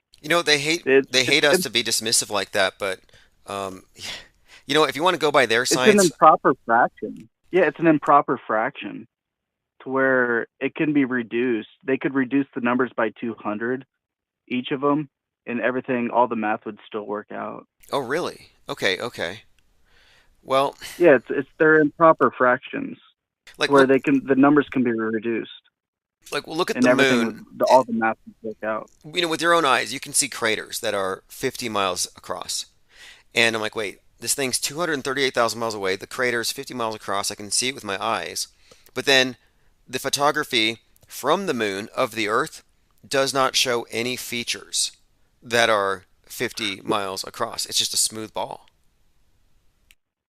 Yeah, but I don't know. I think straight up, like going straight up, like like the perspective. I guess uh, what's another word for vision? Like elliptical. Like I don't know. Things are augmented differently if you look at straight up compared to out at a distance. That makes sense. Just because the atmosphere doesn't distort it And the look, same way. okay, so there's a commenter, Jackie Jacks. She says that her boyfriend ghosted her when she sent some flat Earth memes to his Instagram or something. The thing is, you can laugh at flat Earth, you can mock at this idea that we're on a plane, but the solar system is on a plane. The only deviant would be Pluto, which is it even a planet? And it's like 17 degrees below, but everything else is on a flat plane, so the solar system is flat. And it's so much bigger than the But is Earth. that all pseudoscience? Is Well, that no, pseudoscience or is it actually provable? that's the ecliptic. They don't launch anything up. Everything goes out. And so I'm just suggesting here, it looks to me like we're on maybe a flat thing, but nothing goes up for a reason. And they try to get rid of up and down as objective terms. So in the spinning ball heliocentric paradigm, there is no up and down. It's always relative, it's always changing. If we're on a stationary plane, there is an up and there is a down. It's a universal up and there's a universal down. And Yeah, that's what I think we have. I think Mad. I didn't mean to interrupt, but I think Mad Max or Mad Mike, Mad Hughes or whatever his name is. I think he had the right idea to where if you launch a weather balloon and then like you attach even just like a model rocket to it, to where as soon as the weather balloon pops, the rocket launches. I think we could come up with some type of experiment to where we launch a rocket at the tip of the atmosphere. And if that rocket fizzles out and shoots right back down or something because it has nothing to push off of, it would just disprove everything that NASA's trying to do. Actually, he had the right idea, and there's a couple of ways it was going to work, but no, it's called a raccoon, and actually NASA was using those for some time. So the idea is you have a rocket, but to get past the densest part of the atmosphere, you get it up into the stratosphere with a balloon, and then the rocket just shoots right through it. So you get past that, you save on fuel, you go much higher. So his plan was to go up 62 miles and see for himself. But the thing is, we know from high altitude balloon footage that probably wouldn't show anything. It wouldn't show any curve. And the public will just, whatever their reaction would be, I'm not Yeah, sure. But I'm not even like looking to show curve. I'm just trying to show velocity, like if it's possible. Because don't like weather balloons go up. Do you know how high they go up? Yeah, we have. Look, you can find you can find balloon 60 footage miles? 120,000. You can find 20 miles up, and what you'll find is just this. It's flat and it's very dark above. And you know what's interesting too, though? Look at the U-2 footage from the U-2 spy planes, which were phased out around the time I think that the satellites were the shuttles were introduced, the space shuttles. But anyway, the U-2 footage of the Earth is proportionate to the footage of the Earth that we see from the ISS. Only they use a filter to bend it. So if you unbend the horizon that you're given from the ISS's footage, it looks like 70,000 feet. It looks like from a U-2, like they recorded it from a U-2 plane. Yeah, but that could also be somewhat perspective. I don't know. Well, I just don't have footage of that high. Like, do we have footage of? yes, yes. In fact, I'm doing a series of 10-minute clips, 10-minute short videos on different topics, and I have a collection of U-2 footage, and I've juxtaposed it with footage from the space shuttles, and it looks to me like space shuttle footage is 70,000 feet. And I have a video that NASA released that debunks their space shuttle. And basically what they did, and they never repeated this dumb error, because they used to use handheld cameras, like handy cams, and by today's standards, you can tell how fake it all was. But anyway, they're on the ground recording the sky, and they have a blimp that looks exactly like the big red rocket booster thing. And the blimp's going up into the sky through the clouds, and it looks like they're dropping it into the ocean, but it's an optical illusion. You wouldn't know this, but they moved the handheld camera too much. And that movement gave away the fact that they were in a stationary position, and it was the object that was moving. So, and I'll bring that up too. NASA has debunked itself again and again, and many people notice, but what do we do with that information? And anybody who says that you're crazy for not believing in the globe as presented, they're making that statement out of sheer ignorance. Because you can show pictures like this that no intelligent person would say that that's real. What do you think? On the screen it says Earth at night, completely like a Christmas tree. But then on the left, same Earth, different day, and the dark side of the Earth is 100% black, pitch black, no lights. Yeah, I saw that photo. They'd probably try to say like it's so bright that the lights aren't as bright as the sun, and that's why it's not being picked up or something. They'll come up with excuses, and then you can show them the video. What I usually do is I know in advance. I usually try to decide, okay, I can usually bait them into something, and then you can show them something that shows that's not the case. They'll instinctively move the goalpost. They will defend this stuff. You know, you can find footage from the ESA where the space station has a shadow. You know, you should not have a visible shadow on the Earth from the space station 300 miles above the surface. And so this little shadow, well, it wasn't little, it was bigger than a city. A black dot. Yeah, because that shadow would go over everyone. Like people would be experiencing it like every 90 minutes or something. Yeah, because like, I'm in a not flight every 90, path. but I get shadows from planes passing over almost every day at the same time. Just right through my bedroom, I see over my window there's a shadow of an airplane. And so for the space station to have that big of a shadow as it does on their so-called live stream footage, yeah, it would black out entire cities, and it would be noticed all around. But my point is, only the European Space Agency does that. NASA doesn't. And then it's traveling at 17,000 miles an hour, and they're trying to say Russia gives it a little nudge boost perfectly every few months, every other month. It's so ridiculous. Yeah, it is. It's ridiculous. And now that I think about it, last year, Russia sent up a module, and it accidentally misfired, and it caused the space station to spin 1.5 times, like 540 degrees or something. And I remember thinking then that was probably intentional. They were testing to see if they could bring it down. And now looking back, I'm thinking maybe that is the case because they've been. So you think it's up there? You think it's up there? No, I'm speaking as far as their story goes. I know it's a studio. I know it's a movie. No, I don't know. Well, we don't know. No, I know. I know. I know the space station, as advertised, is not up there. The burden of proof is on them now. We've debunked the crap out of it. There's no reason to believe it's up there. And the only reason why some flat earthers think there's something up there is because Jaron, who probably has some kind of The NASA. YouTube Jaron has, footage of look, flying over the moon. he has multiple transits of the thing, and they look exactly like the transits that NASA provides and that Red's Rhetoric and all these globe defenders provide. It's the same CGI insert shot that they put in there, which tells me that he's probably got a contract from NASA. And it's because it's so important for this paradigm that we believe in outer space that they had to have something physical you could see with your eyes that would convince you you're seeing outer space. Well, anyway, the ISS transits are so fakeable. They're so fakeable. And if you can't admit that, then Jaron seems very honest to me, but when he says like Ashley Babbitt died at 1-6. Yeah, he believes Ashley Babbitt died, and he believes in ISS transits. You know what? There are many people who are. I mean, look, I can't say if NASA showed up with a suitcase full of, moon rocks or something. $500,000. Moon rocks. Well, yeah, or yeah, I would be like online on eBay. I'd be like, hey guys, I gotta show you this video. I don't know what it means, and then I would show you a transit over the moon of the ISS. You could see Scott Kelly up there waving. There's Chris Hadfield on his guitar. I mean, it's just way too much detail to be real. But anyway, I'm not going to sell out like that. But if I did, I would expect everybody to call me out because the evidence that they present you is always compromised. You don't see the footage of the ISS passing. You see an insert shot, and the insert shot could come from anywhere. I mean, the reason why I'm sensitive to this stuff is I'm an editor. I did video editing.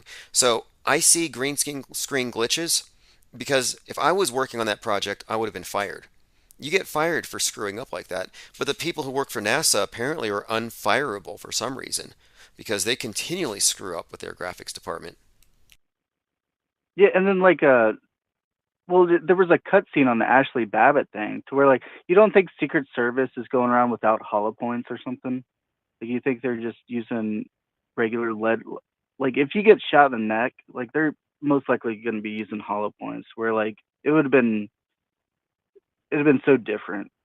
And then there was cut screens, but oh yeah, my favorite part of the Ashley Babbitt thing. If anybody hasn't seen it, there's someone there outside of the Capitol who has a spot of blood on his hands, and he says, "They killed somebody, and I caught her in my arms, and she died in my arms. Look what you did with your right-wing hatred." And he's showing off his bloody right hand.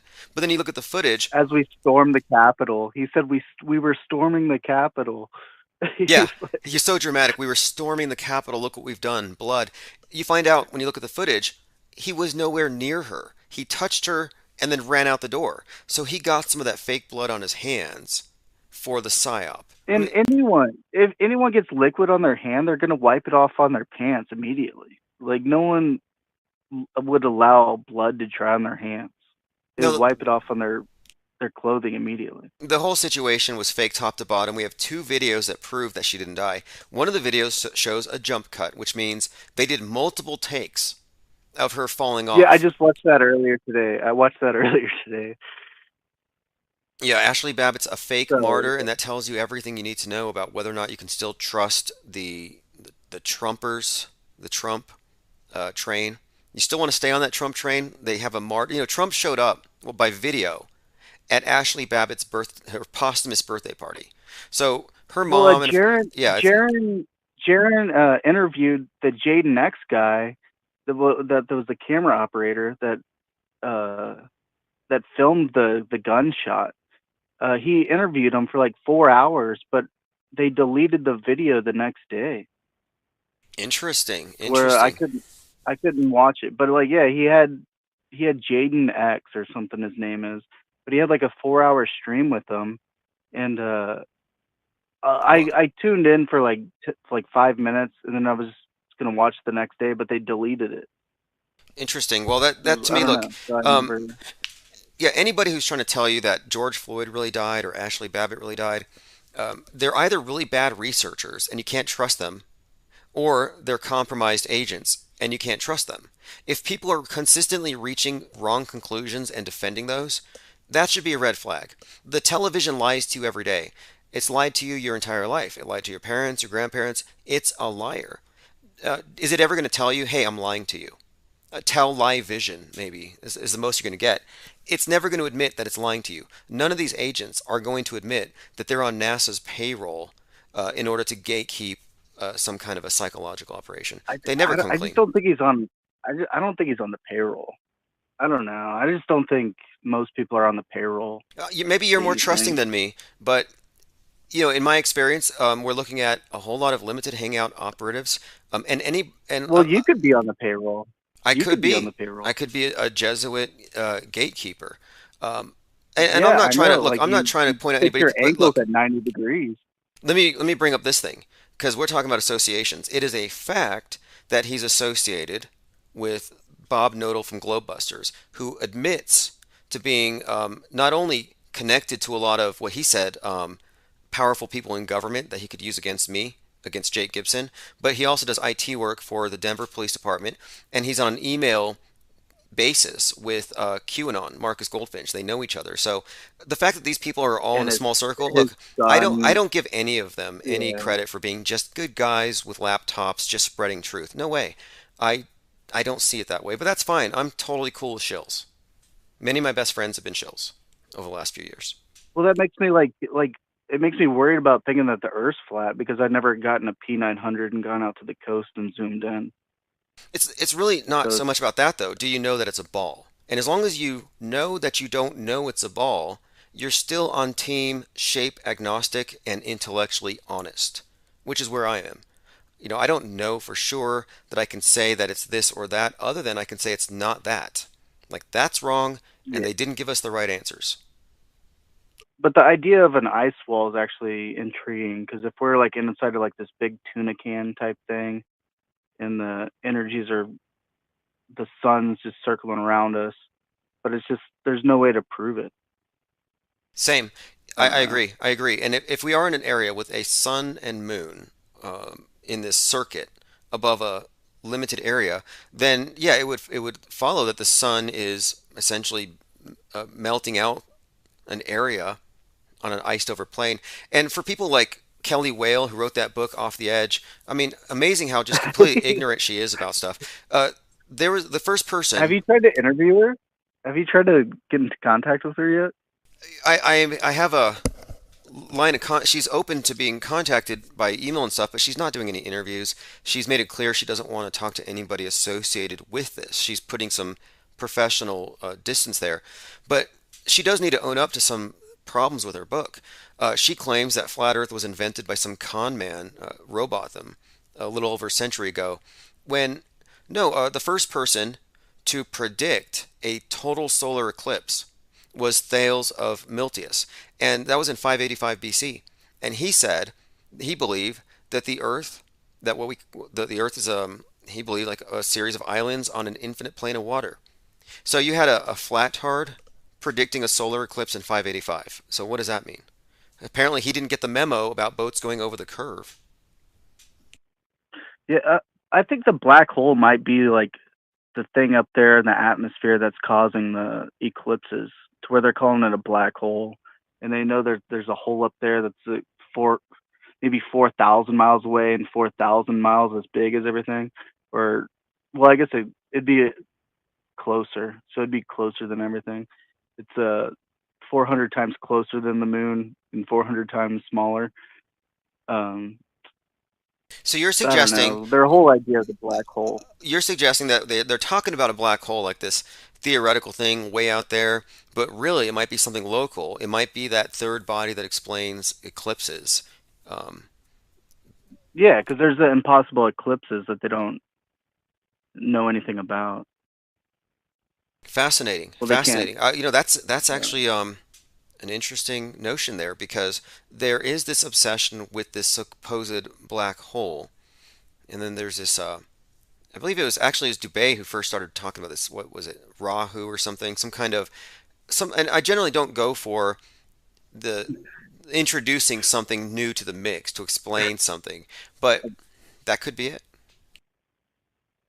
Yeah, possibly. Was there any other topics tonight? Aside from Jordan Maxwell, I did a thorough debunk of the Mandela effect, and I was listening to Owen Benjamin yesterday. He on the 15th, he spent 30 minutes debunking the Mandela effect. Yeah, I told you. I called in once before, and I told you he mocks it and calls it like the Mandelu. Well, he did a And that it's great look. stupid. He actually did do something pretty solid on this one because he described how you could not have "if you build it, they will come" as a legitimate Mandela effect for the Field of Dreams because it would invalidate the whole movie, which is about a single individual coming, a certain baseball player. So I find this is true with a lot of these so-called Mandela effects in movies where it only makes sense in that one scene. So he was calling out Brian Staveley, though, and he said, "No, Brian, it's not cool for us to agree to disagree. You need to address this Mandela effect." And to my knowledge, Staveley hasn't done so yet. No, I apparently I don't watch Brian Staveley at all. Well, that's kind of a lie, but I skim through it rarely just to see how ridiculous it is. Apparently he did like a 7-hour rebuttal to Owen Benjamin's 30 minutes. Interesting. Well, what he's missing is this. "If you build it, they will come" has taken on a life of its own. It's an expression now. And I think it's derived from the idea that, yeah, if you mow down your cornfield and build a baseball stadium and you believe in it, you could probably get a lot of people to show up. It's a statement of, if you put hard work into something, it'll pay off. Well, And I'm almost positive the Simpsons did a parody of it where they did "if you build it, they will come." The Simpsons did a "they will come." okay, Sex in the City or Sex and the City. This is a Mandela effect, they say. I don't think it is. Like, I don't care which one it is. But do you think that Brian Staveley sat around and watched every single episode of Sex in the City and then it changed on him one day? Like, did he? Sober? Yeah. Sober or not sober? Because really, like, to actually know something, you have to be involved in it. And I don't think that he was that involved with Sex in the City to have noted such a discrepancy. Yeah, well, like Interview with the Vampire, or like the and is so close. I can't even tell you what I used to remember. Like, I just know it's Interview with Vampire. Like, if it's the vampire or a vampire, I couldn't even honestly tell you. Right. Well, they Like, miss things. Like, I've been looking at symbolism in movies, and I'm like, look, Darth Vader's Saturn, and when he chops the sword hand off of Luke, Luke is the sun, Luke is light, Skywalker. So the sun dismembering or getting dismembered by Saturn. This is an astrotheological tale. Luke falls, hangs from a cross in Cloud City for 3 days before he has his hand reattached. So I'm looking at the deeper underlying meaning. And then the Mandoozled are like, no, he said, Luke, I'm your father. No, he said, Luke, I'm your father, or whatever it is. It's like, what? You repeated the same thing. Cause it doesn't make a difference to me. I don't even know the Mandoozle. And did I say it wrong? And then they'll say, oh, you got it wrong. You're Mandela affected, and you don't want to admit it. Reality shifted. Reality shifted. I don't want to admit. You're stepping in residue. You're stepping in resin. They'll call you a liar, though, and this is what makes me mad. I don't care about this stuff. But last night, I heard Staveley say, if you're a Mandela denier, you're a liar.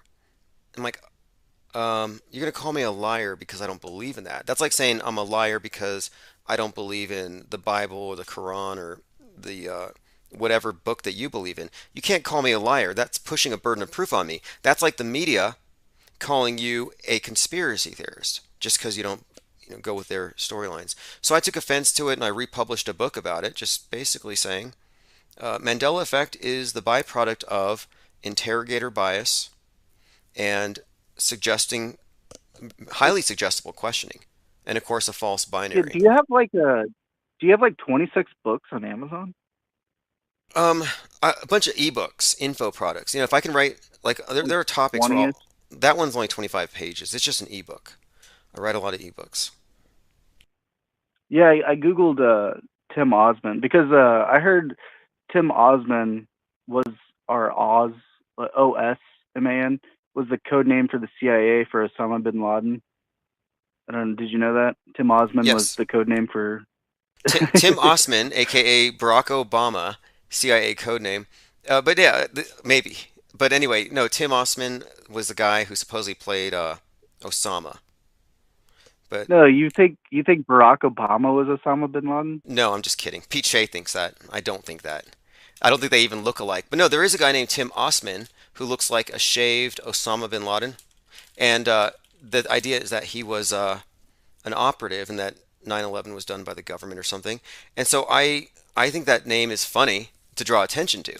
And actually, there's a meaning behind it. So you have, of course, Osama bin Laden. You have Tim Osman, and I believe the connection is Osman is a reference to the Ottoman Empire. So it puts 9/11 and this holy war into this other context where Osman the First, the founder of the Ottoman Empire. So 9/11 takes on the Yeah. context of the caliphate and all that stuff. Then I think of Ozman, like the Wizard of Oz, like kind of like a wizard man. I don't know. It's kind of my point of view on it. Well, there's that too. And then also, yeah, there's a few things about that, but the main thing is that 9/11 was conducted as an act of psychodrama is the main point here, that there is a backstage. And that's really the main paradigm shift. People don't know that there's a backstage that the media shares with the government and the entertainment. They're really just exoteric. They're outside. They're profane. They're outside the temple. Yeah, it's our JFK moment to where there's like 6 different stories. Well, there's like 3 different stories to where like who could have done it. Like JFK was like there was like Russians or um, the main guy in the library. Yes, good point. But like, Good point. With 9/11, you had a whodunit. Was it the Skull and Bones, the reptiles, the Jews, the Islamics? Was it Bush? Was it done for oil? And then you had with JFK, was it was it the Kennedys? Was it the mafia? Was yeah, it Lyndon Johnson? have you seen Dark Journalist? He has like quite a big following on YouTube. Yes, Dark Journalist. Really, I've subscribed to him before. This is why one of the reasons I'm mad at YouTube for always killing my channels. They get rid of my subscriptions, and I stopped following people. And yeah, I used to follow Dark Journalist. Yeah, all he does is JFK mainly. He does JFK and like UFOs and Area 51 stuff. But he's like the biggest JFK, but he never I've watched hours of him and he's never mentioned the coffee shop that you talk about that they went and worked at NASA afterwards. Yeah, that's because, yeah, most people who go into this JFK thing start off with the story as given, and they go from there. And they follow these different trails. That's what 9/11 was about. So it becomes a whodunit instead of a what is it. And if you thought, what is it? Oh, it's a psyop. It's an operation. It's theater. And yeah, you won't find any professional JFK debunk or researchers coming across this because we are debunking the whole conspiracy theory at a deep level. We're not following the trails that they put out there. And so for people who don't know, Riley's Coffee employed Oswald at the time of the assassination and several other people who then went from Riley's Coffee to NASA. And Oswald thought he was going to NASA, judging by a couple letters he sent to his girlfriend or whatever. So I would just say if it's true that Kubrick did Apollo 11 and the JFK assassination, then it would make sense that Oswald would have gone to NASA, to the grassy knoll. There's a direct connection there. I wouldn't be surprised if they release the files on JFK within like the next year or two and say Russians did it. They're like, okay, we've had it, and now it's time to tell the public that actually it was the Russians. Interesting. I was wondering. Yeah, they were holding back. Story? Well, they were holding back. Remember, Biden was like supposed to release something back in November, and I'm like, what could they possibly be hiding that we don't already know? And you're suggesting maybe another story that supports a theory that the Russians did it. Well, no, there is a story that one of the ideas that it was Russians that assassinated him. One of the stories is Russians. So I don't know. It's just, but like, you've seen the video in slow mo of him being assassinated? Doesn't his head blow up? Well, it depends on what you can say, what you mean when you say video. I mean, the Zapruder film wasn't witnessed live, That one. and it wasn't even viewed. It wasn't actually the first time it was aired was 12 years after. 10 years later. Yeah, Yeah. on Geraldo Rivera. So, anyway, so you're looking at, That. was it tampered Well, with? that's everyone's go-to. That's everyone's go-to. But like he was shot in the back shoulder. So why would his head explode if you're shot in the like close to your shoulder blade? Good question. Like none I of it mean, makes sense. I never looked at it as an actual piece of evidence, and I think it was meant to sow confusion and to get people looking in many different directions because the reality of it is whatever happened in that Lincoln Kennedy or in that Ford Lincoln with Kennedy, whatever happened there, whether it was staged or fake, the whole thing was definitely an elaborate ritual. They had it on 11/22 for a reason, had to do with entering Sagittarius, and Sagittarius, the archer, the location, Dealey Plaza, all chosen on purpose, and the storyline was it was a ritualistic killing of the king. It has all kinds of Freemasonic symbolism attached to it, and other references too. Even some Wizard of Oz stuff. You know, you got the Ruby Slippers, Jack Ruby takes out Oswald. Very intricate story, which tells me it's more story than assassination. Yeah, that's what somewhat changes the subject. That's what like you're talking about what's his name? Pete, the guy from Saturday Night Live. I don't even know Pete his name. Davidson, whose dad died on 9/11. Yeah. Yeah, that is. Yeah, Pete Davidson. Him and Kanye West, they're doing this whole back and forth thing to where they don't even need to murder each other. They're just the story itself is probably in line with the stars enough to where they don't need to actually do an O.J. Simpson trial. To where the story itself will push their agenda. I think That you makes might be sense. right. Yes, because one, you have the example of course, Kanye West. They're saying this is a dangerous speech. It's drawing attention to mental illness. They're drawing all kinds of things out of this thing, censoring him from Instagram. But the drama itself, yeah, he's going OJ without the mess. But interestingly enough, Pete Davidson, as we speak, is working on a movie called The House, and the only still shot they released has him covered in blood. So he's being ritualistically or symbolically killed. I mean, for all the talk, it seems like it's all theater, I It suppose. was almost another decapitation photo, wasn't it? Like it was like neck down blood. Good It point. seemed like Good like point. another decapitation. Yes, the Pete Davidson photo. I didn't make that connection. Okay, so Pete Davidson was killed on Mars in an SNL skit where he pulls off his helmet and then his head blows up. So there's your head injury thing. Then you have him in the Kanye West video buried up to his head. You got Kanye carrying a severed head. And now you have him on a movie called The Home. And yeah, the blood is from the neck down, soaked in blood. Interesting though. Here we are talking about Yeah, Kanye going OJ, and this guy is literally just soaked in blood. it's not orange juice, but like but in the O.J. Simpson trial, the there's a term for it. A guy that sleeps with another man's wife. There's a name for that. Well, Shit, I can't think of it. But this guy, that person needs to die. Though. Yeah, well, he didn't. He did a public Um, thing when he tweeted to him or Instagrammed him, "I'm in bed with your wife," and then he has oh the yeah, branding. yeah, there we go. Yeah, he's been dying in public, but not like virtually, but not physically. So um, I think there might be that something might to be it. what I'm And doing. look who Kanye's hanging out with. I mean, bad influences hanging out with Marilyn Manson, and of course you got Manson is associated the name associated with what? Some guy sending a bunch of people to kill a bunch of movie stars. You know, that's what they did. It was a Hollywood thing that terrified Hollywood. And there's already this story about Manson terrifying Hollywood. Apparently, he had a couple of his girls move in like spies into Corey Feldman's house. And some suggest that's why Feldman's not talking about Spielberg. I mean, the idea, it seems to me, is that you have this story that it's been laid out here. It's like a repeat of 69 with the Manson. It's all set up.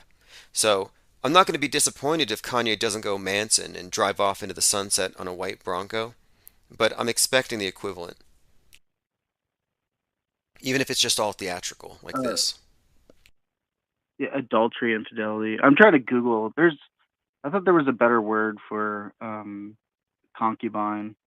Someone like sleeping. But yeah, maybe Pete Davidson died metaphorically enough to where it's doing the same thing as the O.J. Simpson. Like, when was the O.J. Simpson trial?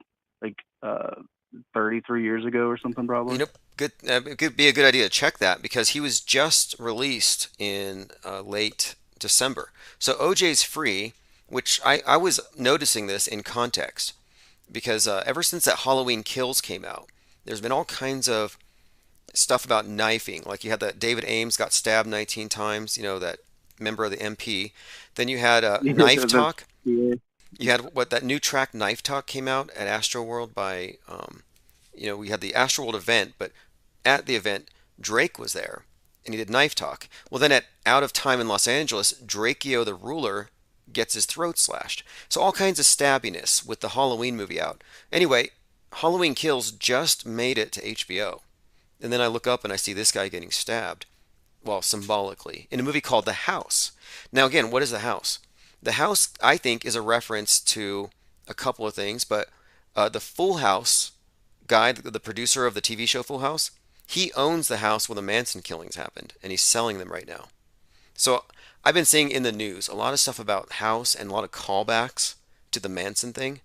So, you know, it looks to me, just guessing by looking at the story they've laid out here, it looks to me that it doesn't end well for Pete. And then on Valentine's Day, Kanye sends a truck full of roses to Kim's house. And in the music video, they have a rose bush grow over Pete's grave. So there's another, you know, these are basically ritualistic acts. These are threats or something. Like, what's that Seal song? Like, with roses on the grave? I don't know. Probably ties into it somehow. Probably does. Roses are very symbolic, representative of these secret societies.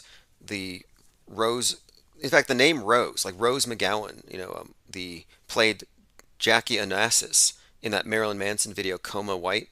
Rose is a goddess name, synonymous with Sophia, and you'll see these things used interchangeably. But anyway, Pete Davidson's in a movie I just watched called King of Staten Island, and again, so his dad was 33, by the way, when he died on September the 11th. No joke. Allegedly. Yeah. Well, in the movie that I watched, King of Staten Island, he's driving at the very beginning of the movie, and two cars crash behind him, which make me think of the Twin Towers. We could get Pete Davidson's name, well, his father's name, and there's a memorial with all 3,000-ish people's names etched in like granite around the World Trade Center. We can go find his dad's name. It's probably there. Oh, I'm sure it's there. Yeah, I'm pretty sure. Like, it's one of the real fake deaths. It's not like there are some people who falsely claim, but no, it's part of the story though, and I think it's a connected story. He was tied up. He was tied up on the 93rd floor, like the bankers in the Titanic were tied up in the halls of the ship. Is that what he said? 93rd floor?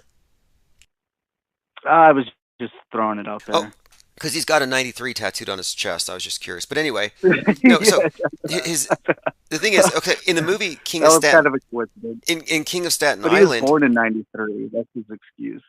Oh, interesting. Well, the number 93, the number 93 is the main number of the Thelemite secret society that runs this place. It's not the 666. It's not the 322 of the Skull and Bones. It's the 93, and they keep that one mostly secret. But you know, in this movie I watched that it's on Netflix or whatever, it's total garbage. I couldn't get past 20 minutes of it. It's just so disgusting. But in it, he plays himself, basically, because in it, he plays a guy whose dad died as a fireman in a fire, and everybody keeps laughing at it. They make jokes about his dead dad, and I'm like, why would they do this?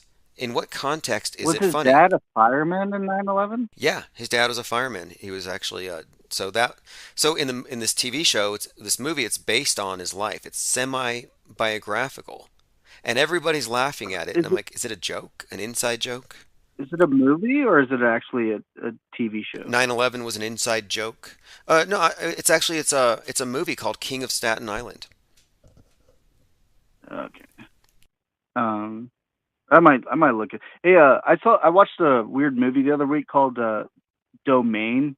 It's a 2016 where they tell people that a virus is spreading, and they put people into these bunkers, and they can only video chat with 7 people because to keep the servers down, they can't talk to everyone.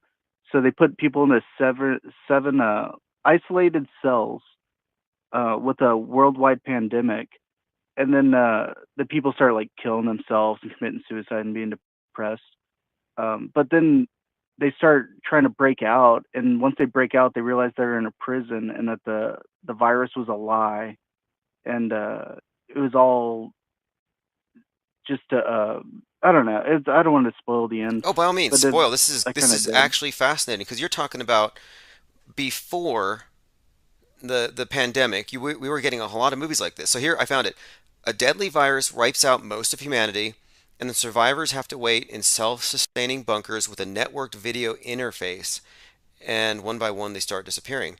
So they use the virus as an excuse to put everybody into lockdown so they can begin culling. Is that what we're seeing here?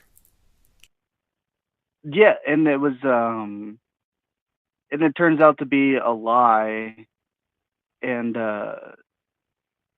it's very very boring. Like I watched the first 30 minutes and I skipped to like the last 20, like I do with most movies actually. I can't deal with it. Like I should probably watch them on like 1.25 or 1.5. Yeah, movies bore me. or multitask. I mean, So I do something boring like do Yeah. your yeah. I do boring stuff while movies are on. A lot of these things I do have to skip.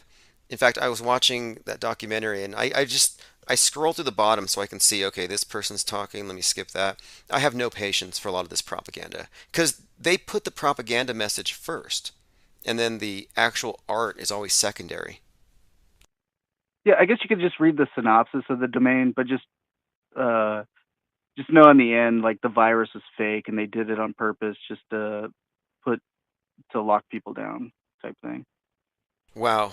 I mean that's dangerous misinformation. And think about it. This movie could not have been made in 2020, and you couldn't get this movie made today, not with that plot line. Yeah, it's a B movie, but yeah, I do kind of multitask. I'll bring up some video games. I played the new Pokemon game that came out like a month or two ago, and they have space time distortion bubbles where space junk falls down in the bubbles and you collect it. So like you collect the space junk that falls down from the sky. Wow. Wow. And so the target making demographic of Pokemon fans, they number in probably the billions. Now they're all being acclimated to space junk, which didn't even exist a couple of years ago in any meaningful way. Yeah, so like it's like the best items in the game. Like you find the space distortion bubbles and you go in there and it turns nighttime and there's stars in the sky and like space junk falls down and you collect it while like random Pokemon randomly appear. I don't know. Interesting. Well, look, just like it's predictive programming. It's predictive programming. It doesn't matter if it's a movie, a comic, or in some game like that. If they have you immersing yourself in it for hours, it's part of this preparation process for when they start the space wars, when Russia starts shooting down the CubeSats or whatever happens. Like, is it like, am I crazy because I think of Infinite Plane Society like constantly when I see all this predictive programming? I'm just like, oh my god, space junk falling, and I have to collect it. Like, the only thing I was shocked, like it didn't, like none of them fall down and hit you. Like there's not a chance for like, because it's like, I guess it's a kids game, like it's not violent. I don't know. It's just, it was ridiculous. I was just like, space junk falling, really? Same with Wally. Wally's. Pretty big name. Exactly. Pixar films like Wall-E. It starts off where you're seeing the Earth from space. I notice all the kids' films start off in space, and then they see the Earth, and then it zooms in to the local drama. So they always get the globe first. But in Wall-E, the globe is encrusted. It's surrounded by space junk. So this is just like with pollution in the oceans, where you are inundated with images of islands of trash and there's always save the whales. Now it's like save low Earth orbit. Like nobody cares about the oceans anymore. Now it's all about space junk. Yeah, they're making a Buzz Lightyear this year. I saw it in a preview. Oh yeah, the movie I think that you made me go see that I wanted to refund. Moonfall.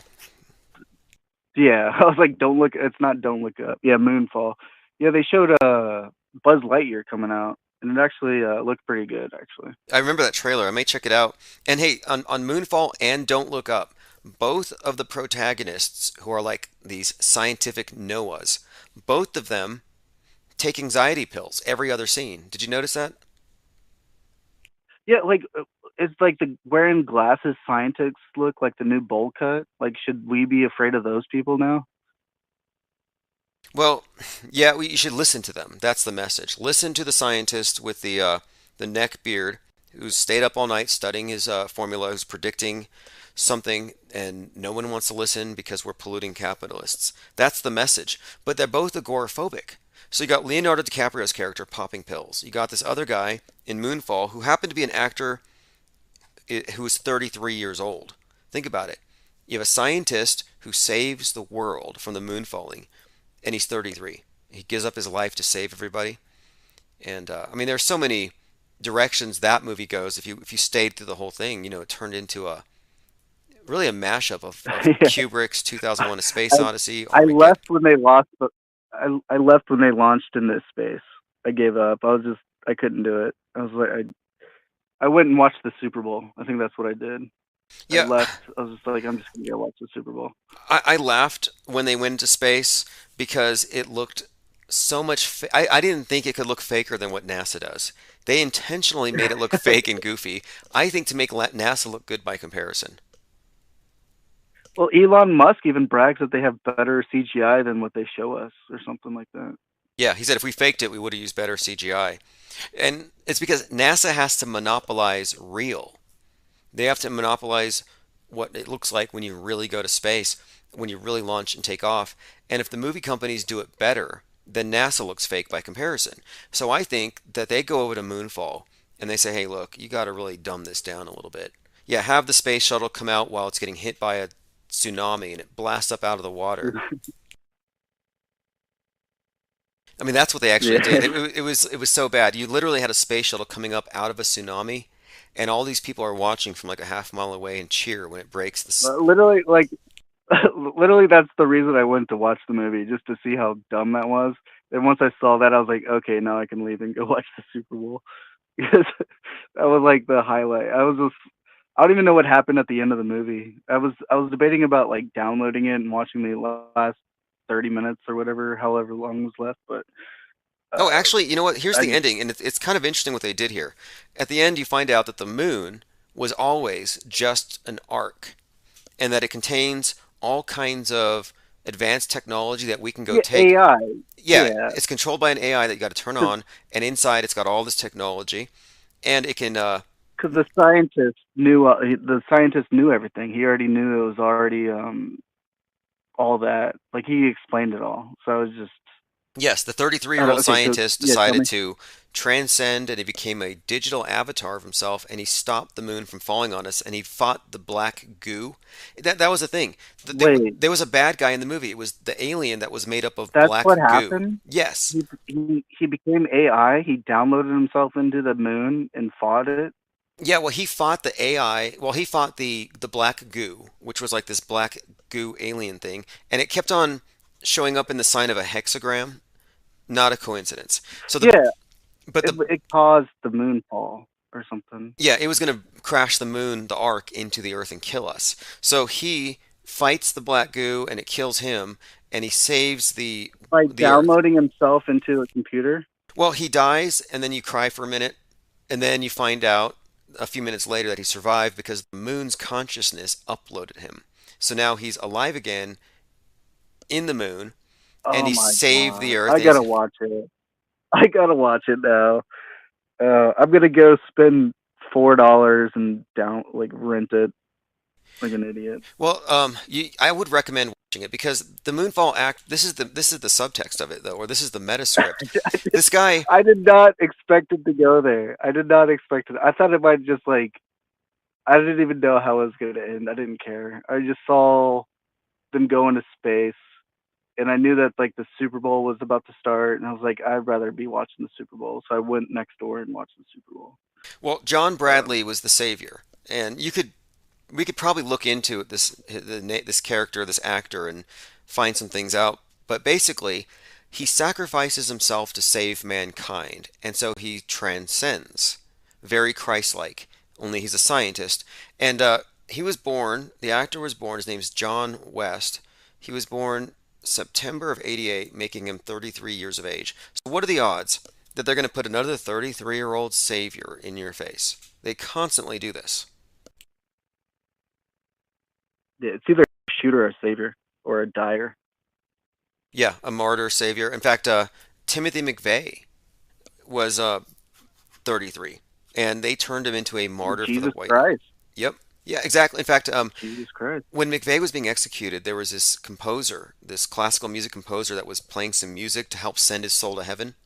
And he said, What? yeah, Timothy McVeigh had a concert. Was that his last wish? It's such a joke. What was his last wish? It was like part of his, I guess his last, you get like a last What was- meal, a last song. What was his final meal? What was his final meal? I'm not sure. But when they played this song, the guy's like, yeah, we played this song for him to help his soul ascend into heaven. And the composer said, Timothy McVeigh, like Jesus Christ, was 33 and universally despised at the time of his death. I'm like, wow, what a weird comparison. Was the composer Jewish? His name was Woodard. I don't know. I know that he was 33, and he remarked on this. This is an LA Times article. He said, Timothy McVeigh was 33, I'm 33, McVeigh's post office box is 33, and he's held at a compound that has 33 acres. That's 33 acres. Yep, yep. So, hey, real quick, the Super Bowl. I was thinking there was going to be like a lot of water involved into it, but I guess it was like the Kanye West thing that he did a couple weeks later, to where like they performed in a puddle of water, and that's exactly what I envisioned the halftime show being at the Super Bowl. Like they're walking around in an inch of water or something.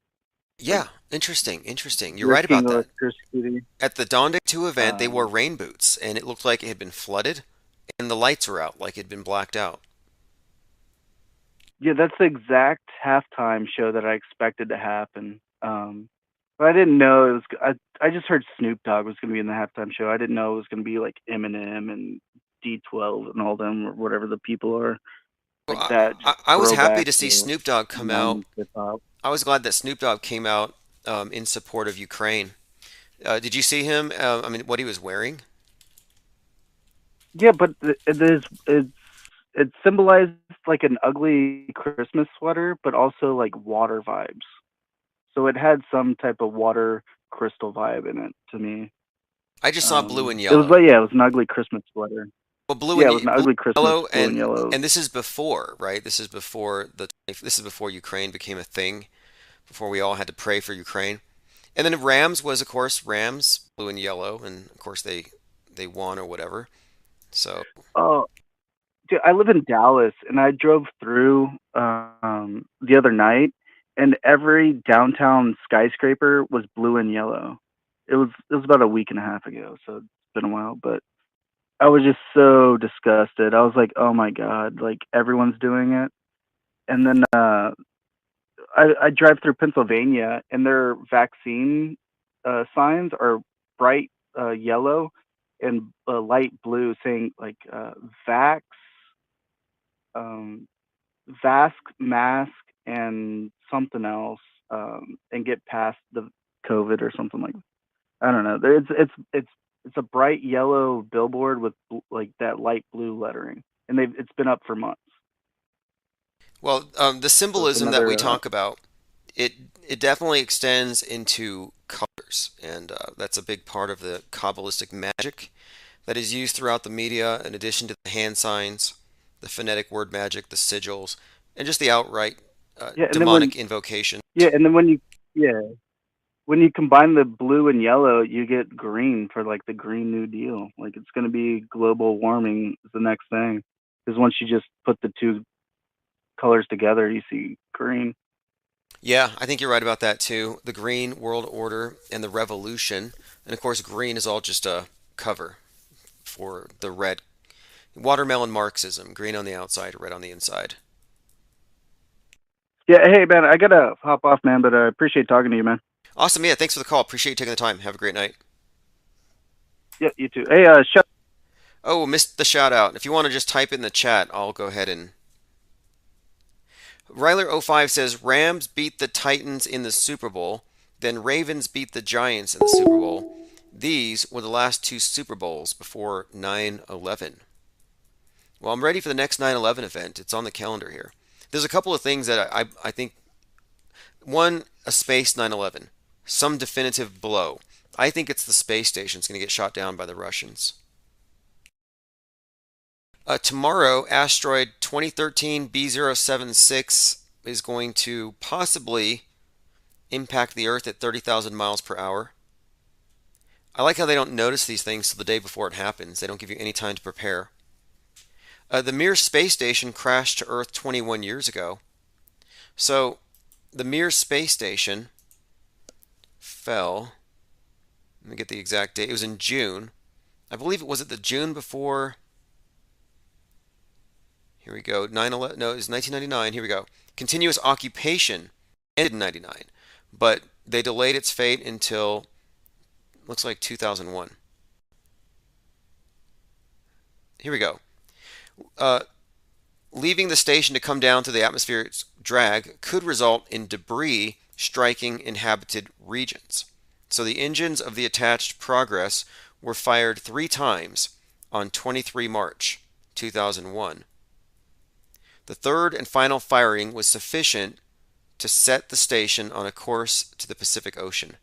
Okay, so it was 3/23, a couple days ago, was the anniversary of the Mir station falling.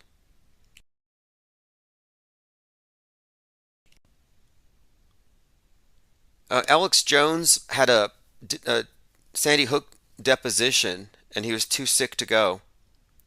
But then he hosted a show. So I think this might be looked at as a false claim. We'll see if he gets into trouble for it. Hopefully, that $165 million worth of sex scoop that he sold over the last 3 years is sufficient, to cover any fees or fines that he has to pay or damages.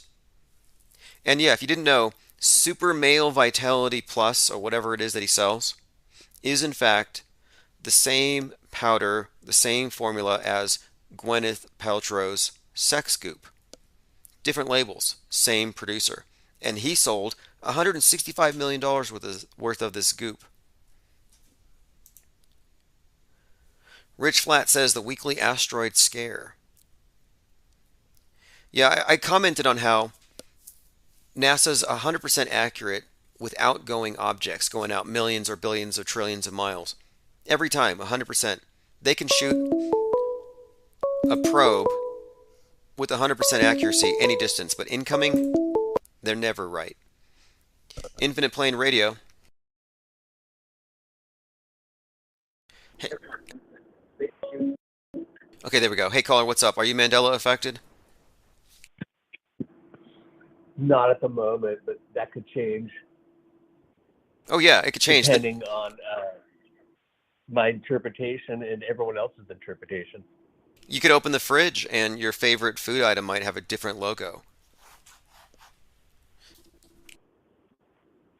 I mean, these things are possible. Everything's in flux. Nothing is stationary. Everything's always changing according to the Mandela affected.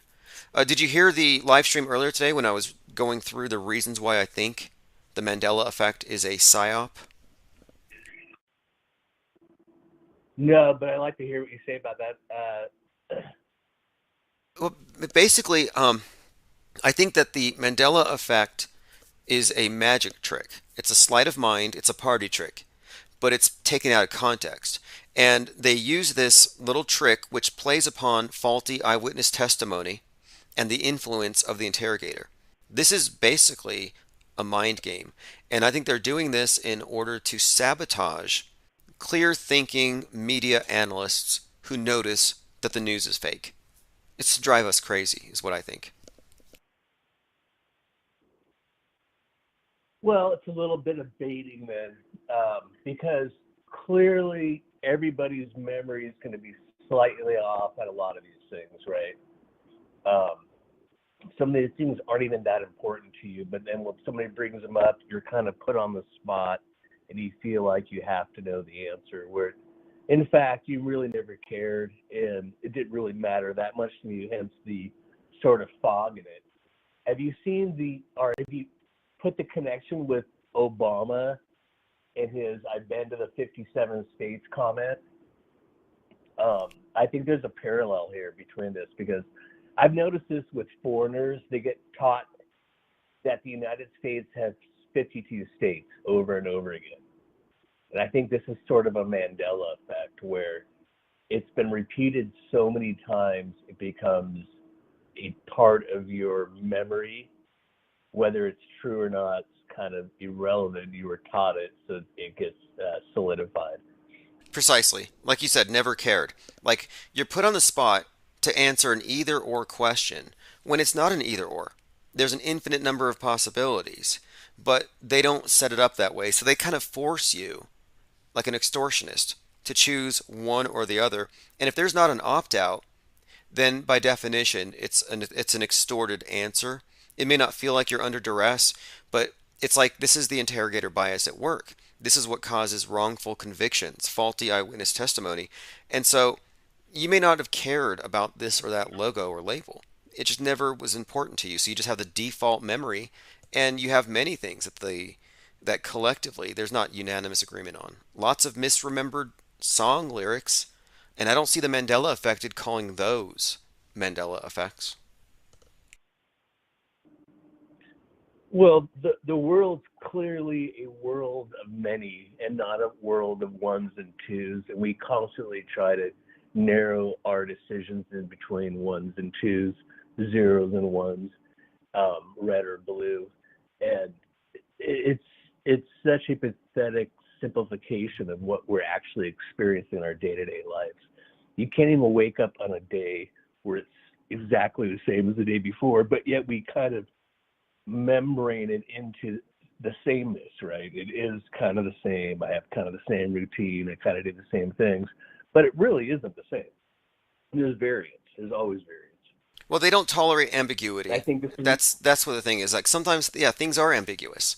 And if memories were perfect, we would all be straight A students. And the fact that you have F and D and C tells you on a multiple choice test, that we don't all have perfect memories. And I liken it to, if you take a multiple choice test and you don't know the answer to a couple questions, but you can narrow it down, and then you make the best choice of the two based on a feeling and bias confirmation, that's kind of what the Mandela effect are doing. They're being called up on a pop quiz, and they didn't study for it recently, so they're coming up with their best guess, and they're trying to please the teacher, the interrogator, because the person asking you about a Mandela effect is always affected, so they have an agenda. They're trying to convert. You never find someone who's not interested in the topic trying to find out if somebody else has a discrepancy. I agree. It's a loaded question, like most groupthink operations, just like our last 2 years of the bug under the bed situation. Once you plant the seed into somebody's head, then anything can be tied into that seed. Back to the ones and the zeros, right? You're simplifying the boogeyman. You're simplifying the fear or the evil or the badness. Much like the Russia-Ukraine thing, one side good, one side evil. If you're with the gay Jewish actor, you're on the right side. If you're against the bear rustling Russian, you're on the right side. So Yeah, what a perfect setup. You can look, that's perfect right there, how they set that up. As this guy here prancing around in stilettos, and this guy here shirtless riding a bear.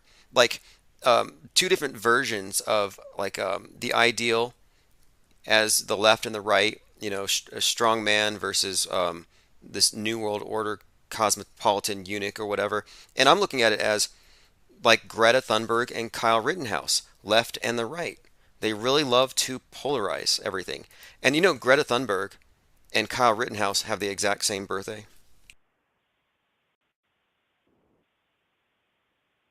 not surprising.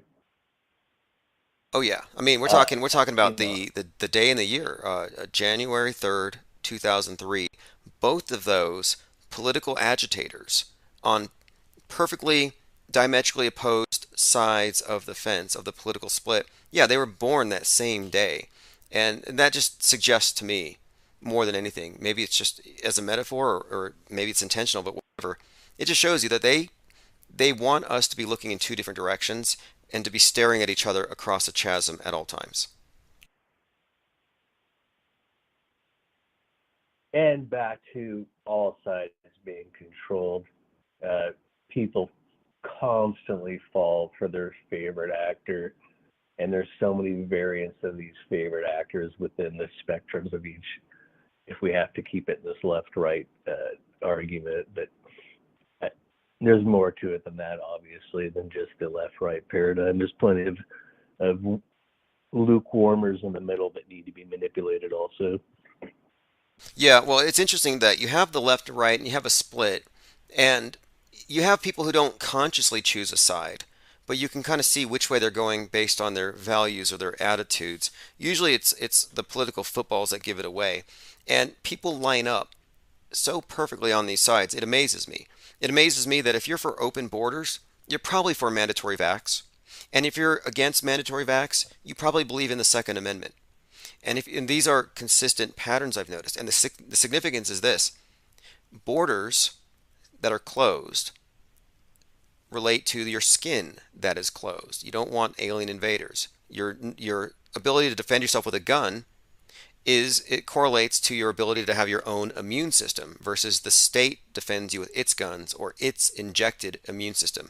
So I see this needle versus gun dialectic setup where the needle side is on the side of big government tyranny, benevolent dictatorship, whereas the other side believes in autonomous individuals looking after themselves. So it's a rift in society, and the vax issue just highlighted it. Well, isn't this what the controllers are actually masters of? Psychology and social psychology. I mean, they have it down to where they're manipulating the child in the womb before it's born under a certain pretense and astrological sign and so forth. And then when it's born, they can prod and poke and know exactly what that child's going to end up being. Like, they've been doing this for thousands of years, right? So to manipulate us sort of out of the womb is kind of child's play for them. We all kind of fit in these categories, maybe not all of us, but most of us do, one way or the other. And at the very least, we fall into these categories when we're at our weakest, right? Trump would be a great example of this. I'm sure he pulled a lot of people in that in hindsight wouldn't have been, but given the circumstance and given the choice, it worked, right? You could go back 10 years, you would laugh at that working. But you can go back to 2015. He had to go up against 15 other candidates to see who would be the one. And the Republican Party was against him until the end. And everybody laughed at the idea that he would come out on top. So consensus opinion is always wrong. And it's just so dramatically wrong. And it never seems to recognize this. It just moves on to the next thing.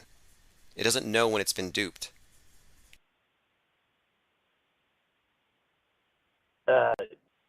It doesn't know when it's been duped, but then it keeps going back to the same feedback loop of information to get duped again. And this is what we've seen for the last, in the short term, the last 2 years. It's a great example because it's it still should be in people's heads, even though I bring up examples 2 years ago, people say, what, that happened? So it shows you how quick they can move the ball and change people's perception.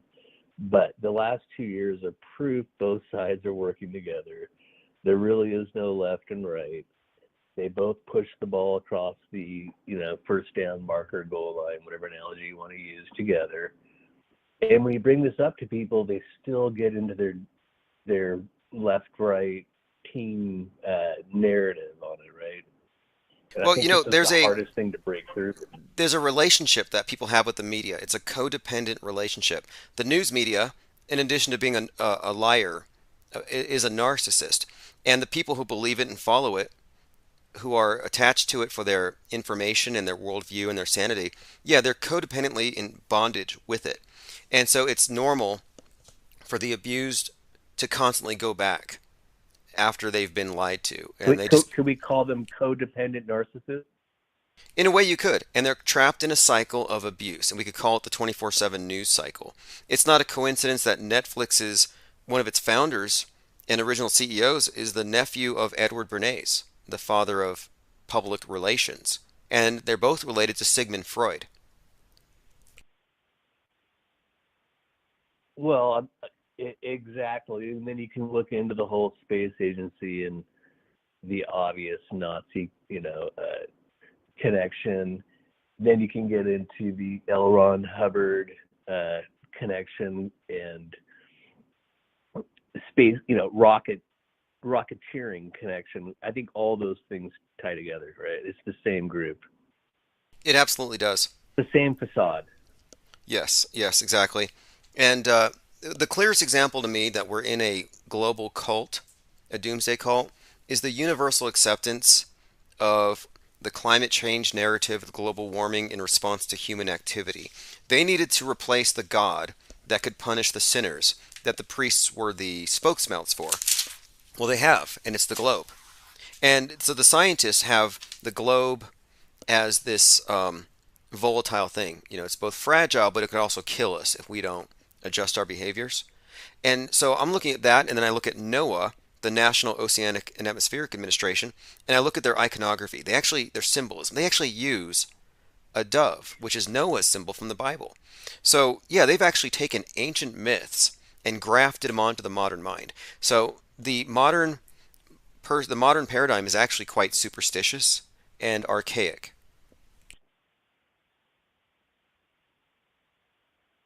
It's almost become completely material. The level of spirituality, if that's the word we're going to use, is almost non-existent in modern culture, at least in the United States. Again, the last 2 years of watching people walk in their funk and their sort of consumerist, tourist mindset, where I just need to get back to shopping at Costco and getting into my routine. And, all this is revolved around materialism, right? There was nothing about their spirituality was taken away. Their materialism was taken away. Like, they couldn't go point A to point B. They couldn't go party at their favorite party spot. Maybe not all this materialism was taken away, and this is by design, right? Selective materialism was taken away. But overall, we really have a void of what ought to be done. That never was said. There was never that argument. It was, well, X is going to happen to me, materialism, then this is going to happen to me, materialism. Therefore, I need to do this. Always set up as something like that. Never set up as a moral question. Always set up as, this thing is going to kill you, it's going to kill X amount of people, therefore we need to do this thing. Well, Easter 2020 was an eye-opener for me. The whole Holy Week, Easter season, and then after that, I'm like, wait, look who's staying home. All the churches are basically, for the most part, kowtowing to this thing. I mean, you had a few renegade preachers here and there, and this was also very psyop-y. It seemed like any of the churches that try to stay open, their very vocal and visible leader would just die of COVID. Like, those were all just so phony to me. But it showed me though that or get arrested, make a big deal about it or whatever. right, to set the example that the people who don't go along with this are anti-authoritarian and irrational and dangerous, which isn't the case. The dangerous people are the ones locking you down. They're the irrational ones. They're the fascist control freaks who think nothing of shutting it all down. But anyway, over what? Hypochondria? But it showed me though that when, like at the various The religious, same people that were sharing the gollop of wine at church for the last 25 years are all of a sudden hypochondria. But yes, go ahead. exactly. But I was just noting how the religious pilgrimages were all stopping. Everyone stayed home. No one's running loops around the big cube at Mecca. And I'm like, what's going on here? What happened is everyone's kneeling to the new crown. There's a new god in town. It's actually, I think, COVID-19 is a replacement devil. So you have the angry globe god, but it's not just the angry god you got to worry about. You got to worry about the devil. And how does the devil spread? Well, through the unsaved, through his emissaries, and you get it from them. And so I think they use COVID as a way of reintroducing the concept of tangible evil that you have to cleanse yourself against. Hand sanitizer is just a modern replacement for the holy water in this context, where to save yourself from this, you needed this like ritual you could do. So I think they use COVID to introduce a level of superstition and fear of possession, and then to elevate in the eyes of the public the priesthood, and then to give us the need to create the need for salvation. Of course, the vaccine is the communion, the thing that would save you, the salvation. So anyway, yeah, I thought COVID was introduced to help punk all the rest of the religions and show them that science is boss. The one religion that everyone agrees with is science, and the new heaven, outer space, isn't disputed by any of the religions that argue over what heaven looks like.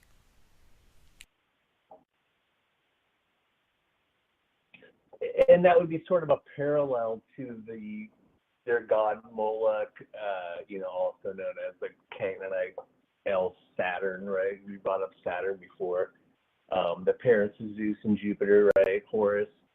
So impregnated at the first light by the rising sun. So that's basically the story of Easter for the occult, right? And this is Easter coming up. So their Phoenician god Ishtar, the goddess of the grove, has.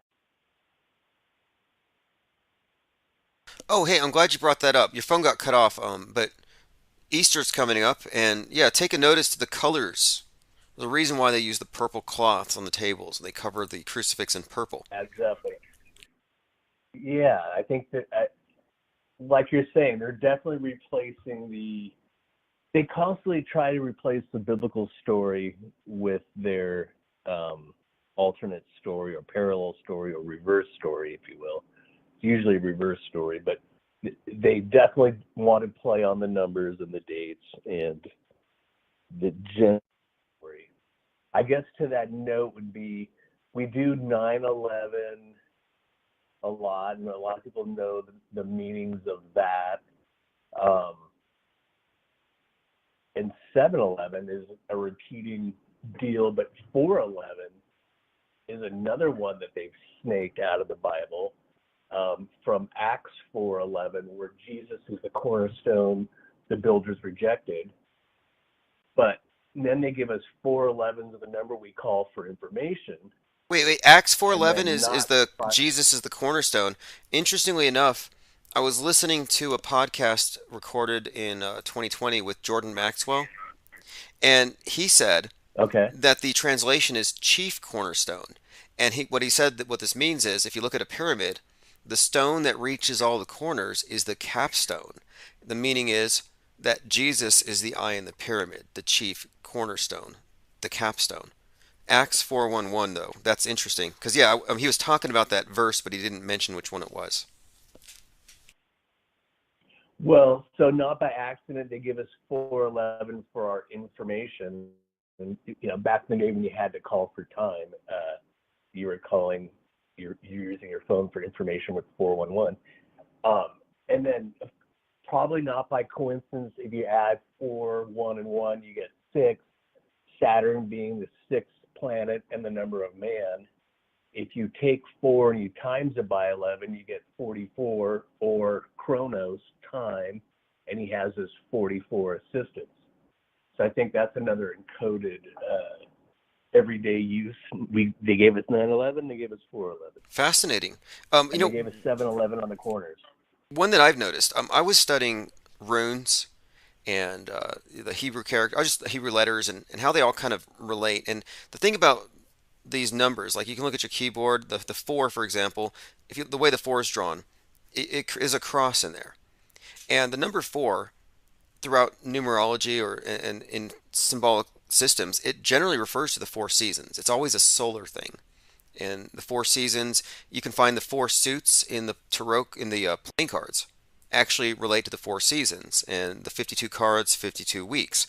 So these symbols have been used again and again in various contexts, but I've noticed that in a lot of psyops, they use 42 to symbolize Saturn.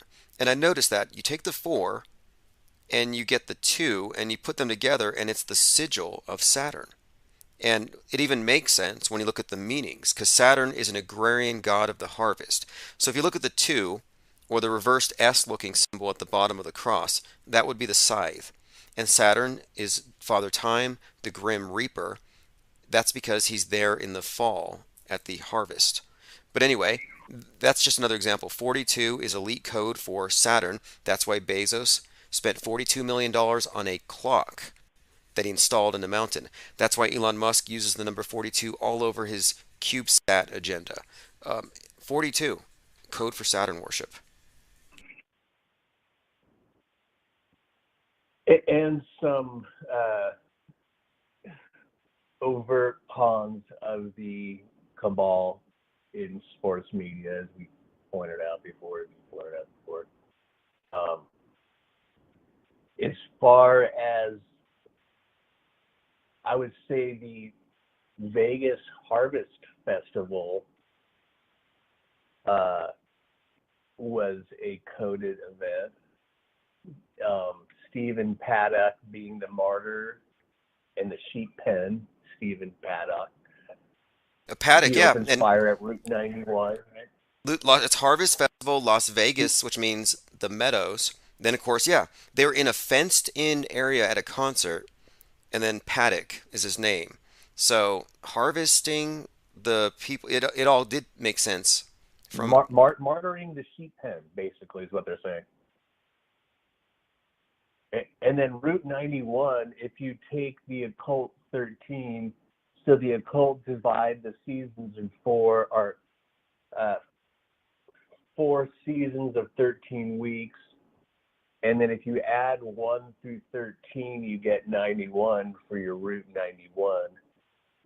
And then the festival was exactly 91 days before the end of 2017 over the Feast of Atonement. Oh, that's interesting. Now, there's a video that you could find. It's someone who found that in the movie Hangover, I think it's Hangover in Vegas. I don't know if it's part 3, but there's a movie called Hangover where it's about these drunk guys. I think I lived that movie. But... Right. Well, the one that starts off, the opening song is called 13 by Glenn Danzig of the Misfits. So the song 13 is like on the opening thing, and it has all kinds of predictive programming where the drunk guys are laying in the street in Vegas in full view of the Mandalay, and they're laying in the same places where victims were hiding behind cars. And then you have a few references here and there to the Vegas shooting in that movie before it happened, of course. But yeah, The Hangover has predictive programming for the Vegas shooting, and number 13 is super connected with it. And then what's more, 13 months after Vegas, 50 of the survivors were shot at the borderline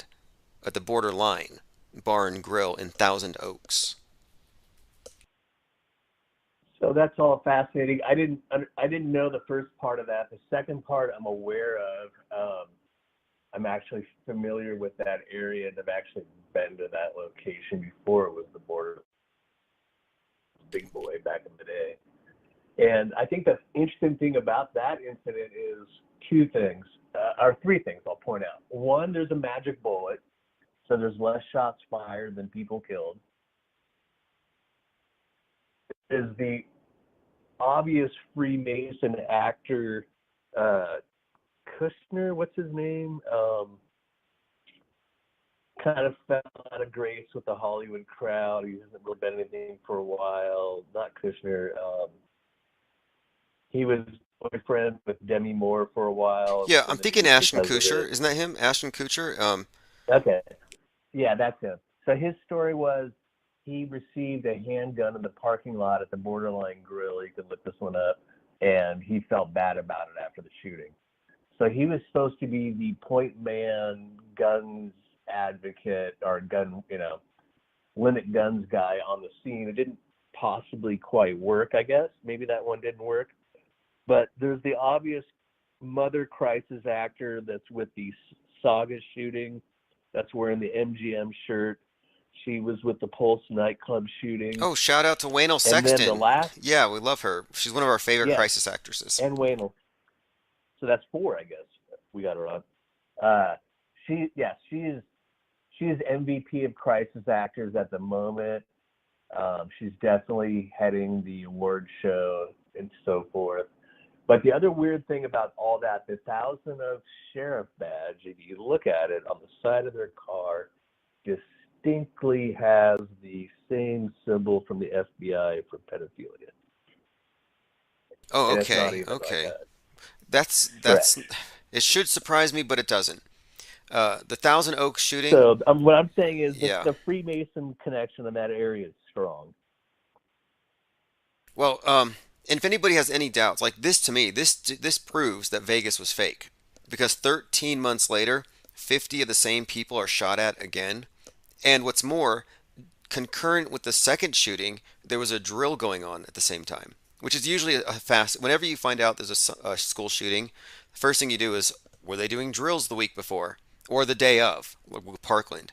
Well, in this case, there was a drill for a Vegas-style shooting going on during the Thousand Oaks Borderline Bar and Grill shooting, with an identical number of victims. So you can find newspaper articles about it, and they say it was an eerie coincidence. Well, that's just one eerie coincidence among hundreds with this particular series of events. Oh, look at this guy in the chat. He says, listen to this. This is how you know. These people will lie to defend the matrix of lies reflexively. He says, I went to high school with a guy who got shot and killed at Pulse. Like, I guarantee that he couldn't type the name because he would have to make it up. The Pulse nightclub had 300 people inside, but only 7 cars outside. So you talked about magic bullets. Well, what about magic LGBT clown cars where 400 people fit in a car? I mean, how do you explain that? An empty parking lot and a packed nightclub? No way. I wouldn't say nobody dies at these events ever. I think the Vegas thing, there might have been some actual gunfire. Some people might have died. Some people might have died coincidentally that night also and got thrown into the tag.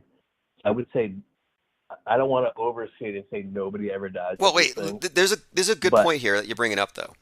The reason why I say nobody is that how many people died while they were making the movie Braveheart with Mel Gibson? Like, how many people lost their heads? How many people got shot with arrows? There had to have just at least one, right? Maybe just an accident. Maybe somebody fell off a horse. There had to have at least been a death, right? Slip coming off the plank or whatever. So my point being, we're not looking at an actual military operation. We're not looking at an actual false flag. We're actually looking at a psyop. We're looking at a movie. It's theatrical. Nobody would die because these cheap $2,000 crisis actors would blow the whistle. They would say, hey, I'm not being part of a war crime. If one person dies, it becomes a snuff film. It becomes a conspiracy. It becomes a war crime, and it becomes a major deal. However, if it's merely a psyop and nobody dies, nobody has blood on their hands.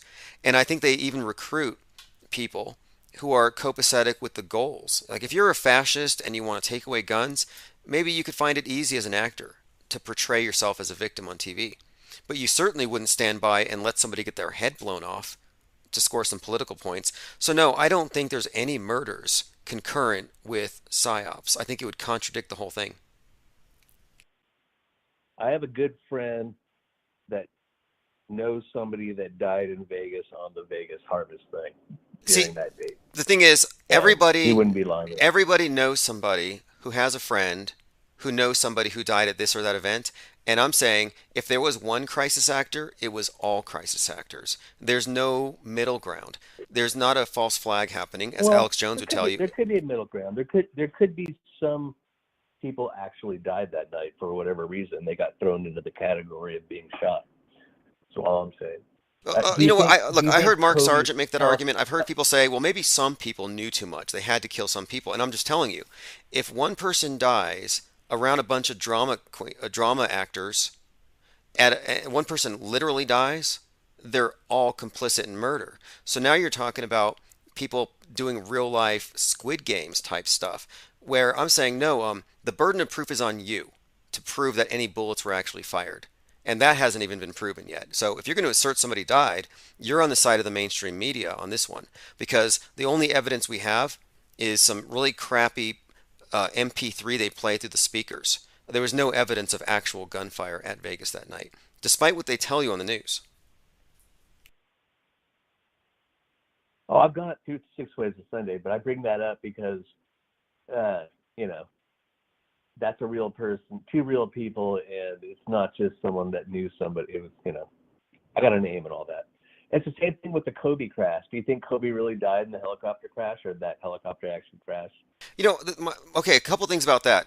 One, there's not to totally change the subject, but this is the same. It's the same psyop, if you will, right? Okay, with the Kobe thing, you have purported witnesses, but one of the first things that stood out to me was it was reported by TMZ. And I used to do decedent transport here part-time. So like I was on call with the beeper and I had a van. So the OMI, Office of the Medical Investigator, would call me or beat me when I would have to go down to wherever somebody crashed or suicided or somebody got shot, and I'd take the body over to the morgue. Right. Now there's a process where first there's the death, then there's the police show up, then the media show up, but next of kin have to be notified.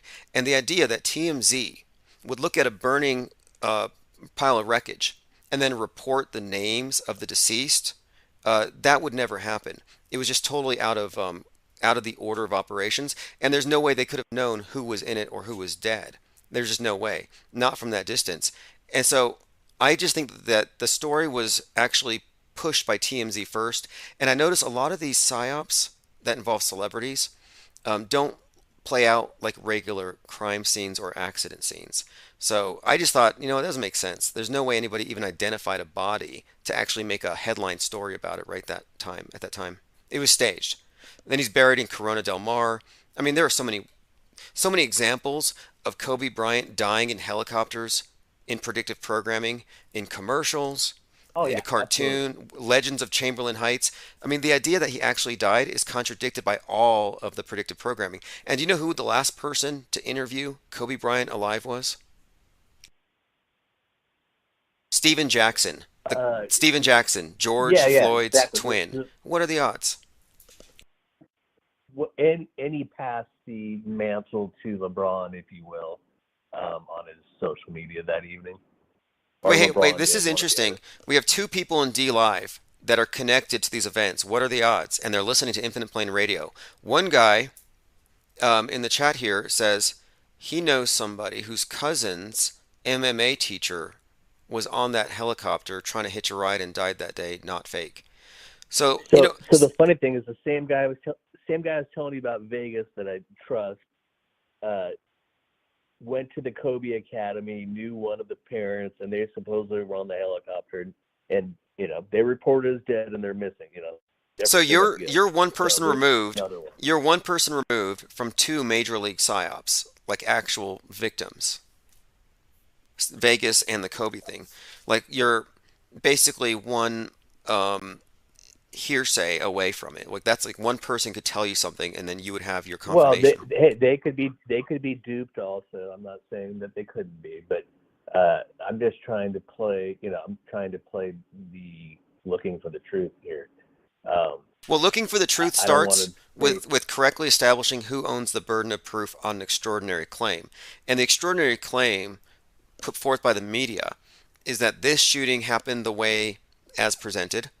And I've seen enough with the whole Vegas thing to know that it's completely contrived. I went out there to where it Well, was. the official story is a joke that he got all the shots off from his rim and all that. That parts were not, But for some weird reason, a lot of people, a lot of truthers have a hard time letting go of all the death. Like you're like, nobody died at Boston, nobody had their legs blown off, and they're like, no, don't take that away from me. It's like, look, you're gonna have to let it go. They're psyoping you. There were no victims, and I'm sorry if it bothers you that these people didn't die horrible deaths, but they're still alive and they got paid. Right. They want to believe that there's actually the covert operations going on and that they're being foiled once in a while, and sometimes they're being taken off. When in reality it's all a stage. Except for, like I'm saying, the rare cases where somebody dies during the stage. Okay, so it looks like Lonely Chef in chat might have been there at Pulse during the shooting. Oh no, he's not claiming that. Okay, here's the thing. He says he lived in he says I lived in Orlando, so it wasn't fake. So if you lived near a psyop, it's gonna feel realer to you. It's just this weird phenomenon I've noticed. Like, it had to be real. I was there. You weren't there. And you know what? There are all kinds of liars. I used to live right down the street from where Kobe crashes, and doesn't mean I believe it's real. But I'm also trying to bring you every bit of information that I have on it. Sure. Well, the predictive programming to me would suggest that if it was real, then that ought to change your life because you saw some hardcore synchronicities that should blow your mind. Like, it should humble you to look at that cartoon where Kobe crashes and that commercial where a helicopter blows up with him in it. It should humble you to say, wow, look at all these coincidences, like God was showing us in advance. Because you can't just ignore these things. But the Occam's razor approach would be, what's more likely? That we saw some miraculous premonitions or predictions just occurring in the media, or that this is all a psyop. And I'm on team, it's all fake if 10% of it's fake for the most part. I agree with that statement for the most part. COVID and Kobe means God's door, to back up what you just said, by the way. And we all know where Satan's holy door is in the anatomy. Not a surprise that sodomy is derived from Sodom, to burn, as in lust, described in Genesis 13:13 and Romans 1:27. Interesting. So yes, that was a spectacle. It was burning the Kobe of God's door. There was definitely 3 predictive programs with him. There was the cartoon, the animation, where he dies, and they say, "Hey, pass the ball," and they say, "Hey, let me run this by you too." Like, so his last interview alive with Steven Jackson, the twin. Again, Steven Jackson, 42, twin of George Floyd. At the end of the interview, they did a Masonic grip, not a handshake. It was specifically a Masonic grip. So you see the symbolism, the predictive programming, all the hallmarks of it being a psyop. So that removes all the doubt to me that this thing was a real thing.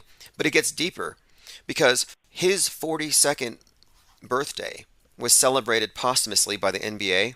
And this was in August of 2020, Kenosha Week. They called it Mamba Week. So for Mamba Week, they're celebrating Kobe's 42. So he's 42 now, like his twin, like George Floyd's twin, Steven Jackson. So I see this 42. Well, at that same time, the MLB was honoring Mr. 42, Jackie Robinson. So the MLB had nothing but 42s.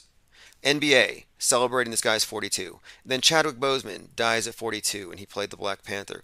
And so I was noticing that Kobe Bryant's birthday week was playing into all of the same psyops and overlapping with the same characters, to the point where, I was pretty convinced there. We're looking at his death was staged, and it was sort of a, I kind of think that his death, that date kind of marked when the COVID thing ramped up over here. And again, he was buried in Corona Del Mar. Well, absolutely. I look at it as the Kobe sacrifice, if you will. as the kickoff for Corona, right? So as you say, lay duress in Corona del Mar. It means God's door, aka Babylon, right? So this is definitely from the occult. CV equals 322. We just had 322. This is the Brotherhood of Death, snow name for Genesis 322. And not so coincidentally, universal health care was signed into law on Sunday 322 at exactly 10:22 Eastern, which so happens to be 322 Universal Time. Wow. So we have a 322 COVID connection. Time control. I talked about 33-year-old martyrs that they love to flaunt in our face. I was talking about the scientist martyr in Moonfall. Well, the guy who blew the whistle about COVID in Wuhan, his name was Wee Lion. At least that's how it's spelled. 33-year-old. These patterns that we're pointing out, the timing of things. To me, this just shows the obsessive and tight control that they have over the nuance here. Like on 322, you had that King Soopers shooting last year in Boulder, Colorado. And I just looked at the news article just to kind of update myself on it. And guess what time the police entered King Soopers store number 33 on 322? Let me guess. 322. Yeah, 322, right? I'm like, what? 322? They went in on 322, and then the guy comes out with one leg bloody. It looked so staged, but anyway, what is Wasn't it? that on at 33 Avenue also, or something to that degree? Or right before that, there might have been a shooting in a police station on 33rd Avenue at the same time. Yeah, if we go back, we'll find because you had 33 union members in the store at the time. It was store number 33, and then you had there was there were so many problems with that story, but yeah, King super day for a psyop. Well, 33 steps on the pyramid representing the 33 degrees of Freemasonry. So that wouldn't be a surprise. What's a surprise? What's a surprise is there was an anti-Freemason party in the United States at one time when I guess people had their shit together. And since then, it's been downhill. Yeah, that was the first third party. Because, like, I've been talking about the mind game of the Mandela effect and how it's about imposing a binary, extorting a response, not a real option, not a real choice. And I think that's how it is with politics. The two heads of the same bird, this double-headed eagle thing they're always flaunting. And so the anti-Masonic party was the first third party challenge, and I guess it just didn't go anywhere. But well, they should have been called they did something for a little while. They should have been called the anti-Hegelian dialectic party, because that's kind of what they were pointing out with our two-party systems, two heads of the same stake. I know you get this, and most of your listeners probably do, but it needs to be said over and over again, because until people break out of that spell, we're not going to get out of the situation we're in. Yeah, and I pay attention to getting more power.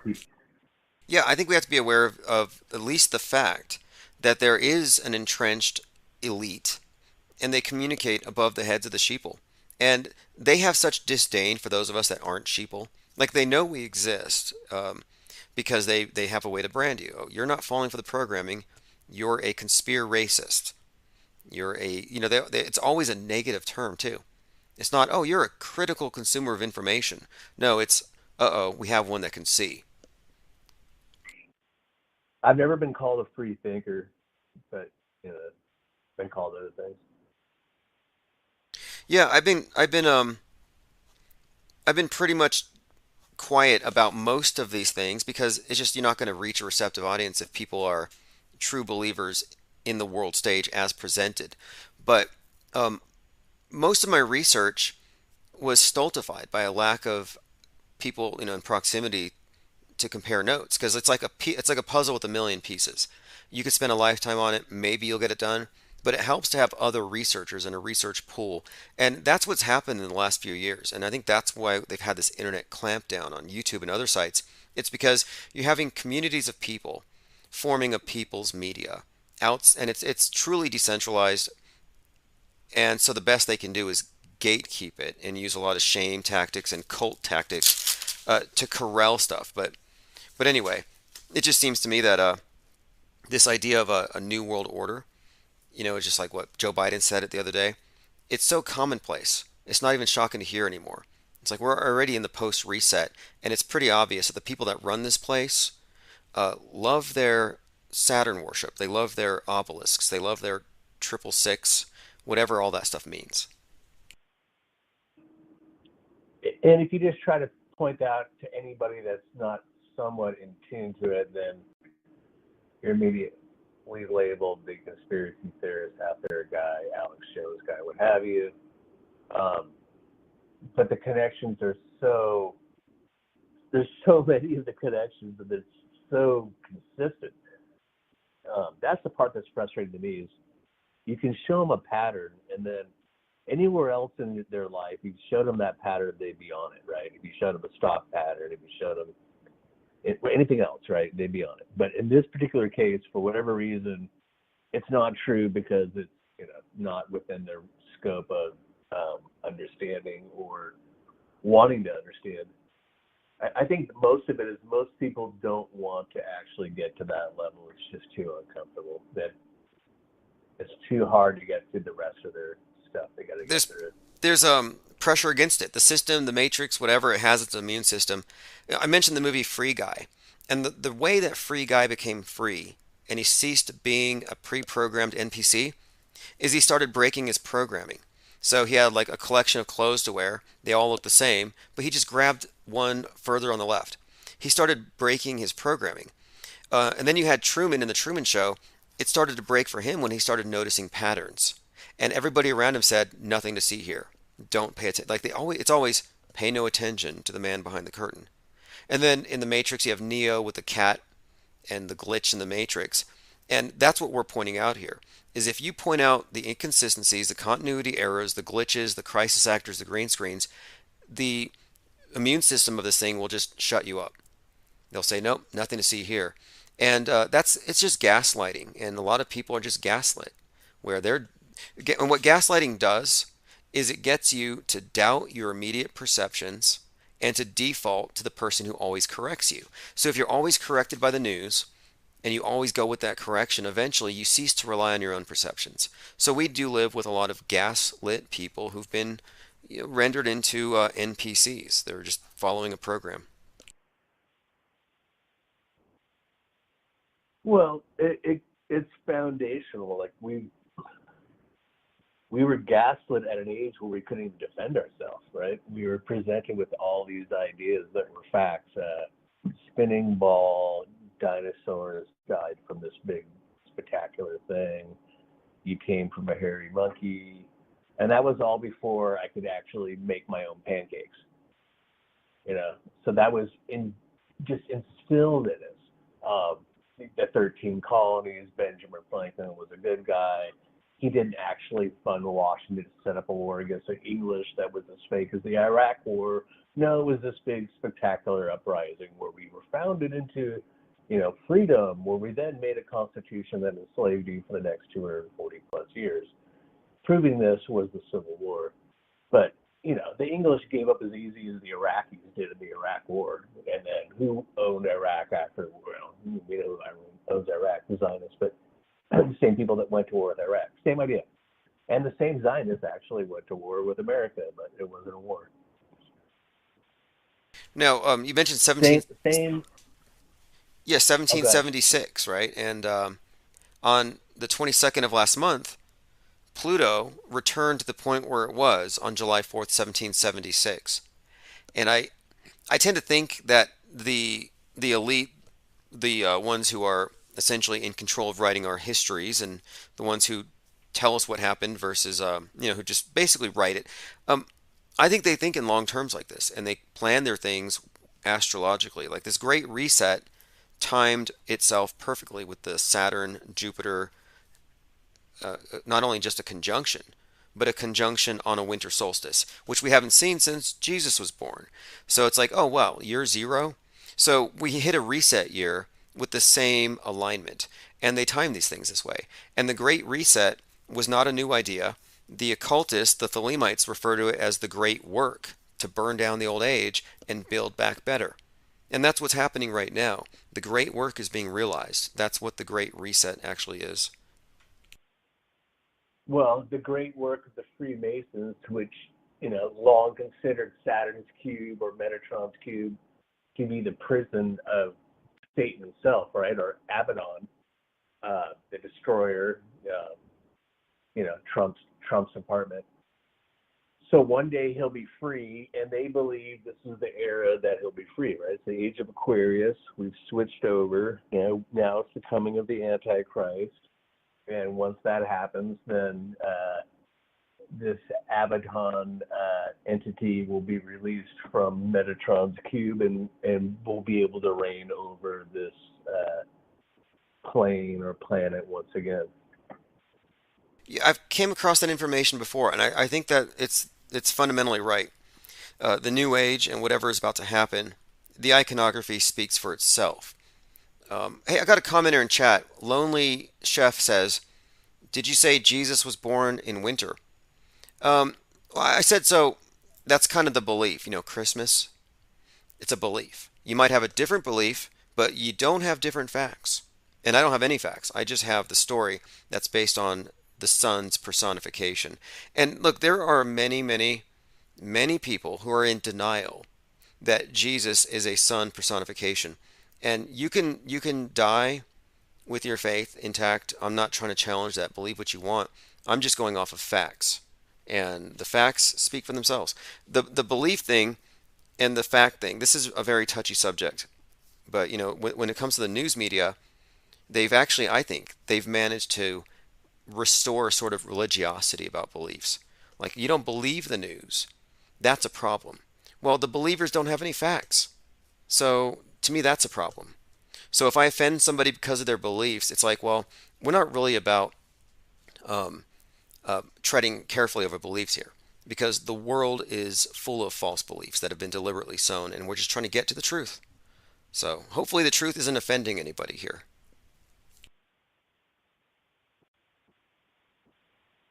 More likely, the historical Jesus would have been born in the springtime or right around the 9th of Av in September, based on the foliage or trees in the area and based on the overt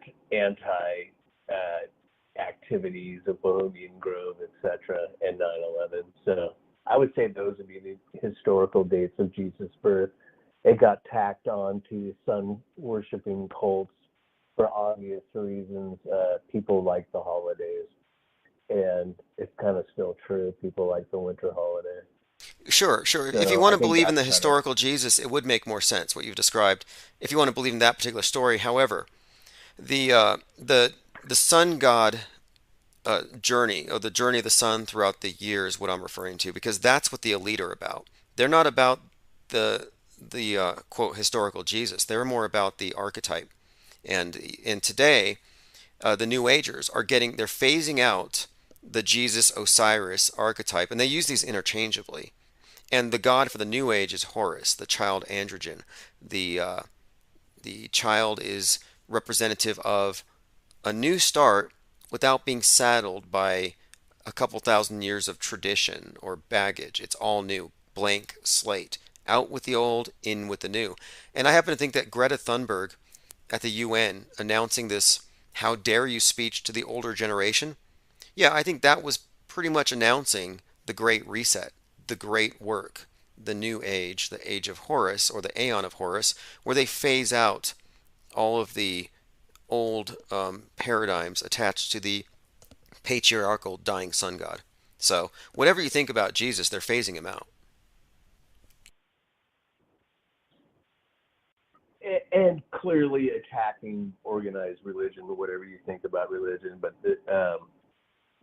I happen to think it has a place as far as keeping moral standards going. But in spite of that, they're clearly attacking organized religion and faith and spirituality. So again, more towards the material, less towards the spiritual. Attacking, I yeah, do sure, feel, but it's not being suppressed. I mean, the old moral values, traditional values, are being destroyed. They've pretty much turned family into the new F word. They're trying to destroy the lexicon that we use to describe the family, and it's all part of destroying the family unit, so that you can just have a more direct one-on-one relationship with Big Brother. But I don't think religion's going away. It's just been replaced. The dominant religion of the day, in my opinion, is the mainstream media. That's why I mentioned this replacement flood god myth, the virus as a replacement for sin. They have reintroduced transcendence with digital transcendence, space as heaven. To me, this is all just a replacement faith, and the Bible has been supplanted and replaced by the television. And that's quite literally true, that the new Bible is the curated mainstream media, sans all the conspiracy theorists. Once they perfect that worldview that everyone agrees with, yeah, they won't need all these competing religions. We're all on the same sheet. It's the new universal religion. And I don't think it's a coincidence that it's coming from you through a black screen, from a black cube. It's the Saturnian religion. It's the Abrahamic faith with a new face. well, so yeah, it's the black cube from 2001: Space Odyssey. That's the without the black cube, you can't see the reality of your present time, and that's really if you don't become digitized soon with your digital ID and digital passport, then you can't not be part of this new digital you of the future. I do think, remember when they pulled the Maya, the world's going to end deal, and it was the same type of fear tactic for a lot of people. But I do think there's a parallel with this changing of the equinox, or the precision of the equinox that the Mayas would talk about. They had a 26,000 year cycle, but similar 12 signs of the zodiac. And so it didn't happen exactly on time, but it's, in their sense of time, it's still kind of happening. I don't know if you've tied this into where the elites have this same type of psychopathy with their timing of things. Well, from my So in other background, words, not date.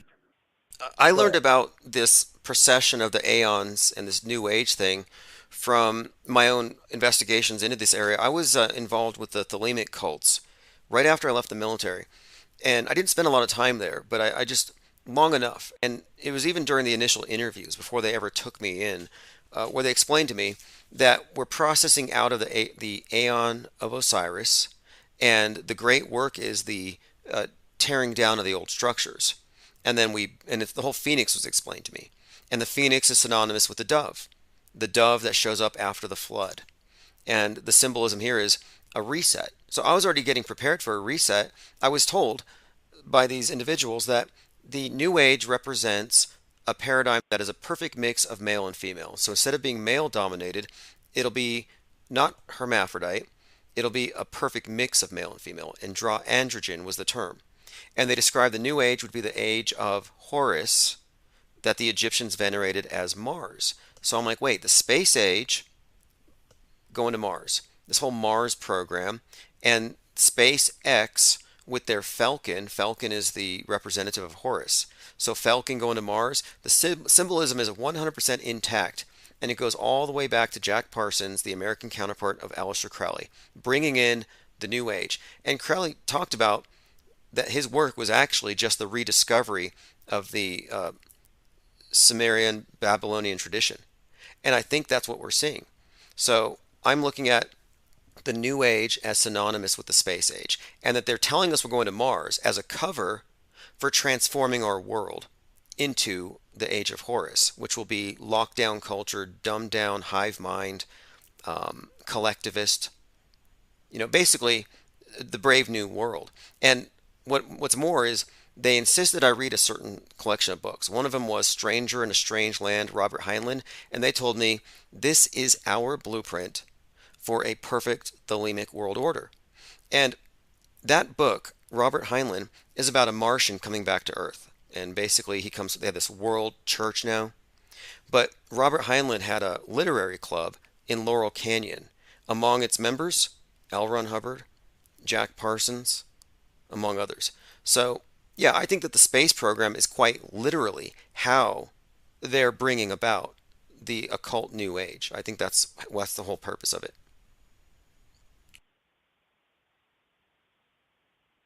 The other two more characters on Laurel Canyon, you have the Doors singer, born there, his father being military, doing the false flag of, help me out here. Oh yeah, the Gulf of Tonkin. You're talking about Rear Yes. Admiral Morrison, father of Mr. Mojo Correct. Risen. Mr. Mojo Risen, Mr. Try to push the envelope for our controllers at the time, tied into the other cults in the area, Manson killings. And then recently you have a sort of parallel actor up there. God, what's his name? I'm not good with actors. It's not a bad thing, you know. Anyway, there's the idol worship is so a modern version. obligatory, and if you manage to escape it, if I don't know who a certain celebrity is that everyone's kneeling to, I consider myself lucky. But the whole '60s counterculture thing, the whole fake counterculture. It's such an obvious controlled government operation, and the people that went through it think they went through something. It's the most bizarre. It's really the perfect example of a metascript. We don't have to even talk about the present metascript. Just look at that metascript. Here, take a bunch of acid. You go have sex with these hookers. We're gonna watch you through double mirrors. You guys go to this concert where these guys are telling you to do all these free things or whatever, which is just a repackaging back to your L. Ron Hubbard and friends of do what thou wilt, which is the same programming, right? And you get Helter Skelter going on at the same time. You get the Beatles transformation from the good guys into the push the envelope guys. All part of the Tavistock Institute programming. Fascinating. Kind of like they do with all these pop stars. They're all wholesome Disney, like Hannah Montana, and then she turns into this like twerking, whatever she is now. But over and over. But her tongue hanging out, just acting very, the opposite that she was. And it's like, well, if you were following her lead, you went from that to that in no time. And it seems like a pattern. And they know that human beings are that we follow people. A lot of people are they just follow their idols. And back to the image on the TV. I happened to have a gig where I worked at Nickelodeon, so I met the guy that got fired, and I did a few months working there. He was like within 10 minutes, I knew he was a pedo freak, right? So I'll look him up. I don't know the name off the top of my head, but the interesting thing was the Pretty Woman's actress's niece was the star on the show, and she was already obviously taken in with the whole programming thing. Like she snapped in from 14-year-old girl to, hey, let's go party and do drugs after the gig, and not like it was a split personality thing. It blew me away. I left there going like, what the hell? What just happened? And then years later, after putting all this together, I realized, okay, well, she's just like her mom. She's in that thing. They get programmed. They get abused early. Britney Spears was another one that got pulled through there, right? Yeah, and the photos of her. Yeah, Britney Spears has been saying some bizarre things lately. She says that she was subjected to, I think she even said Illuminati rituals. She claims they took 8 gallons of blood from her a week, which I don't know if that's possible, but she claims they were literally sucking her blood and controlling her. So that guy's name is Schneider, Dan Schneider, who was fired, and they closed down one of the facilities in Hollywood there. as a result of, but nothing happens as usual, just like the Guardians of the Galaxy guy that was obviously caught red-handed pedo shit. Like all of them, they get red-handed caught because they're all in on it. Wow, I didn't know about that So one. yeah, it gets protected. Huh? I didn't know about that one. I mean, Guardians of the Galaxy wow. one? Yeah, I didn't know about that. I heard that at Disney. I mean, yeah, I constantly hear these things. And in fact, earlier we were talking about Anton LaVey and the Temple of Set. Well, there's another character in the mix there, Kenneth Anger. Kenneth Anger was like a co-founder in the Church of Satan and a filmmaker. Anyway, Kenneth Anger was a Mickey Mouseketeer when he was a kid, and he claims it starts with the founder. I mean, the founder. Yeah, exactly. He said that if you look at these old Disney cartoons, you have little cartoon kids with pajamas where the bottoms open up, a lot of spankings, and a lot of stuff like that apparently he was obsessed with. And Kenneth Anger actually claimed, and he wrote Hollywood Babylon, where he was exposing the seedy underbelly of Hollywood way back then. But he said that Walt Disney was a full-on abuser, predator, all that stuff, sicko. Doesn't surprise me. He was the known feeder group of the Freemasons. That's on record. He was obviously a Freemason. Club 33 at Disneyland. That James Gunn for Guardians of the Galaxy was briefly fired because on his Twitter account he had overt pedophile imagery and like, oh, this kid's ass looks good. I want to do stuff, things like that. Just crazy shit. And people are like, okay, that's not funny. That's not funny. See, they had to get rid of him for like 6 to 8 months, maybe a year, and they brought him back. Wow, So, like the priests do. They just move them around. That's insane. And you know what? It shouldn't surprise us. Everything that you hear about the churches, the religions. Yeah, the fact that they use them to bring them back and shows you it's a controlled situation, right? Exactly. That's what I mean. And I think it's a parallel system. When I say the media is the replacement religion, and it brings all that with it too. Look at all the sickos at CNN. I used to joke that CNN probably has a ping pong pizza dungeon in the basement. And sure enough, you find out, it's just a bunch of sickos, and they all watch out for each other. And Don Lemon scares me. I would never want to be trapped in an elevator with that guy. Well, look at the original programming from the 70s. I don't know if you've looked into this or you remember it, but I don't know your age, but they had the Satanic Panic, right? And the whole school in Los Angeles that later the mom and son were found guilty, at least in civil trials of abuse. But this was years later after the incident. But now, after a Freedom of Information Act release, it shows that the incident actually happened. And there's basically 3 layers of cover-up or 3 layers of the filter that they threw on top of it. So they have the, quote, overt Satanists playing their gig. Then they have the actual perps that are either FBI / whatever.